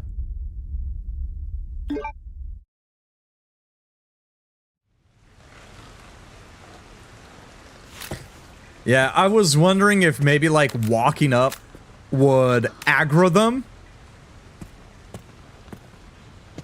And then force them to, like, swing and see if that would work. But, alright, let's just proceed on with the game. Lock tight. Oh, we're getting that bug again. Ugh. Oh, that's right. I forgot. There was a fix for this that was going into the BIOS to change that, and I never did.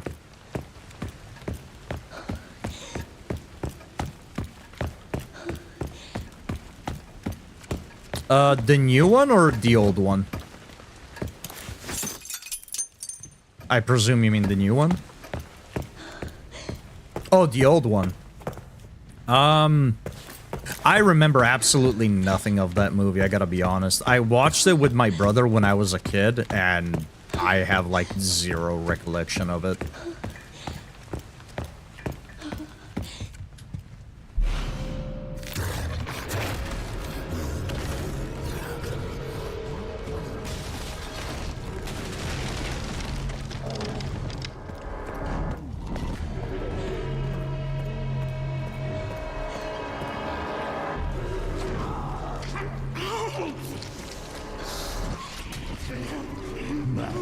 Does the bottle need to hit what it is that I want it to fight? Is that what it is?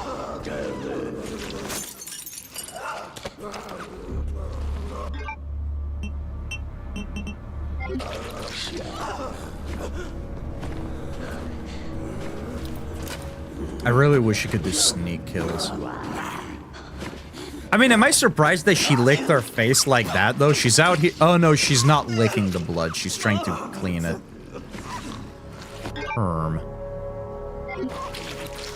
Okay, well, we need to go back anyways.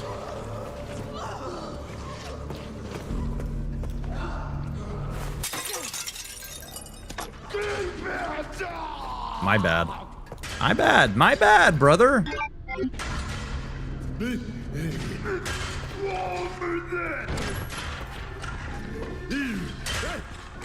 I'm gonna be very surprised if you actually come out into the main hall. That's what I thought.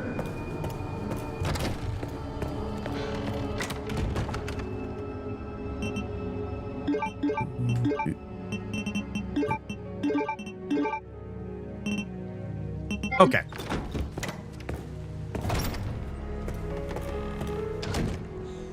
I should perhaps save. Let me see. Security point 3. That's... I don't remember what this one was. Let's go check it out. Okay, we got the 2 coin cabinets. The restroom I'm not worried about. This one I think was level 1. This one we have to break off the thing and go grab it later.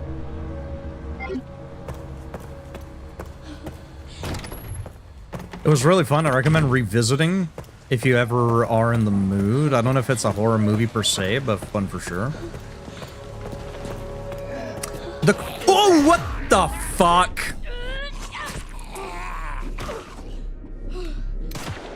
I can't believe you distract me like this.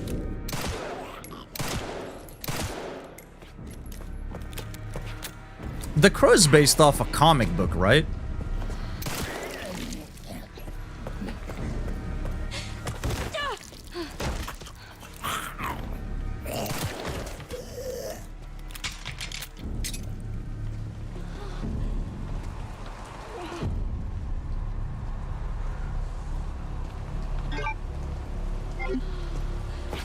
Oh, he's the one that turns into a fucking blister head, isn't he? Like the very first one that you can find.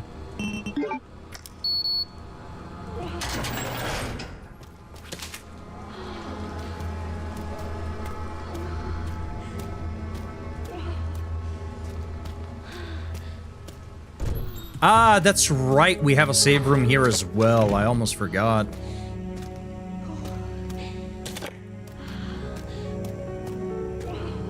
It's 6 coins for the expansion to our blood collector, right? I think I want to save up for it.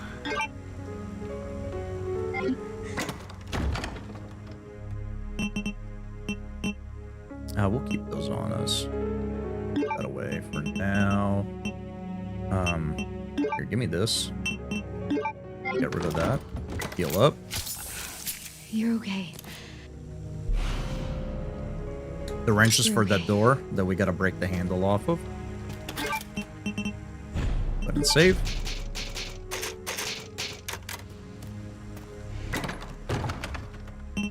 that away for now. I don't even know why I picked it. I had 4 hours to kill while watching my little bro, so I watched that Shelby Oaks horror movie. Not sure which that one. Is Shelby Oaks the name of the movie, or is Shelby Oaks the name of one of the actors in there? And The Crow, since they were the first two on the Prime horror page. Okay, that answers that. Don't think I've heard of that first one.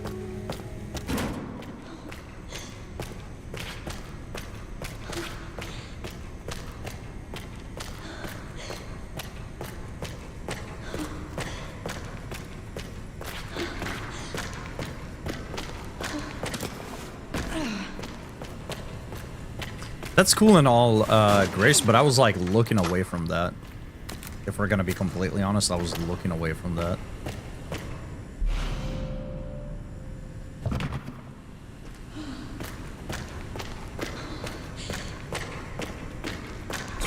Oh, right, this happens. Yeah, I forgot about that. What the fuck?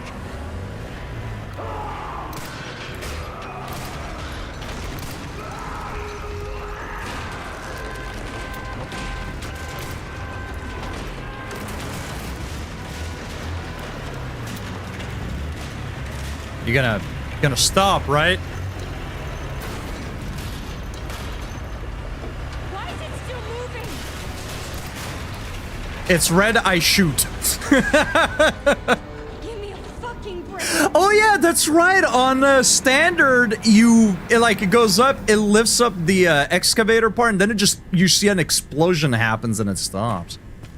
Here we gotta do it. Oh my god.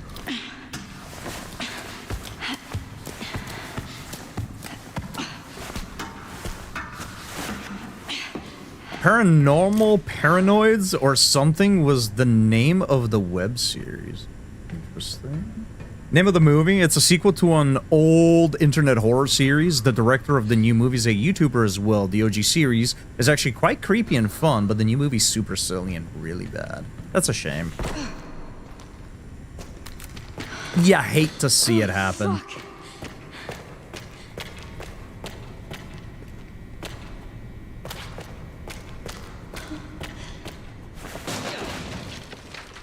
Ooh, handgun ammo. I know that zombies are a little bit tankier, but man, this is a lot of ammo.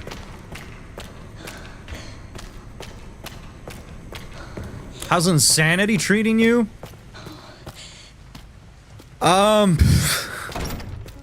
Feels like I'm seeing a dominatrix, except there's no safe word. And no boundaries were set beforehand. It's treating me well. Welcome in.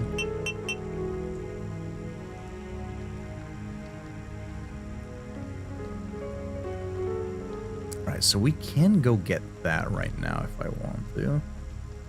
So yeah, let's go ahead and grab the wrench.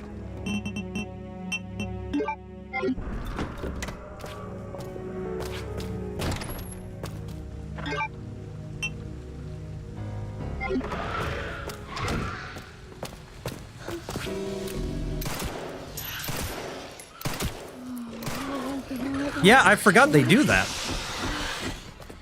Lamau, but this is a safe room, right? Right? Okay, we're chilling.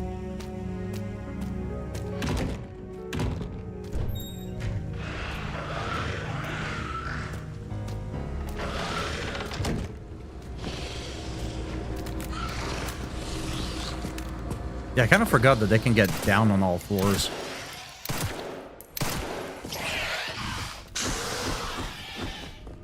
A little bit faster, Grace.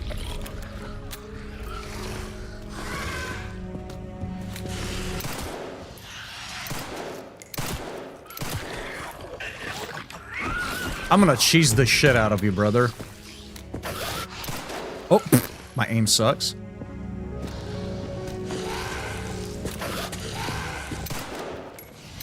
Somehow I shot just above him. Yo, you are a tanky bastard. God damn it, every fucking time he just jerks his head forward or backward.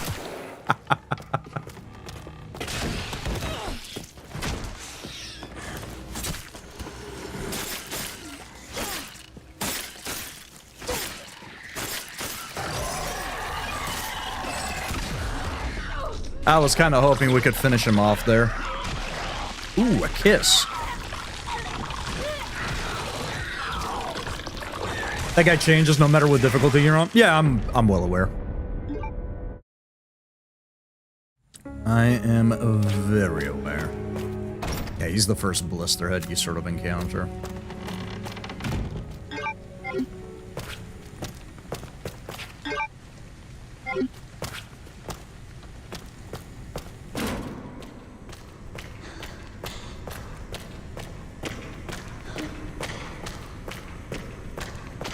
I guess, I don't know if that's all. Grace, you gotta stop doing that. I don't know if that's forcibly always the one blister head. Your first blister head, rather, but yeah, that was our first guy.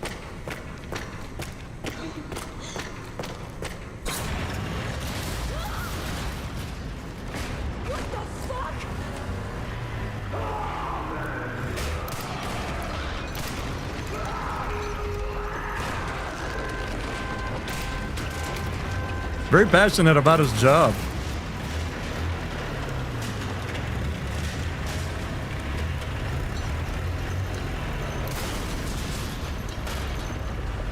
Why is it still moving? Different route can change it, fair enough.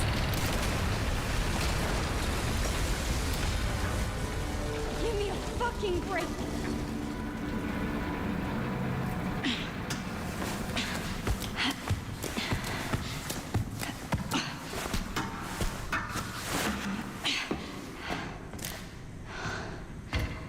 That's fair, that's fair.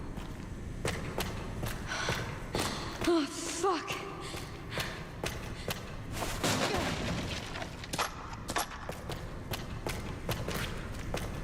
Speaking of speed running, chat, there's no speed running through these ads, and we got an ad break coming up here in just a second. And before I continue, since we're about 4 hours in and I really haven't taken a break yet, I'm gonna do that just now. So I'll see you all in just a few minutes. We're gonna continue on through here.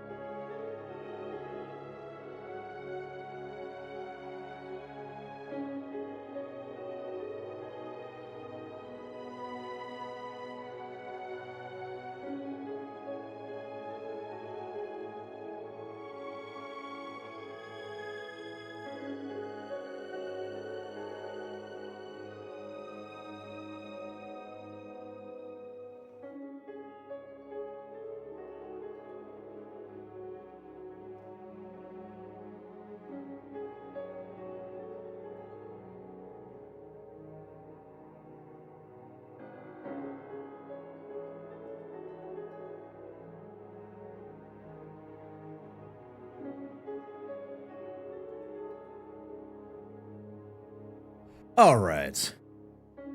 Let's get back into this bad boy.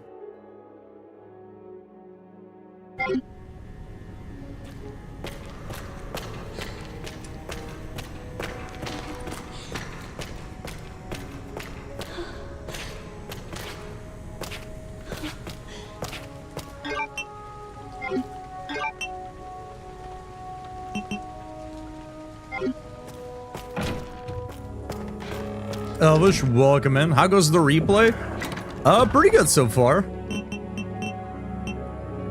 Pretty good.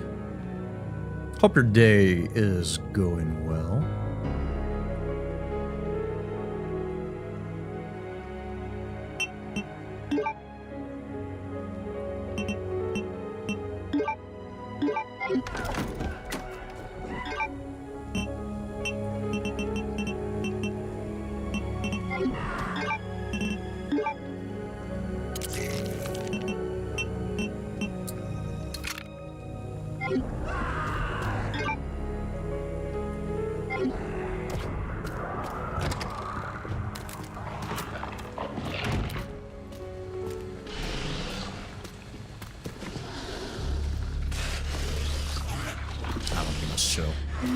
Oh, God. What? It's okay, Grace. We have a safe room right next to us. We're chilling.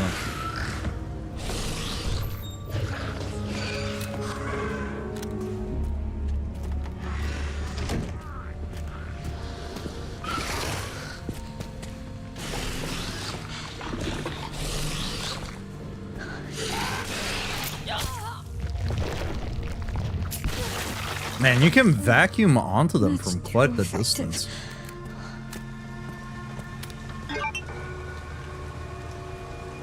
And I do have the... Yes, okay, let's go.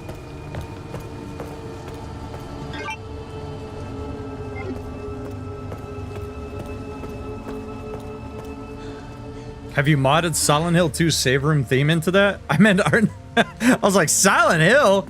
No, this is, I don't recall if this is pre-order or deluxe, but it's similar to like RE2 and RE3, how you can have original sounds on there. This one has an option for that. Oh, hey, what's up? Grace, you take so long to turn around, it's almost painful.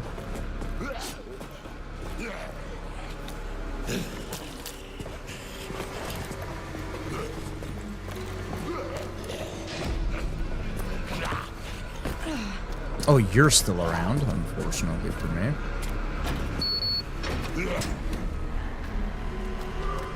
This could be a very bad move.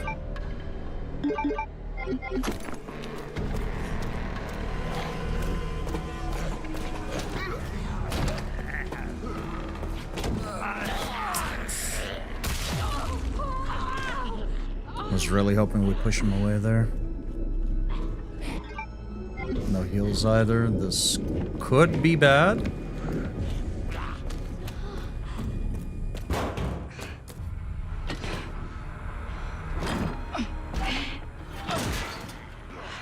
Graze, he's a little bit faster.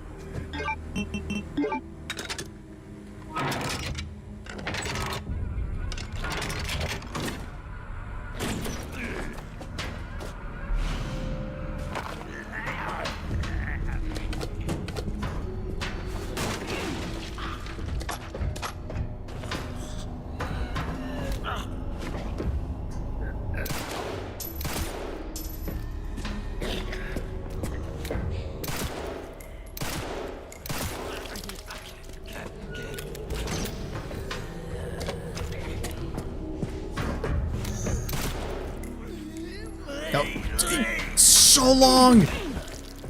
I really hate how long she takes to turn around. I really do. It's such a travesty.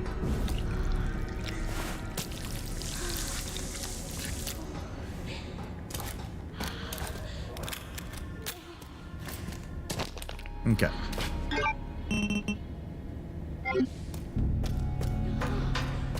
So we have the heart. We just need to get the lungs.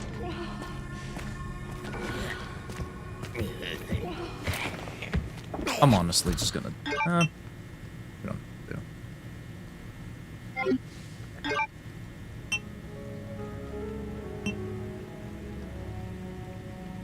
One's locked for Leon. Or rather, this is locked for Leon.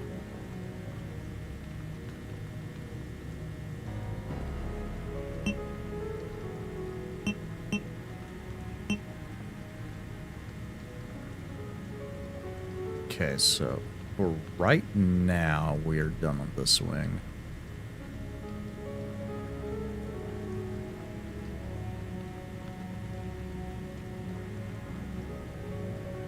We should be able to open this.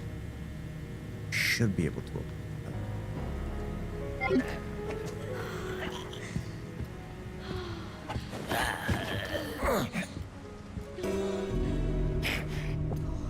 I should have kept walking. I don't actually know if he had spotted me at that point yet or not, but...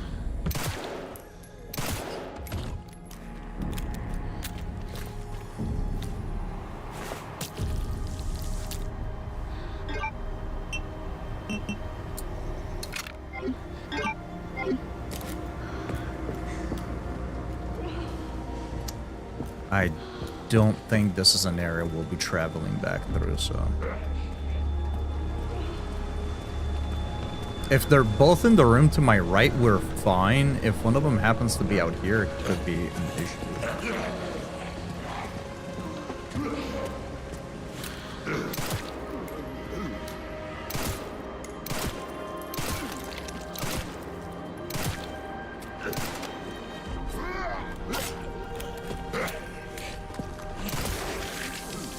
All right, lucky crit.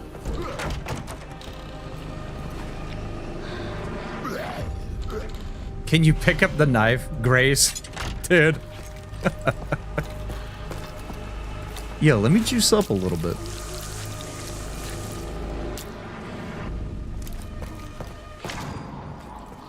Yeah, I know company's coming.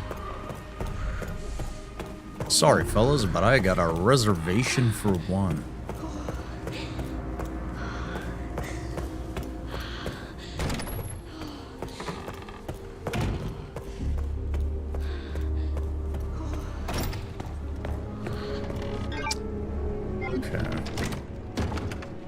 So I'm gonna keep that with me.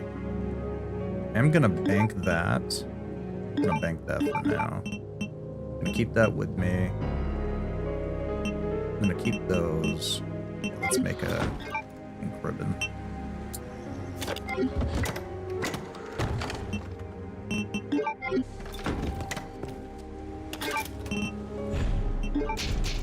I should realistically heal up here, but we're just gonna keep on trucking through.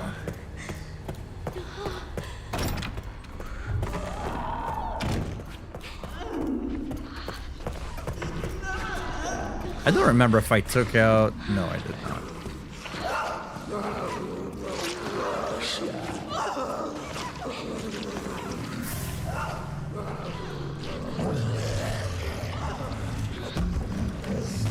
I see Big Homie's still around.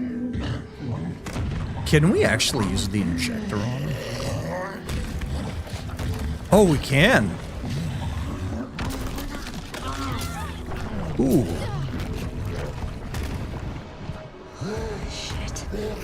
Okay, I guess we need more. I forgot about the belly bump.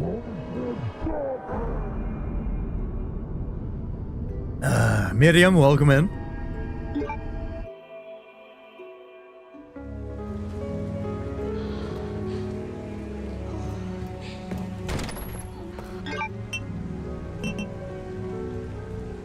Okay, let me double check something.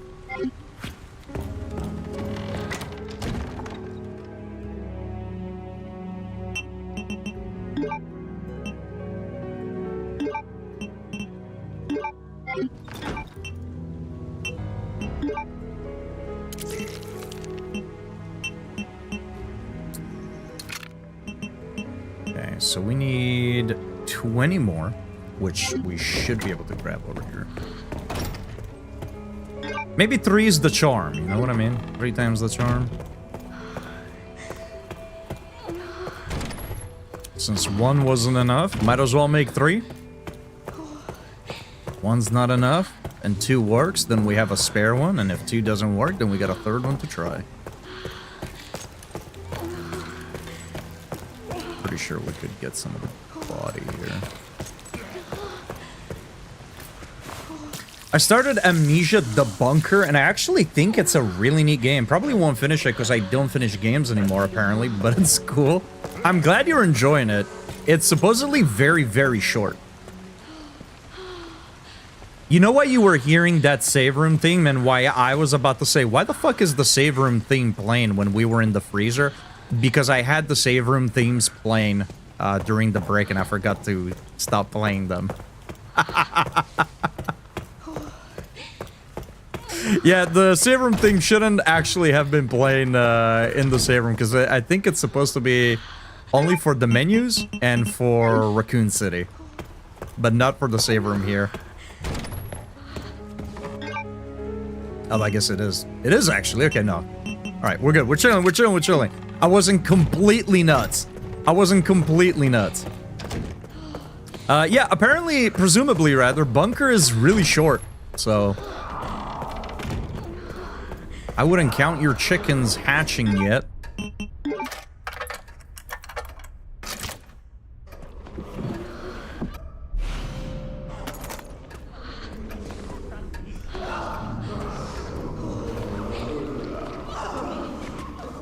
I don't finish games anymore. I felt that in my soul. Yeah, you still got Neo 3 and Baldur's Gate 3, huh?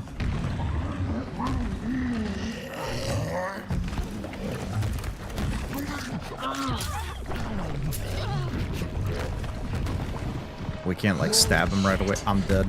I am so dead here.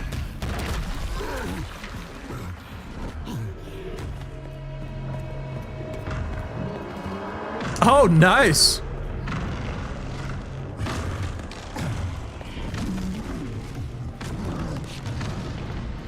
I have to presume and cross my fingers and hope that he can't come in here.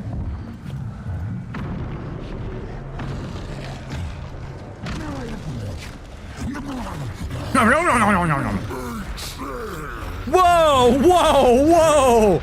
My guy, what?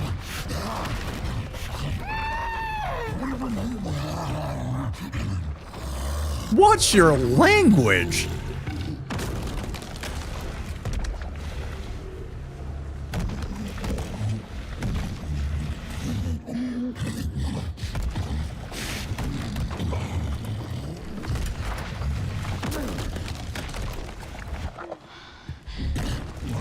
Okay, so we can't do it during these animations. Let me just get a little closer. Second dose, will that do it? Okay, I guess it will take 3.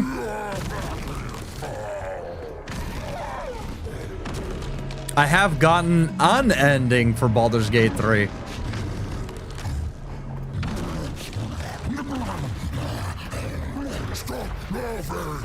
I'm not laughing, but I mean, realistically, telling me to eat shit was kind of funny.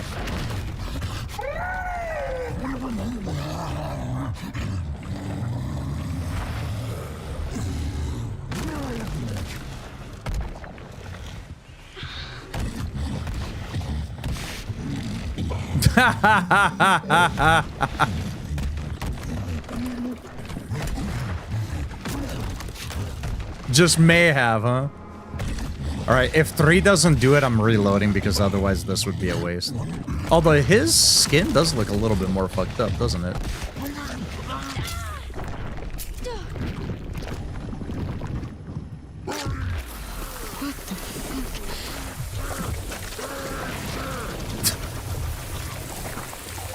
Oh, eat shit! Oh, eat shit! Eat shit! Ah! I mean, I'm laughing at you because you're just yelling "eat shit" nonstop. It's kind of funny. Whoa! That's why they call him chunks. It's easier to walk around now. I Spy Charm increases likelihood that you'll survive. Oh my god, yes. That is... Okay, yes, thank you. That was worth it. That was so fucking worth it, actually.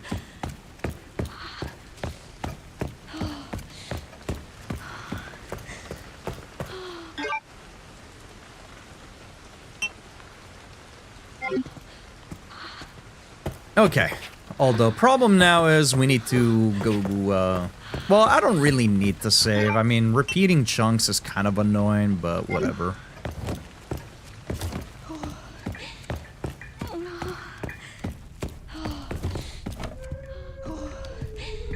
Oh, that's right, the second singing one. I forgot there was a second one.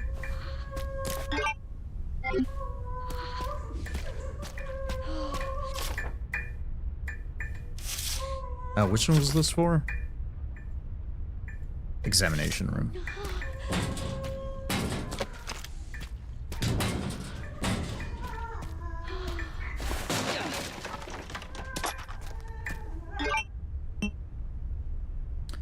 Everything in me.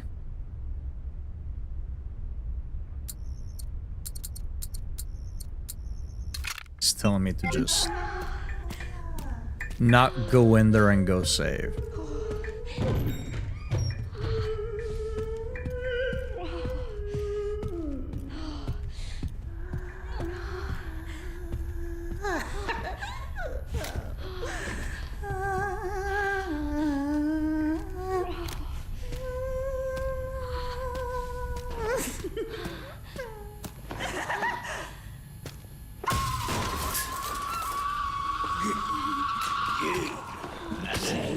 So now I can say completely, when I asked, do bullets hurt it? The person in my chat said, I'll give you a hint.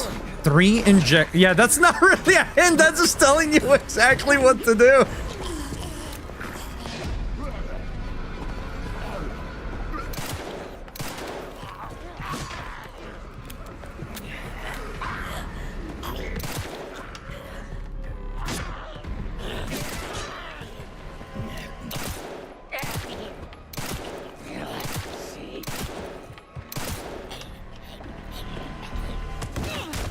Lee, welcome in. Which resident is evil? All of them.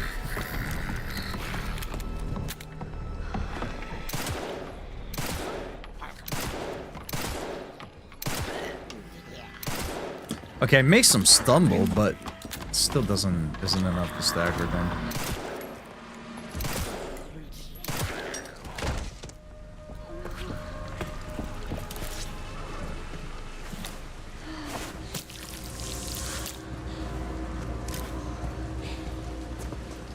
She turns into a blister head. This is gonna be awful for us right now.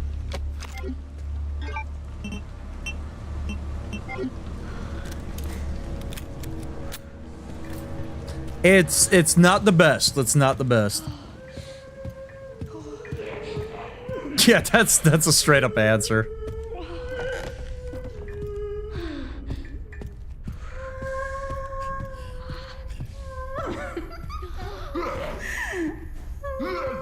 There's one more jabroni around here.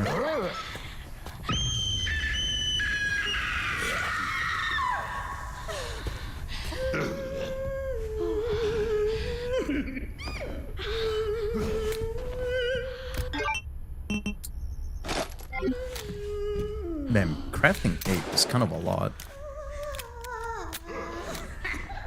I was hoping that would make the guy come out. Come on, big dude.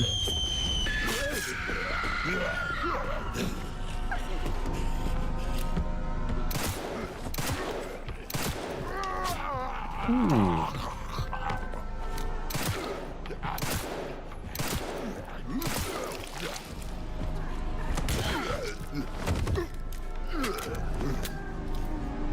Okay, let's...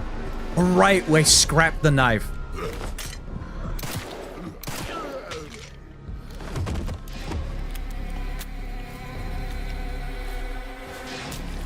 I was like, man, she really doesn't want me to slice and dice.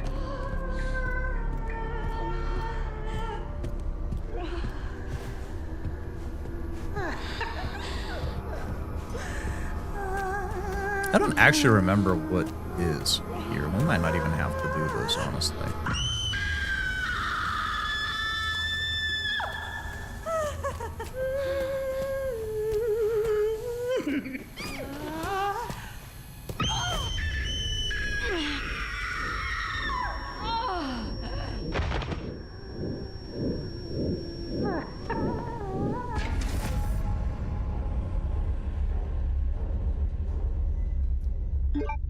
I should have saved after getting the charm.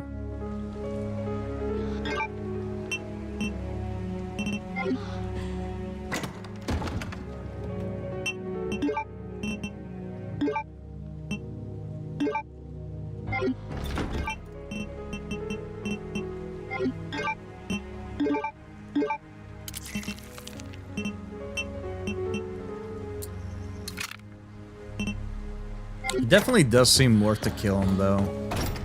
Although avoiding the fatal damage, I mean, we just don't get hurt, right? And then we're good, but... being able to avoid fatal damage, potentially, is kind of nice, and I would like to get it.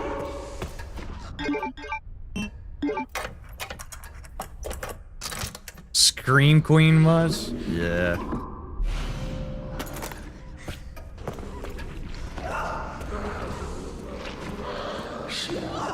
Right, we can go in that door now, too.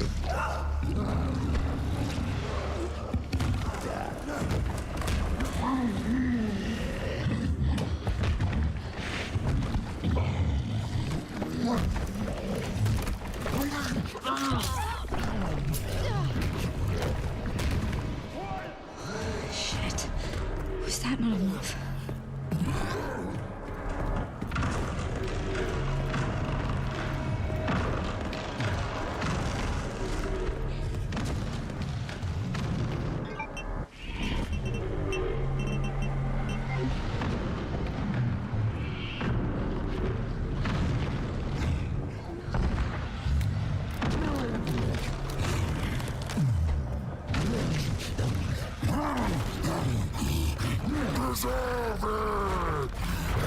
You think so?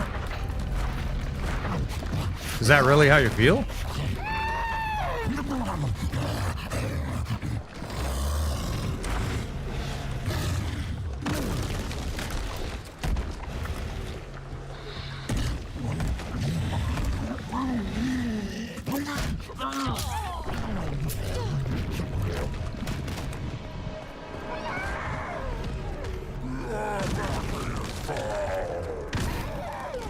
We need a wee bit of blood.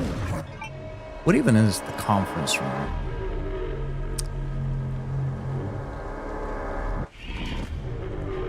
I don't even remember if there's anything important in the conference room. I know that we can... there's a safe in there, right? Is it one of the ones that just has a bunch of coins? I mean, those admittedly could be nice. Snag them to make the stuff that makes our weapons do a little bit more damage. Wouldn't be half bad, honestly. Thing is, though, I want to waste all those resources just for that. I don't think there's any key item necessary for progression in there. Could be wrong. I don't remember. I know we just finished the playthrough, but I don't fucking remember.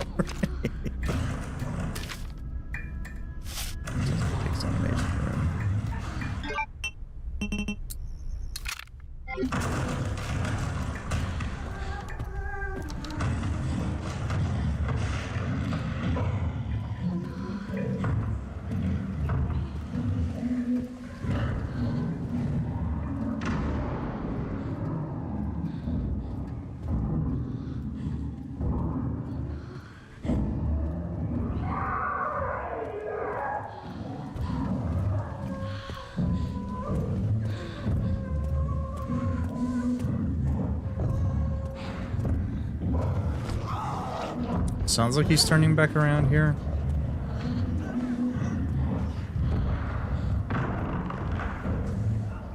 Part of me wants to hide right there to see if he sees me or not.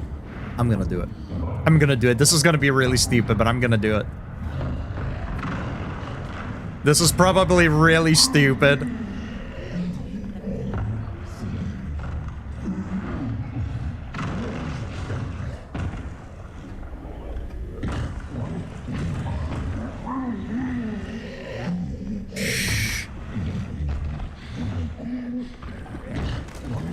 Don't make a sound. Yo, it worked. No, video game, you're bad. Video game, you're bad. Video game, you're bad. Video game, you're bad.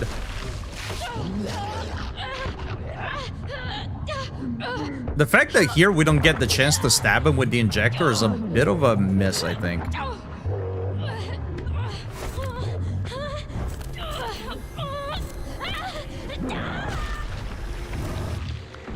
Yeah, that was kind of ass. For like a split second, it gave me the ability to stab him with the injector, and then it took it away immediately. I should have gotten closer just to be safe. Good to know that we can hide there, though. Okay, so I'm just not gonna bother with that. For as cool as it is to have in hand... Oh, we just have it. We found it, we just have it now. Yo, wait a minute, we just get to save on resources. I didn't even realize that. Alright, sick.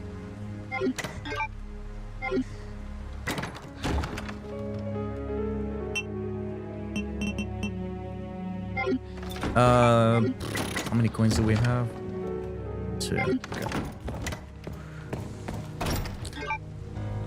I'll keep this on me, because we're gonna be running by there and planting the heart.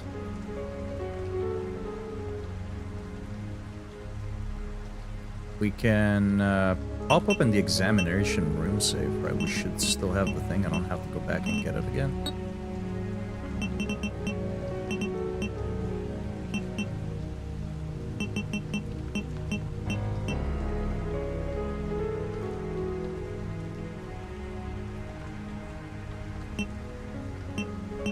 Actually, yeah, if we still have all of these... Shit, I don't even have to go around and find all the stuff. We just have these things at the ready. Oh, that's right. I completely forgot about the fact that we have all the documents. When I went to grab my handgun, we could have opened up the safe. Okay, let's see if I remember.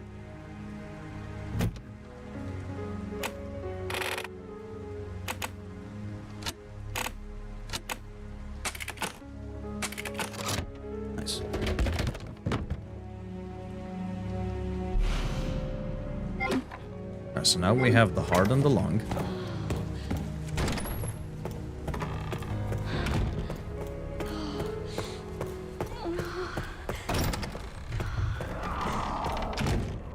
I do want to go in that room right here, the closet. I don't remember what's in there, but I want to know.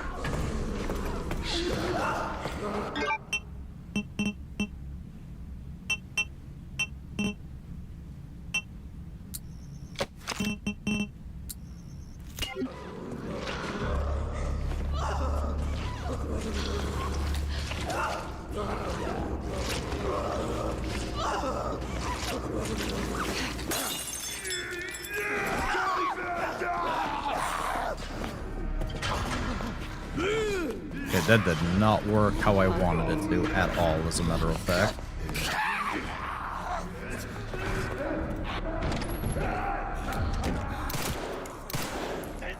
Are you allowed out here? Oh, you're not.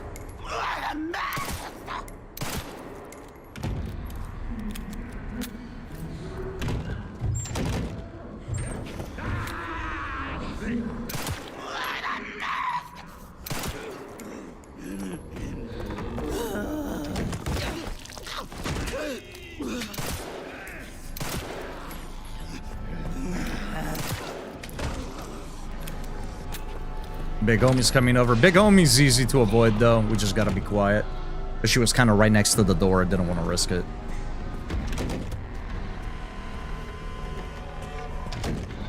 Yeah, I thought that was gonna go a different way. She had an antique coin! Okay, that makes 3. We need 3 more. Brother!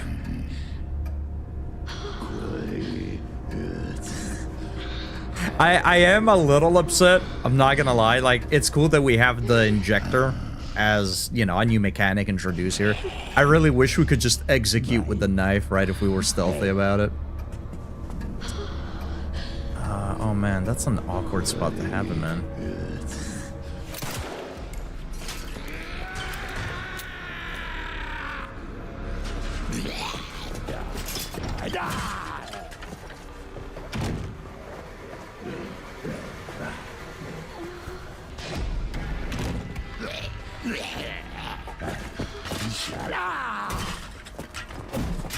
Okay. This has now become a bit of a problem. Never mind.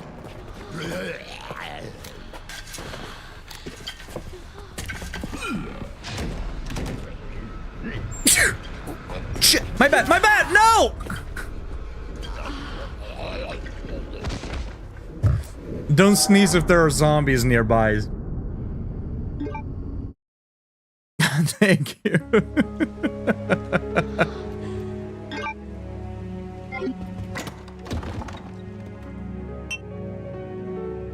Increases the likelihood that you'll... I mean, what's the likelihood? Like 1%, 2%, 5%, 0.1%? I'm starting to think this was not worth it. Oops. Oh wait, no, we did actually need this. Happy accidents.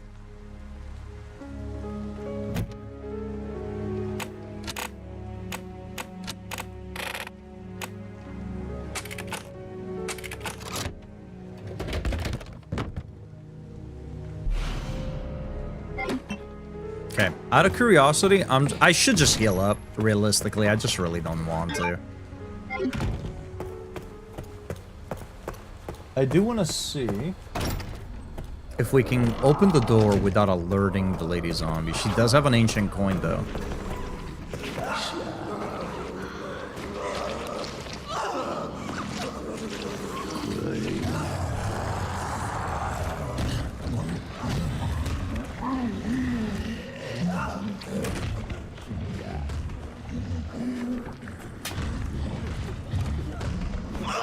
Oh, Christ.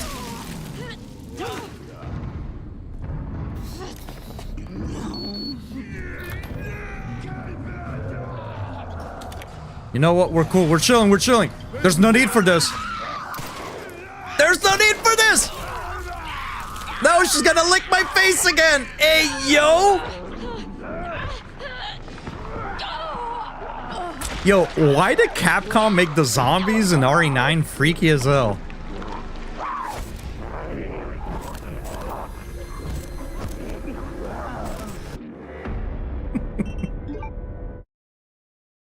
Alright, I'm gonna take her out.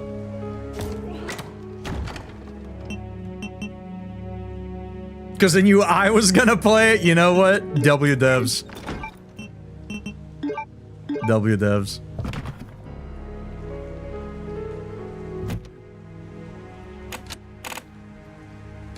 Isn't this a bit silly to have as like a mechanism to open a box?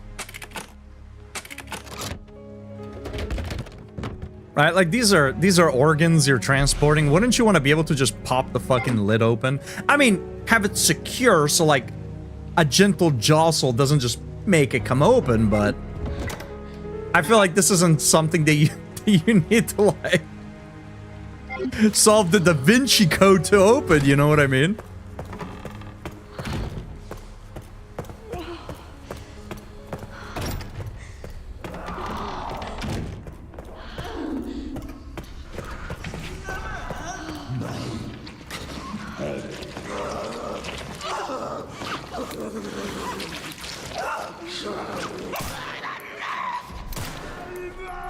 Let's get out of here before he moves too much.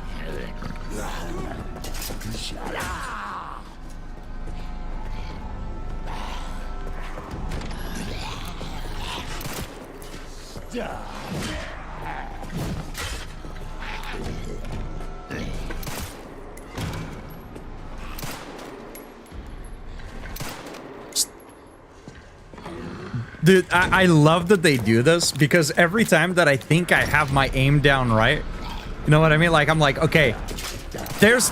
What am I doing? Every time that I got my crosshair on their head, right? I'm like, okay, now I'm gonna take the shot. As soon as I go to fire, they just like move their head out of the way, which is sick. I love it. I like that the zombies seem to move kind of erratically.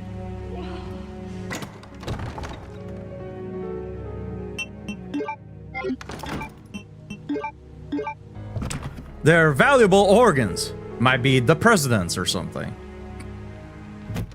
And they're not that valuable then.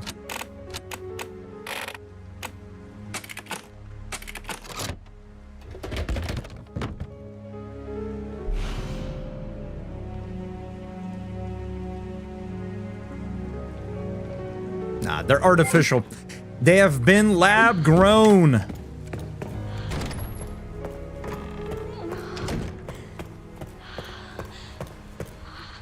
I set down my bowl of cereal to make that joke, you thief. Ha ha ha, get fucked.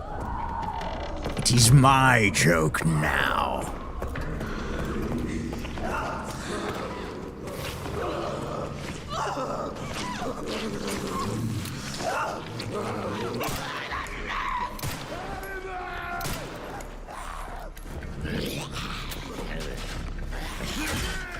So I don't know if this is anything like RE2 and RE3 and whatnot, but letting the cursor fully zoom in like that doesn't just make your hits more accurate, but it should also increase the crit chance. At least that's how it was in RE2 Remake. Like if you waited to shoot an enemy until like your cursor was fully zoomed in, you'd have a higher chance to land a critical hit.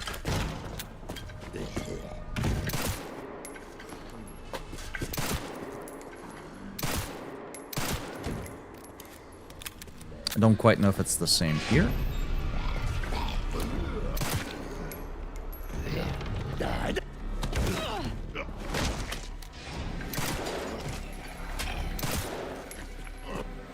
You're a little violent. You're a little too violent, sir. You need to calm down. Son of a bitch. Do you see what I mean? Oh, you bastard. Cut it out. That was just me being bad. I'm wasting so much of my shit. Why am I even trying to kill this guy? I don't need to kill this guy. What am I doing, chat?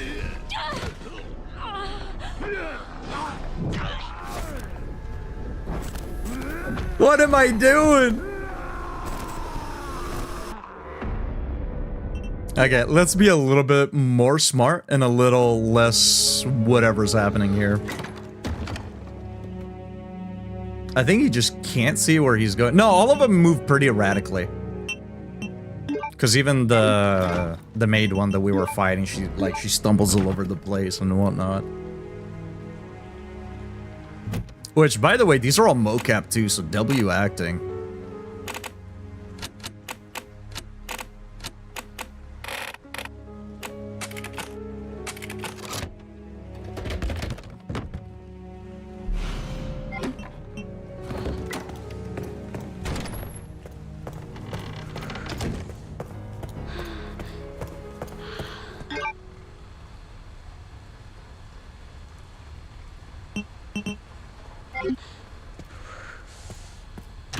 Good question.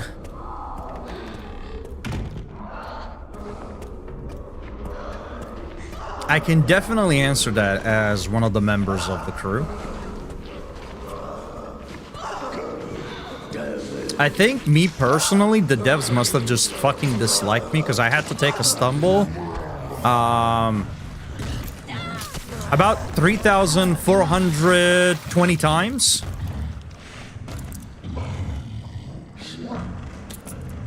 Oh. 2 antique coins. Nice. It was worth it then. It was well worth it.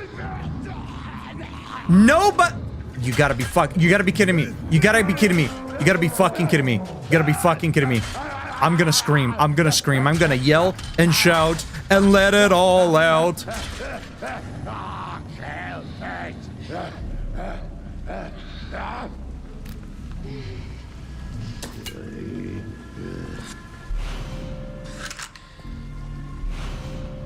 The pantry key's here. Okay, nice. Nice. This was definitely worth it then. Another rip knife. Okay.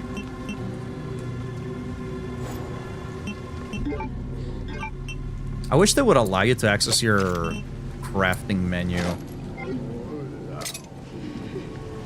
while you're doing your biz. Or while you're trying to read something. Can you do me a favor and just go over there?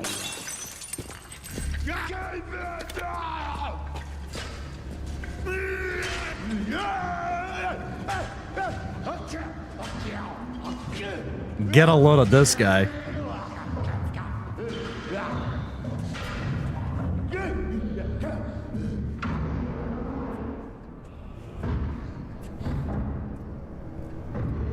Okay, so we're gonna do a little bit of backtracking here.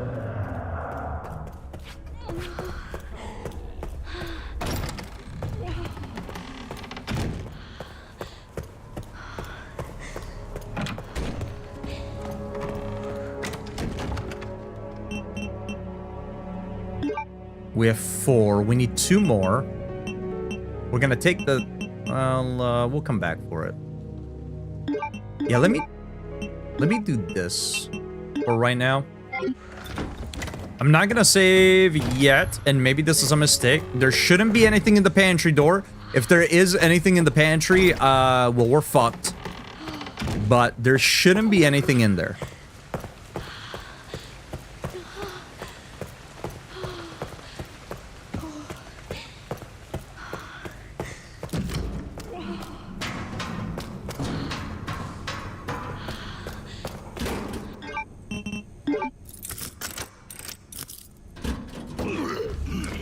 Get the fuck out of here. There shouldn't be anything in here. 2 zombies, actually. Oh, 3 of them. Sorry.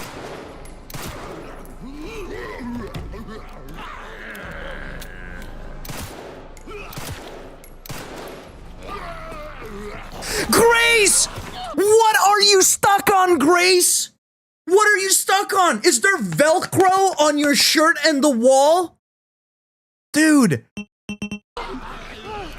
what are we talking about right now?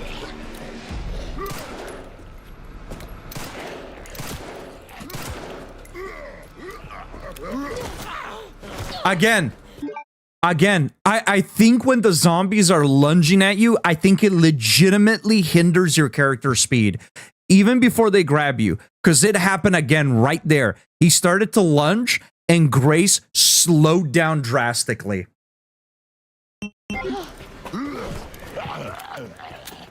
I honestly think it's just like how the game functions.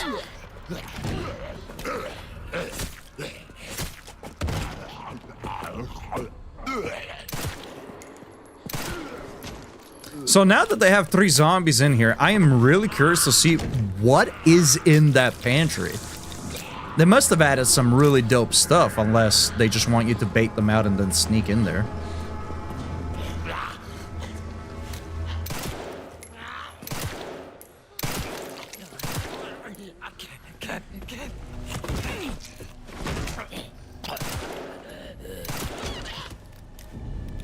I am potentially creating so many blister heads.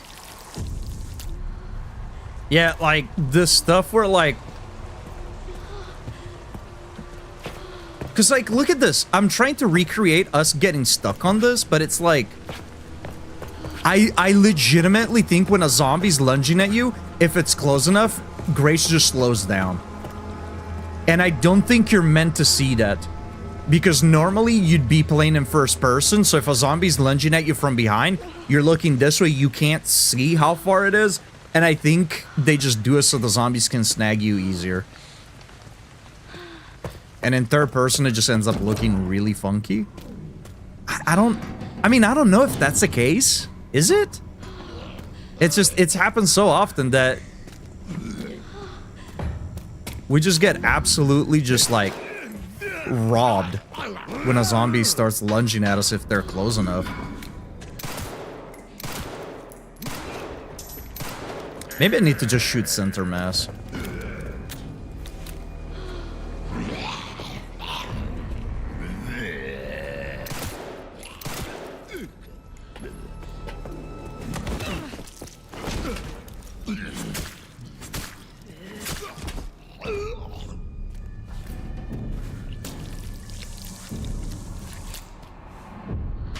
Yeah, low-key regret getting the rip knife. Okay, that was a little absurd. All right, what do we got waiting for us here? There's a lot of blood, which is always nice. We need two more coins. 2 more coins. More Requiem ammo. That's nice. Okay, we're gonna save this for when we actually have the upgrade. Yeah, let's go back and save.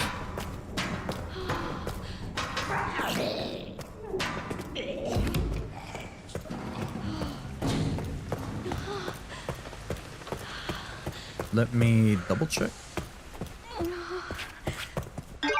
I guess we could get more handgun ammo. If we wanted to, we're not going to. So this is 6 and not 5, right? Yes, 6. There's no hidden coin in here. We got the one on the table already. Let me try it. Let's go for... I don't actually know how this fucking thing works, to be honest.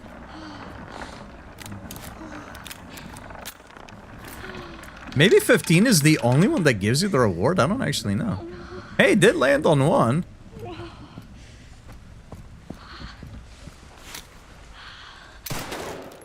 It doesn't make the noise anymore. Okay.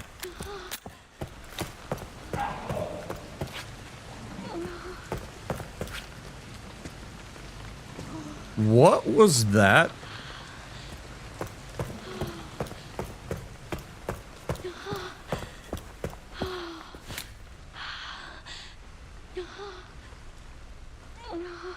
You're right.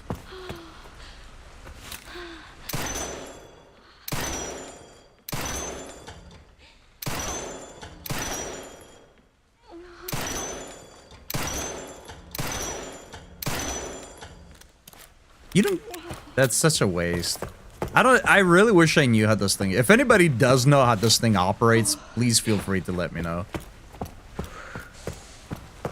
I know it makes the noise. Like, when it landed on 15 and we hit the 15 a couple of times, the coin popped out. And it makes that noise for all of them. I don't actually know if it's just 15 that gives you the coin, or if you gotta do something different. Maybe it is just aiming. Maybe you're onto something, Donuts. I'll actually try it. Red 7, black 15, and black 29 are the 3 numbers it can land on. Not sure if you can get more than 1 reward. I got it on 29, but never wanted to spend the bullets. Keep trying. Gotcha.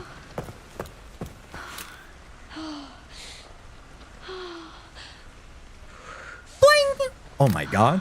You see it? Donuts was right. We got the coin. Part of me wants to reload. I'm not gonna lie. That was a big waste of ammo that I just did there.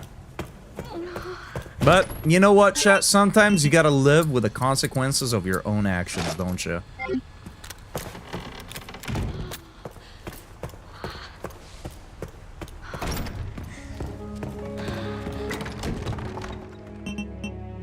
That away. We'll keep those.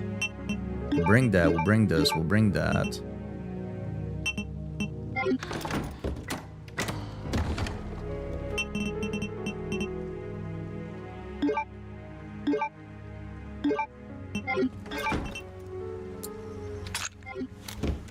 Just because I'm tired of being in danger.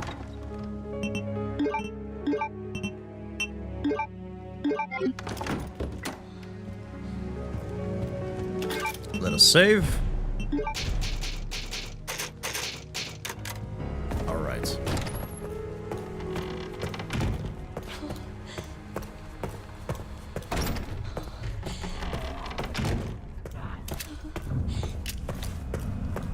You can only win 1 coin. You shoot the number and hope it is the one that comes up. So literally gambling a bullet for a coin. Gotcha.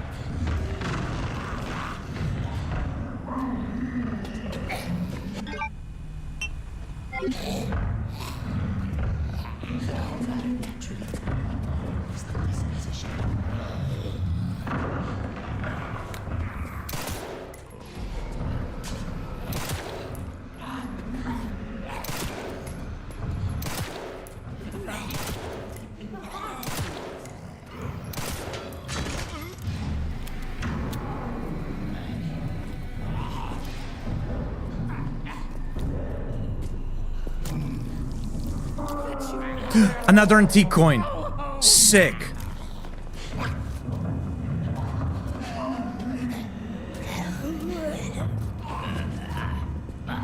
We need one more.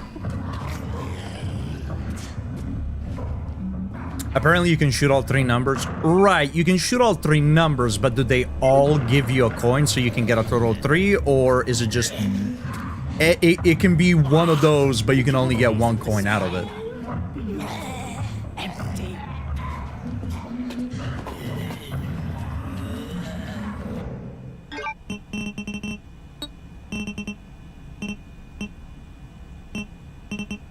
Was it 30, 50, 60?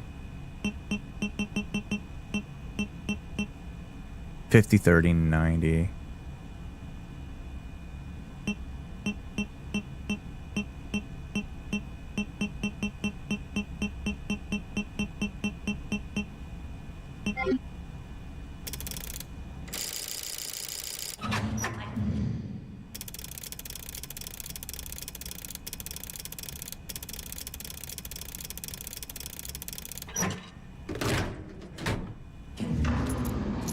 Okay, that's all we need actually right there.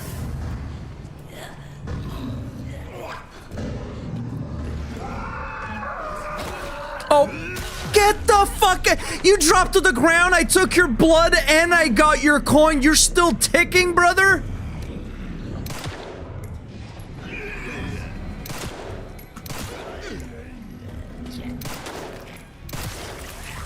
Oh, that's at least nice. I'm gonna back away here.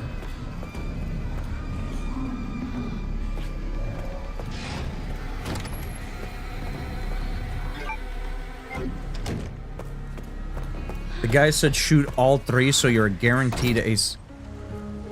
Oh, I see. I see. So instead of shooting one and hoping it rolls on that one and then potentially waste more ammo, you can make sure you get 1 coin with 3, or rather, spending 3 bullets guarantees you a coin. Okay, I see.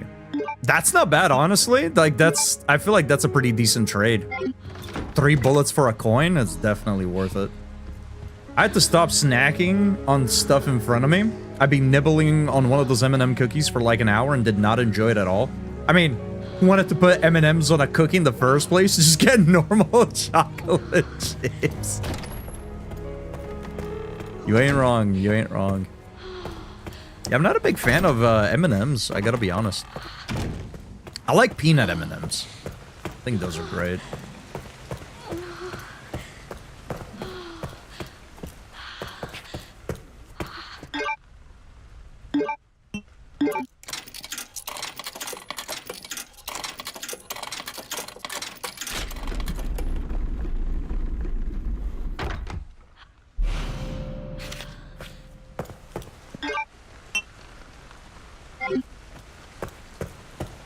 Let's hope we get no blister heads here.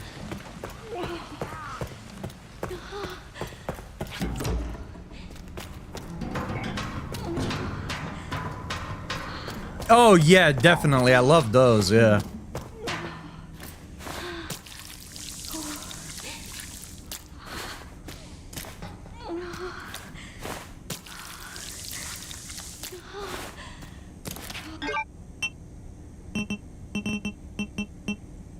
Okay, so we don't have the...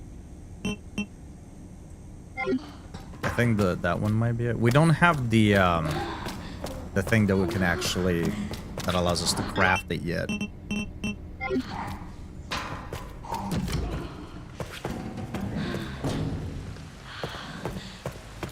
Nothing like a bowl of liver and onion jelly beans sitting out on the coffee table for the guests. That would be so fucked up. That would be so fucked up. So we only have 1 round. Oh wait, no. I'm also gonna try something here. No, yeah, we do only have just the 1 round. We can craft another one because we know where we can get refined scrap or whatever it's called.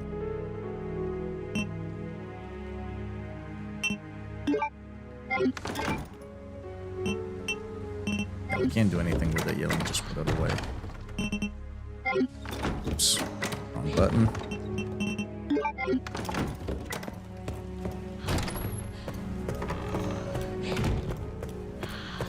Same guy that mixes M&Ms with Skittles? No, dude. The worst part of being a forever DM is having so many characters that picking one to play takes forever.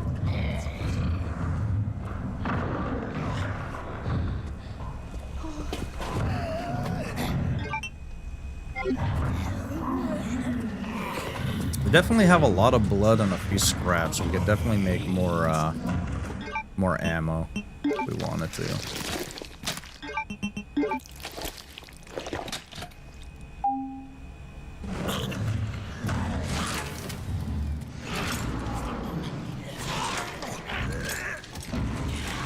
Of course it gets up.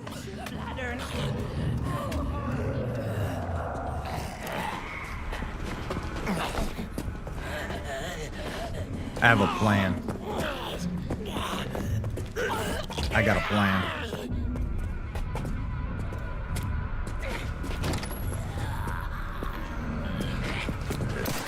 Oh, that's not part of the plan. You gotta be fucking kidding me.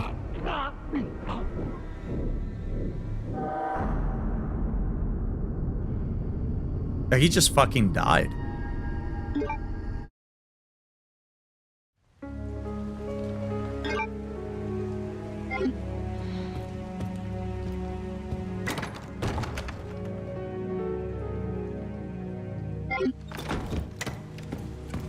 Or he's just mocking me? Well, one way to find out, right?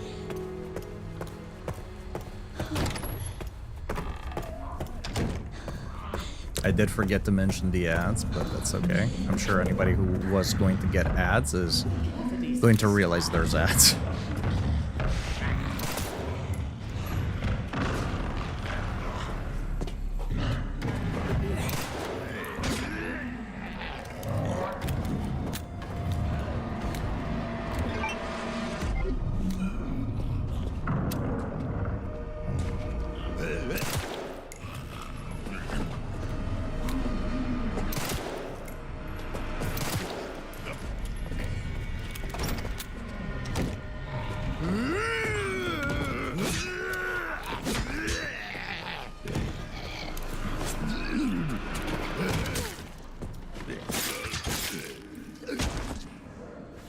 Okay, so that's definitely a thing we can do. Bait him out in the main hallway and then take him out.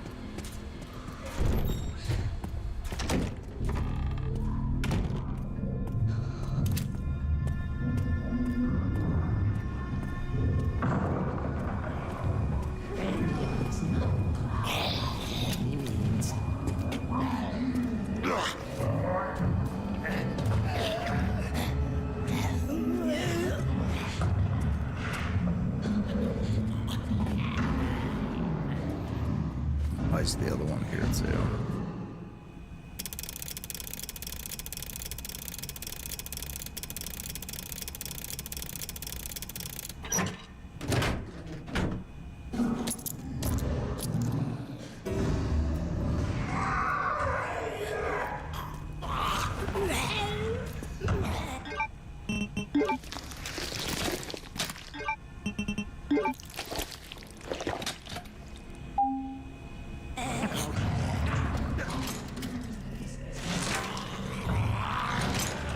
All right, let's bait him out.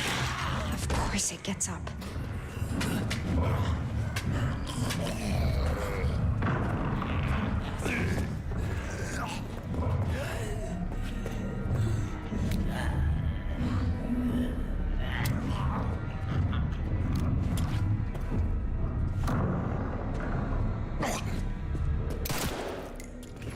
Come on, big dog. Oh, but get the fuck out of here! My plan backfired, dude.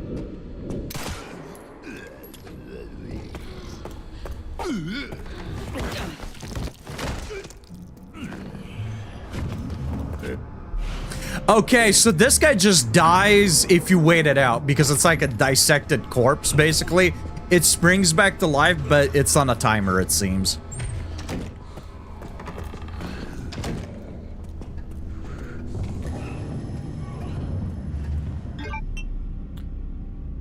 Okay. I mean, I still would like to make it to the blood lab.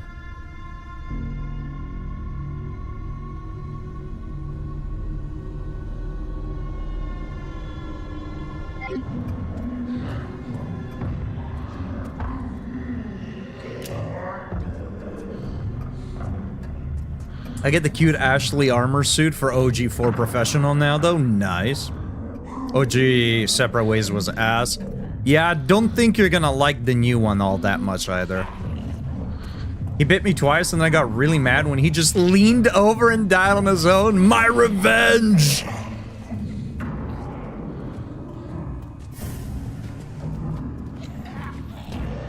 Just gonna gun for it. Oh, that's fucking unfortunate. Dude, I really dislike what they've been doing since RE8. They gotta figure something out, dude. I really hate the enemy grabs. The Lycan grabs in RE8 were god-awful as well. And the grabs here, they seem to latch onto you from such a long range. I truly dislike that. It feels like the second that a zombie starts to lunge at you, and his hand is like an inch away from you, it just locks into the animation before the zombie even fully is able to like physically grab your character. And again, I think it works that way because they want you to play in first person, and you wouldn't be able to see that in first person. I don't know if you've noticed anything like this, but I noticed on both difficulties. But especially in Insanity, a zombie could be on the other side of the planet, but if it starts the grab move, he crosses entire oceans in seconds. Their lunge propels him really fucking fast.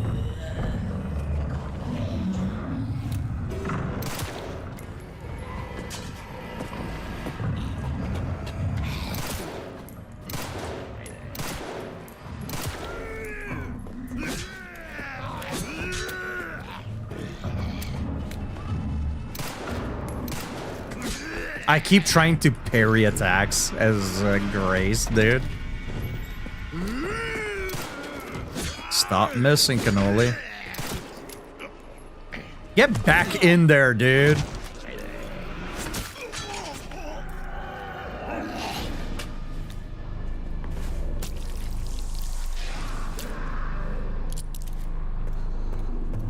The amount of times I was like, I need to conserve my heals, so I turn around to leave a zombie alone on the other side of the room, only for him to instantly grab me. Yeah, the grabs are crazy in RE9.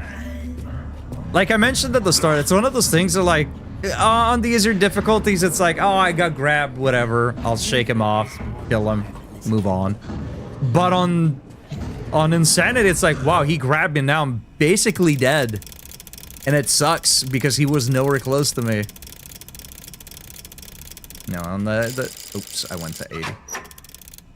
As you play on the harder difficulties, right? It's always the same. Some of the minor flaws become very evident. Even if in other difficulties they might have been just kind of like a minor thing.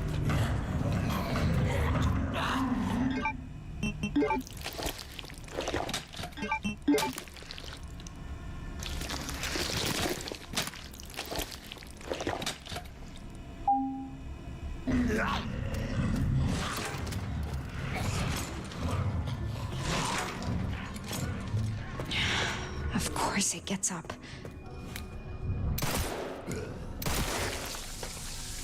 Crit shot, nice.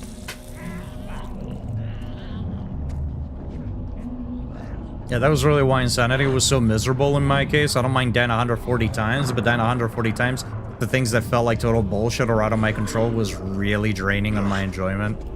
Yeah, I feel that. I'm kind of looking forward to Leon's segment just so I can just gun blast everything in my path without having to worry about it. And I get to be a little bit more reckless. Cut your bladder. Oh.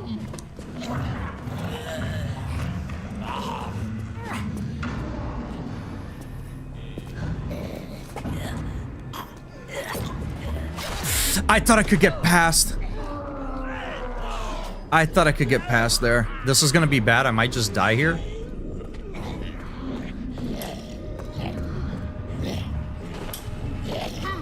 What you were? How, why? Why did you stop? Why did you stop flicking the light? He didn't aggro when I walked up, which means he didn't hear me. Why did he aggro when I walked up behind him? I know that sometimes he like looks behind and then starts flicking the switch again. Did he happen to look behind like the split second that I lined up behind him? Oh man. I can see why a lot of people recommend doing insanity with unlocked items.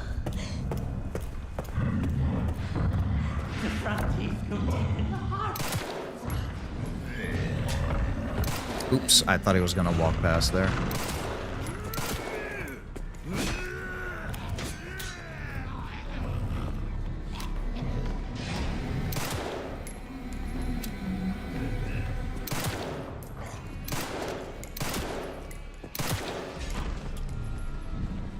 Damn, that really gave him some distance.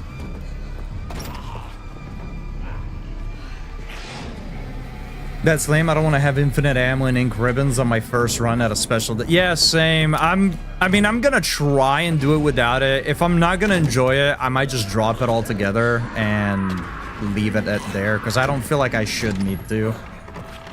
Like in Village of Shadows, it felt like it was intended for new game players because everything was so fucking tanky. So it definitely felt like they intended for you to have upgraded weapons to fight stuff.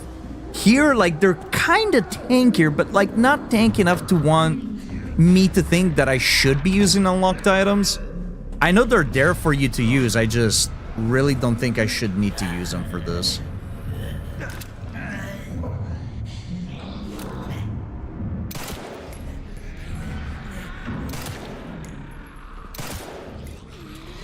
Oh, fuck, homie's coming around.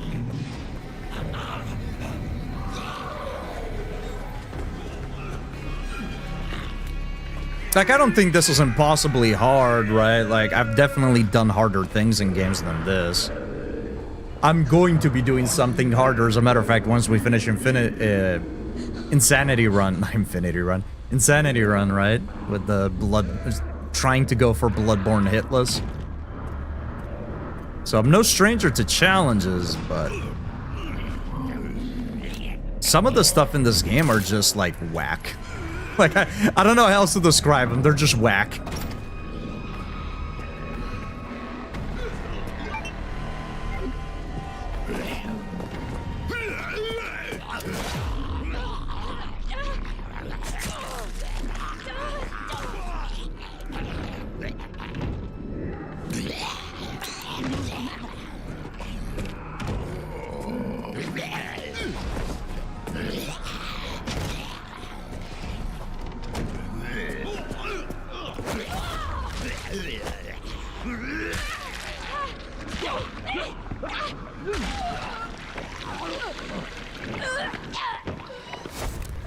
You know, I do wonder why they don't go all out with the gore on the characters. I guess it would be extra work to include on the character model, right? Or I guess it would require a very slick model swap to load in just for the death scenes. Like, you know, when you kill the zombies and whatnot, right? Like, you see their fucking jaw get blown off, their eyeball is hanging out. But when they kill you and they go to bite you, or they stab you with a chainsaw, or do any sort of crazy thing, you see a lot of blood come out. But you don't really see any damage to the character themselves. But, like, the zombies, they get brutalized.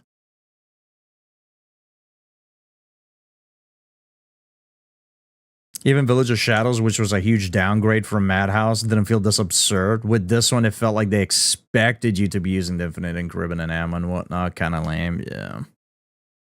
Yeah, I gotta say, I loved Madhouse. I thought Madhouse was a ton of fun. And Village of Shadow was... I mean, I didn't love it. I didn't particularly love it. I also didn't particularly hate it.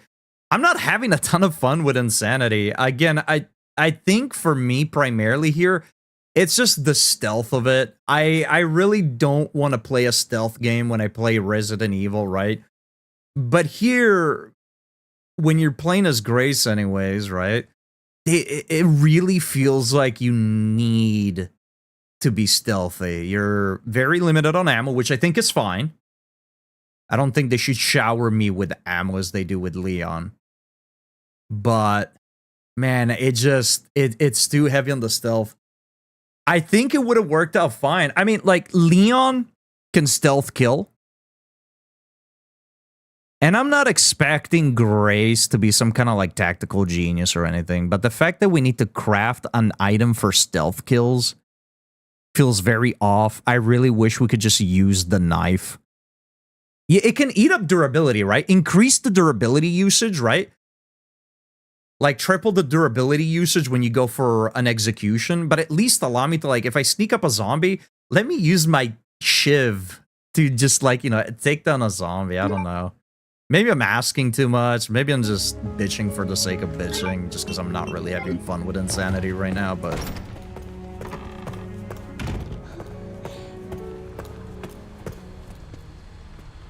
I think it's censorship too. I don't know if you've seen how badly this game got censored in Japan, but it's bad. It looks awful. They might not want to make extra work for themselves. That's very true. I didn't think about that. Madhouse is like gold S standard for difficulties. The fact that it sped the enemies up, moved them around, had endgame enemies in the first few hallways, moved the key items around. It was perfect. I don't know why they haven't done it that way for 8 or 9. 9 moves some stuff around, but yeah, it mostly seems to just be a few more enemies for the most part. I mean, there was that machine bit at in the basement there that was kind of cool. The fact that you had to destroy it. So I don't know. I guess I'll see if there's more differences. Like, I'm not... With the changes that I've seen so far, I'm pretty happy with them. It's a stealth. I just really don't fucking like stealth. I like that I didn't have to stealth on standard. And I had to still conserve ammo and be careful with my resources. But I didn't have to, you know, play a stealth simulator. Here it feels like that's what exactly I'm doing. It feels like come on. I am so bad at this game. It feels like I have to be, like, incredibly careful with how I pick my fights, which is fine. Again, I just wish you could easily avoid enemies, right? Like, make it so I get hurt because of my careless mistakes. And not because enemies are borderline unavoidable. At least, maybe there's a way to avoid them. Maybe there's a proper way to bait out attacks. Maybe I'm just dog water at the game. But, like, I felt like it was easier to avoid zombies in pretty much any of the other Resident Evil games. Even in, like, in RE2 Hardcore, right? You shoot the zombie in the leg, it staggers it, you run past. In RE3 Remake, you can stagger zombies just as easy. I mean, here too, they stumble, but they are so... Maybe I should try it. Maybe you can just shoot the leg and move on. Because when you shoot the leg, it makes them stumble. It's just that they're so fast and their grab catches you before they reach you that I don't know how effective that is, right? Like, I don't mind being restrained on resources and being forced to pick and choose my fights. That's what you'd want from a survival horror. That is what a survival horror is. It's just normally you can avoid enemies a little bit easier. And here they are so fucking fast, dude. But maybe we just gotta learn. Maybe once it clicks, it'll be a little bit more fun.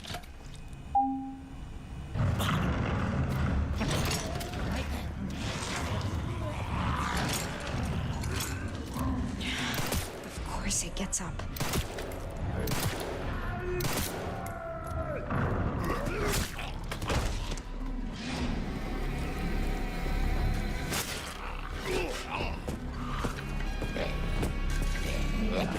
Oh, what the f- I forgot about you, dude. I forgot about him. I said it 300 times, I'll say it 300 more. The only game that should have stealth is Metal Gear Solid and nothing else. It is the only one that can make it fun.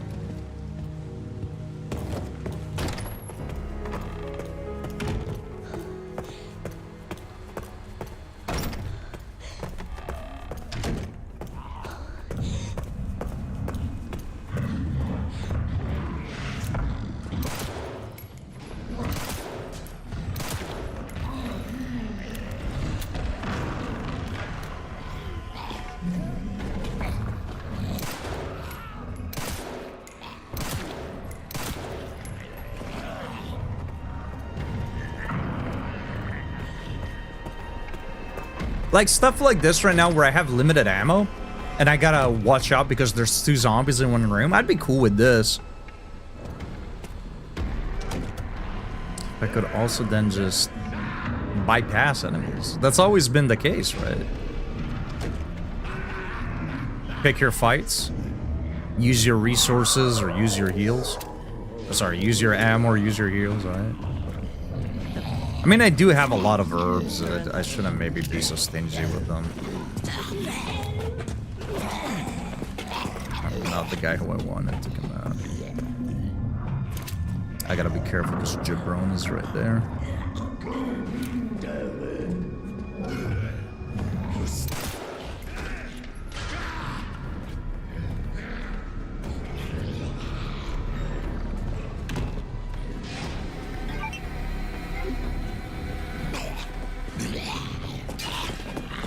Like, it's a bummer because I like this game so much that... Oh, you can do a run and stab. I wonder if that staggers them.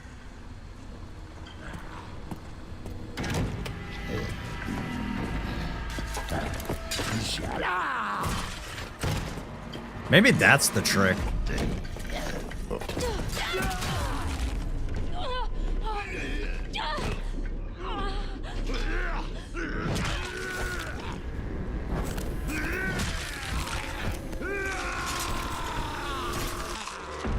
We're just making shit up. We're just making shit up at this moment. The game is just actually cheating. Alright, where are we at time-wise? 11:53. I'm gonna get these fucking organs in, get the band save, and then get out of here, chat. We're getting close to stream end time.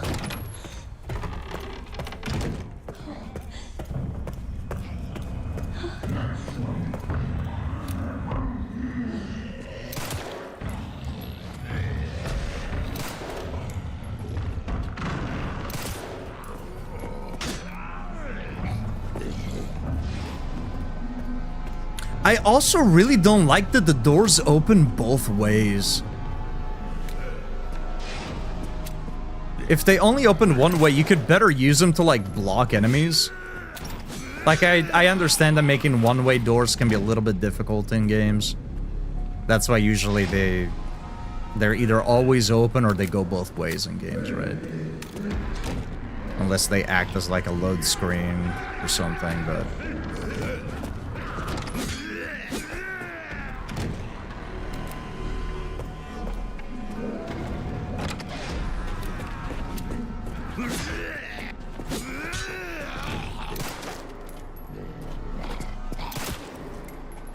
Oh, every time. When they get to open the door, they sort of shove it with their shoulder, and I always forget. I'm not gonna make it, am I? Oh, sick, let's go.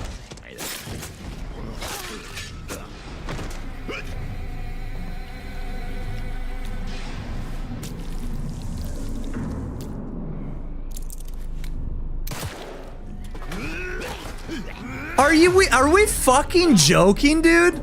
I'm gonna watch that back. I'm gonna watch that shit back. Dude. I had so much fun with this game. Again, I hate to sound so negative. I really do.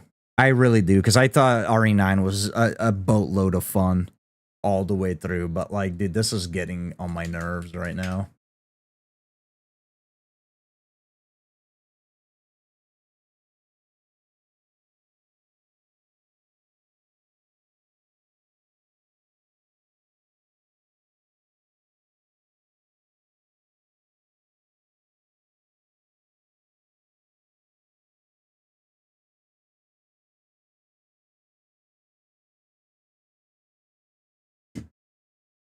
Yeah, let me see. Let me see if I am just like on pure copium here or what.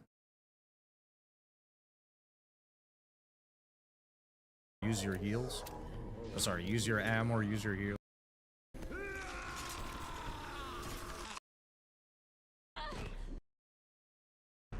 Or just make. I'm gonna get these.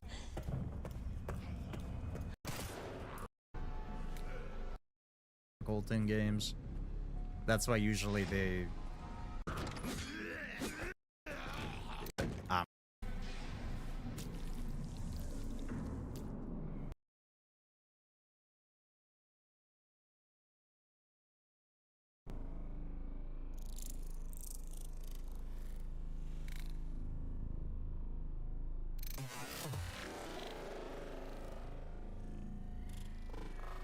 Look at this. Look at that! He's nowhere close! Homie was nowhere close! What the fuck are we talking about, game? That's actually ass. That's actually ass. That's so bad. See, this is what, like, I know sometimes I do this and it seems like I'm like super nitpicky, but this is why I like watching my VODs back sometimes, because sometimes I try my best, chat. Even when I'm not having fun, I try my best to not just turn into complainoli. We'll figure out a name for that. I'm trying to not turn into a negative Nancy even when I'm not having fun, right? Because I'm trying to stay positive and, you know, try to find some way to make the game entertaining, because nobody enjoys watching a stream and just hear somebody bitching the whole time, right? So I try my best not to do it. But like when you're playing on a difficulty like this, where like every wrong move leads to a game over, it's incredibly frustrating when the game is constantly littered with things like this.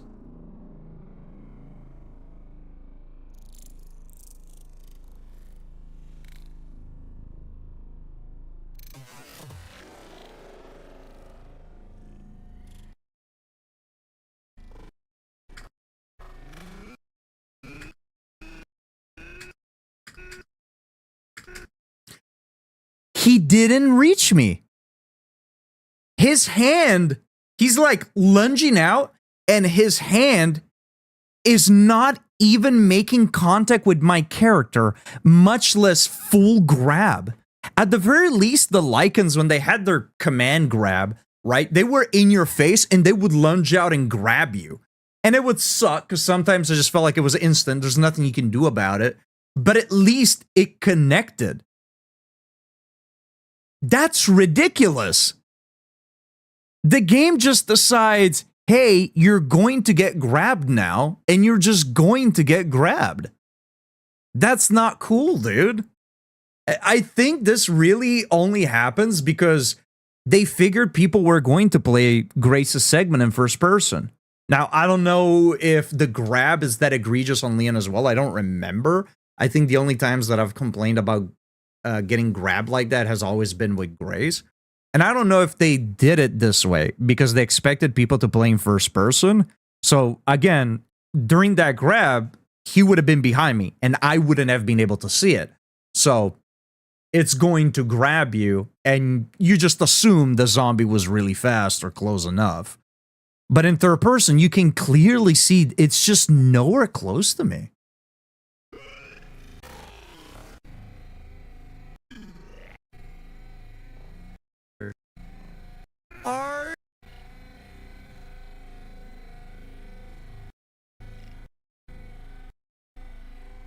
I'm trying to stop at the exact moment.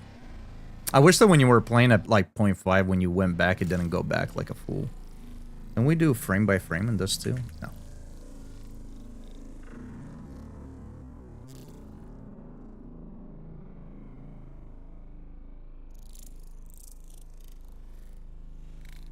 I should really just stop and just bring up my own recording. Would be even better. Right there. That is as far as the zombie goes. Next frame, it engages the animation. And now you might say, well, cannoli, but like if you look at where he is, by the time he would land down, his hand would in fact reach you. And you might be correct in that if we let the entire animation play out without locking the character into a grab animation, he might very much reach and grab the character. So let that happen. Because here, I could maybe... there might be enough time for me to, you know, since I'm looking behind me, to be able to aim, shoot, and move. You know, I feel like there's some actions here. There's some wiggle room. I could maybe move to the side at the last second, right? I feel like there's some wiggle room for the player here to still be able to make a choice. But the second that I unpause, I'm going to be grabbed here. It's right into the grab animation, and he's just nowhere close. Oh man, this is gonna make Grace's segment so frustrating for me. I'm actually contemplating if I should continue with or without unlocked items. Maybe I need to just change my game plan, and I need to tackle this in like a different way. But if I am expecting, there's been a few issues that I've had here. One is the inconsistencies with turning around on a dime. Right? Maybe I need to get used to using the quick turn. I don't know how efficient that is while you're mid-sprint. But I tested it out just running, you know, back and forth, like if I'm training for a football game, running back and forth in the main hall there, where you run up and then you turn around and she'll twist right around and run back. And then you turn around there and she'll twist right back around and run the opposite direction.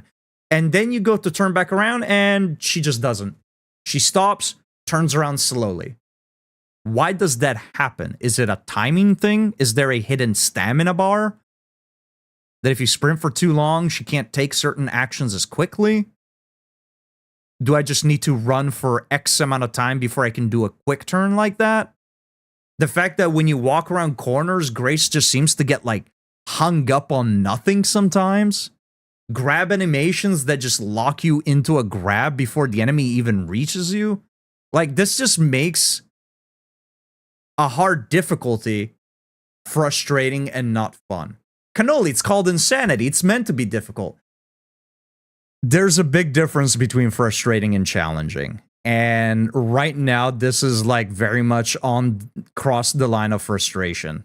I think I just need to tackle the game differently. Maybe that'll help me out. You know, maybe just I know that this can happen, so just keep a bigger distance and don't skirt so close to the enemy's range. But we'll see how tomorrow goes. Insanity so far has not been very fun.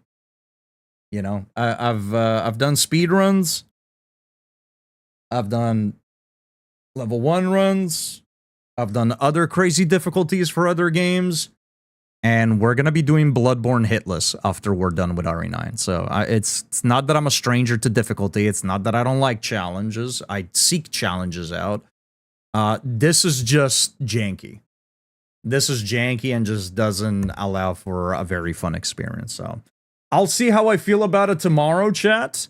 But I might either drop Insanity completely or allow myself to use unlockable items. At the very least, I want to make it to Leon's segment. At the very least. So maybe Leon's segment will be more fun for me because of my playstyle. But yeah, this is just a big old bummer for me right now. I was really looking forward to playing on Insanity, and this is just not it. It also looks like he literally slides like the frame there. It seems he just slid as if the game was making sure the hit connected. Yeah, it feels like that. For a few of the grabs that had hit me, it definitely feels like the game just... As I said, if the game wants you to get grabbed, you will get grabbed. It feels like Grace slows down sometimes when a grab animation happens. They lock you into the grab before it even happens.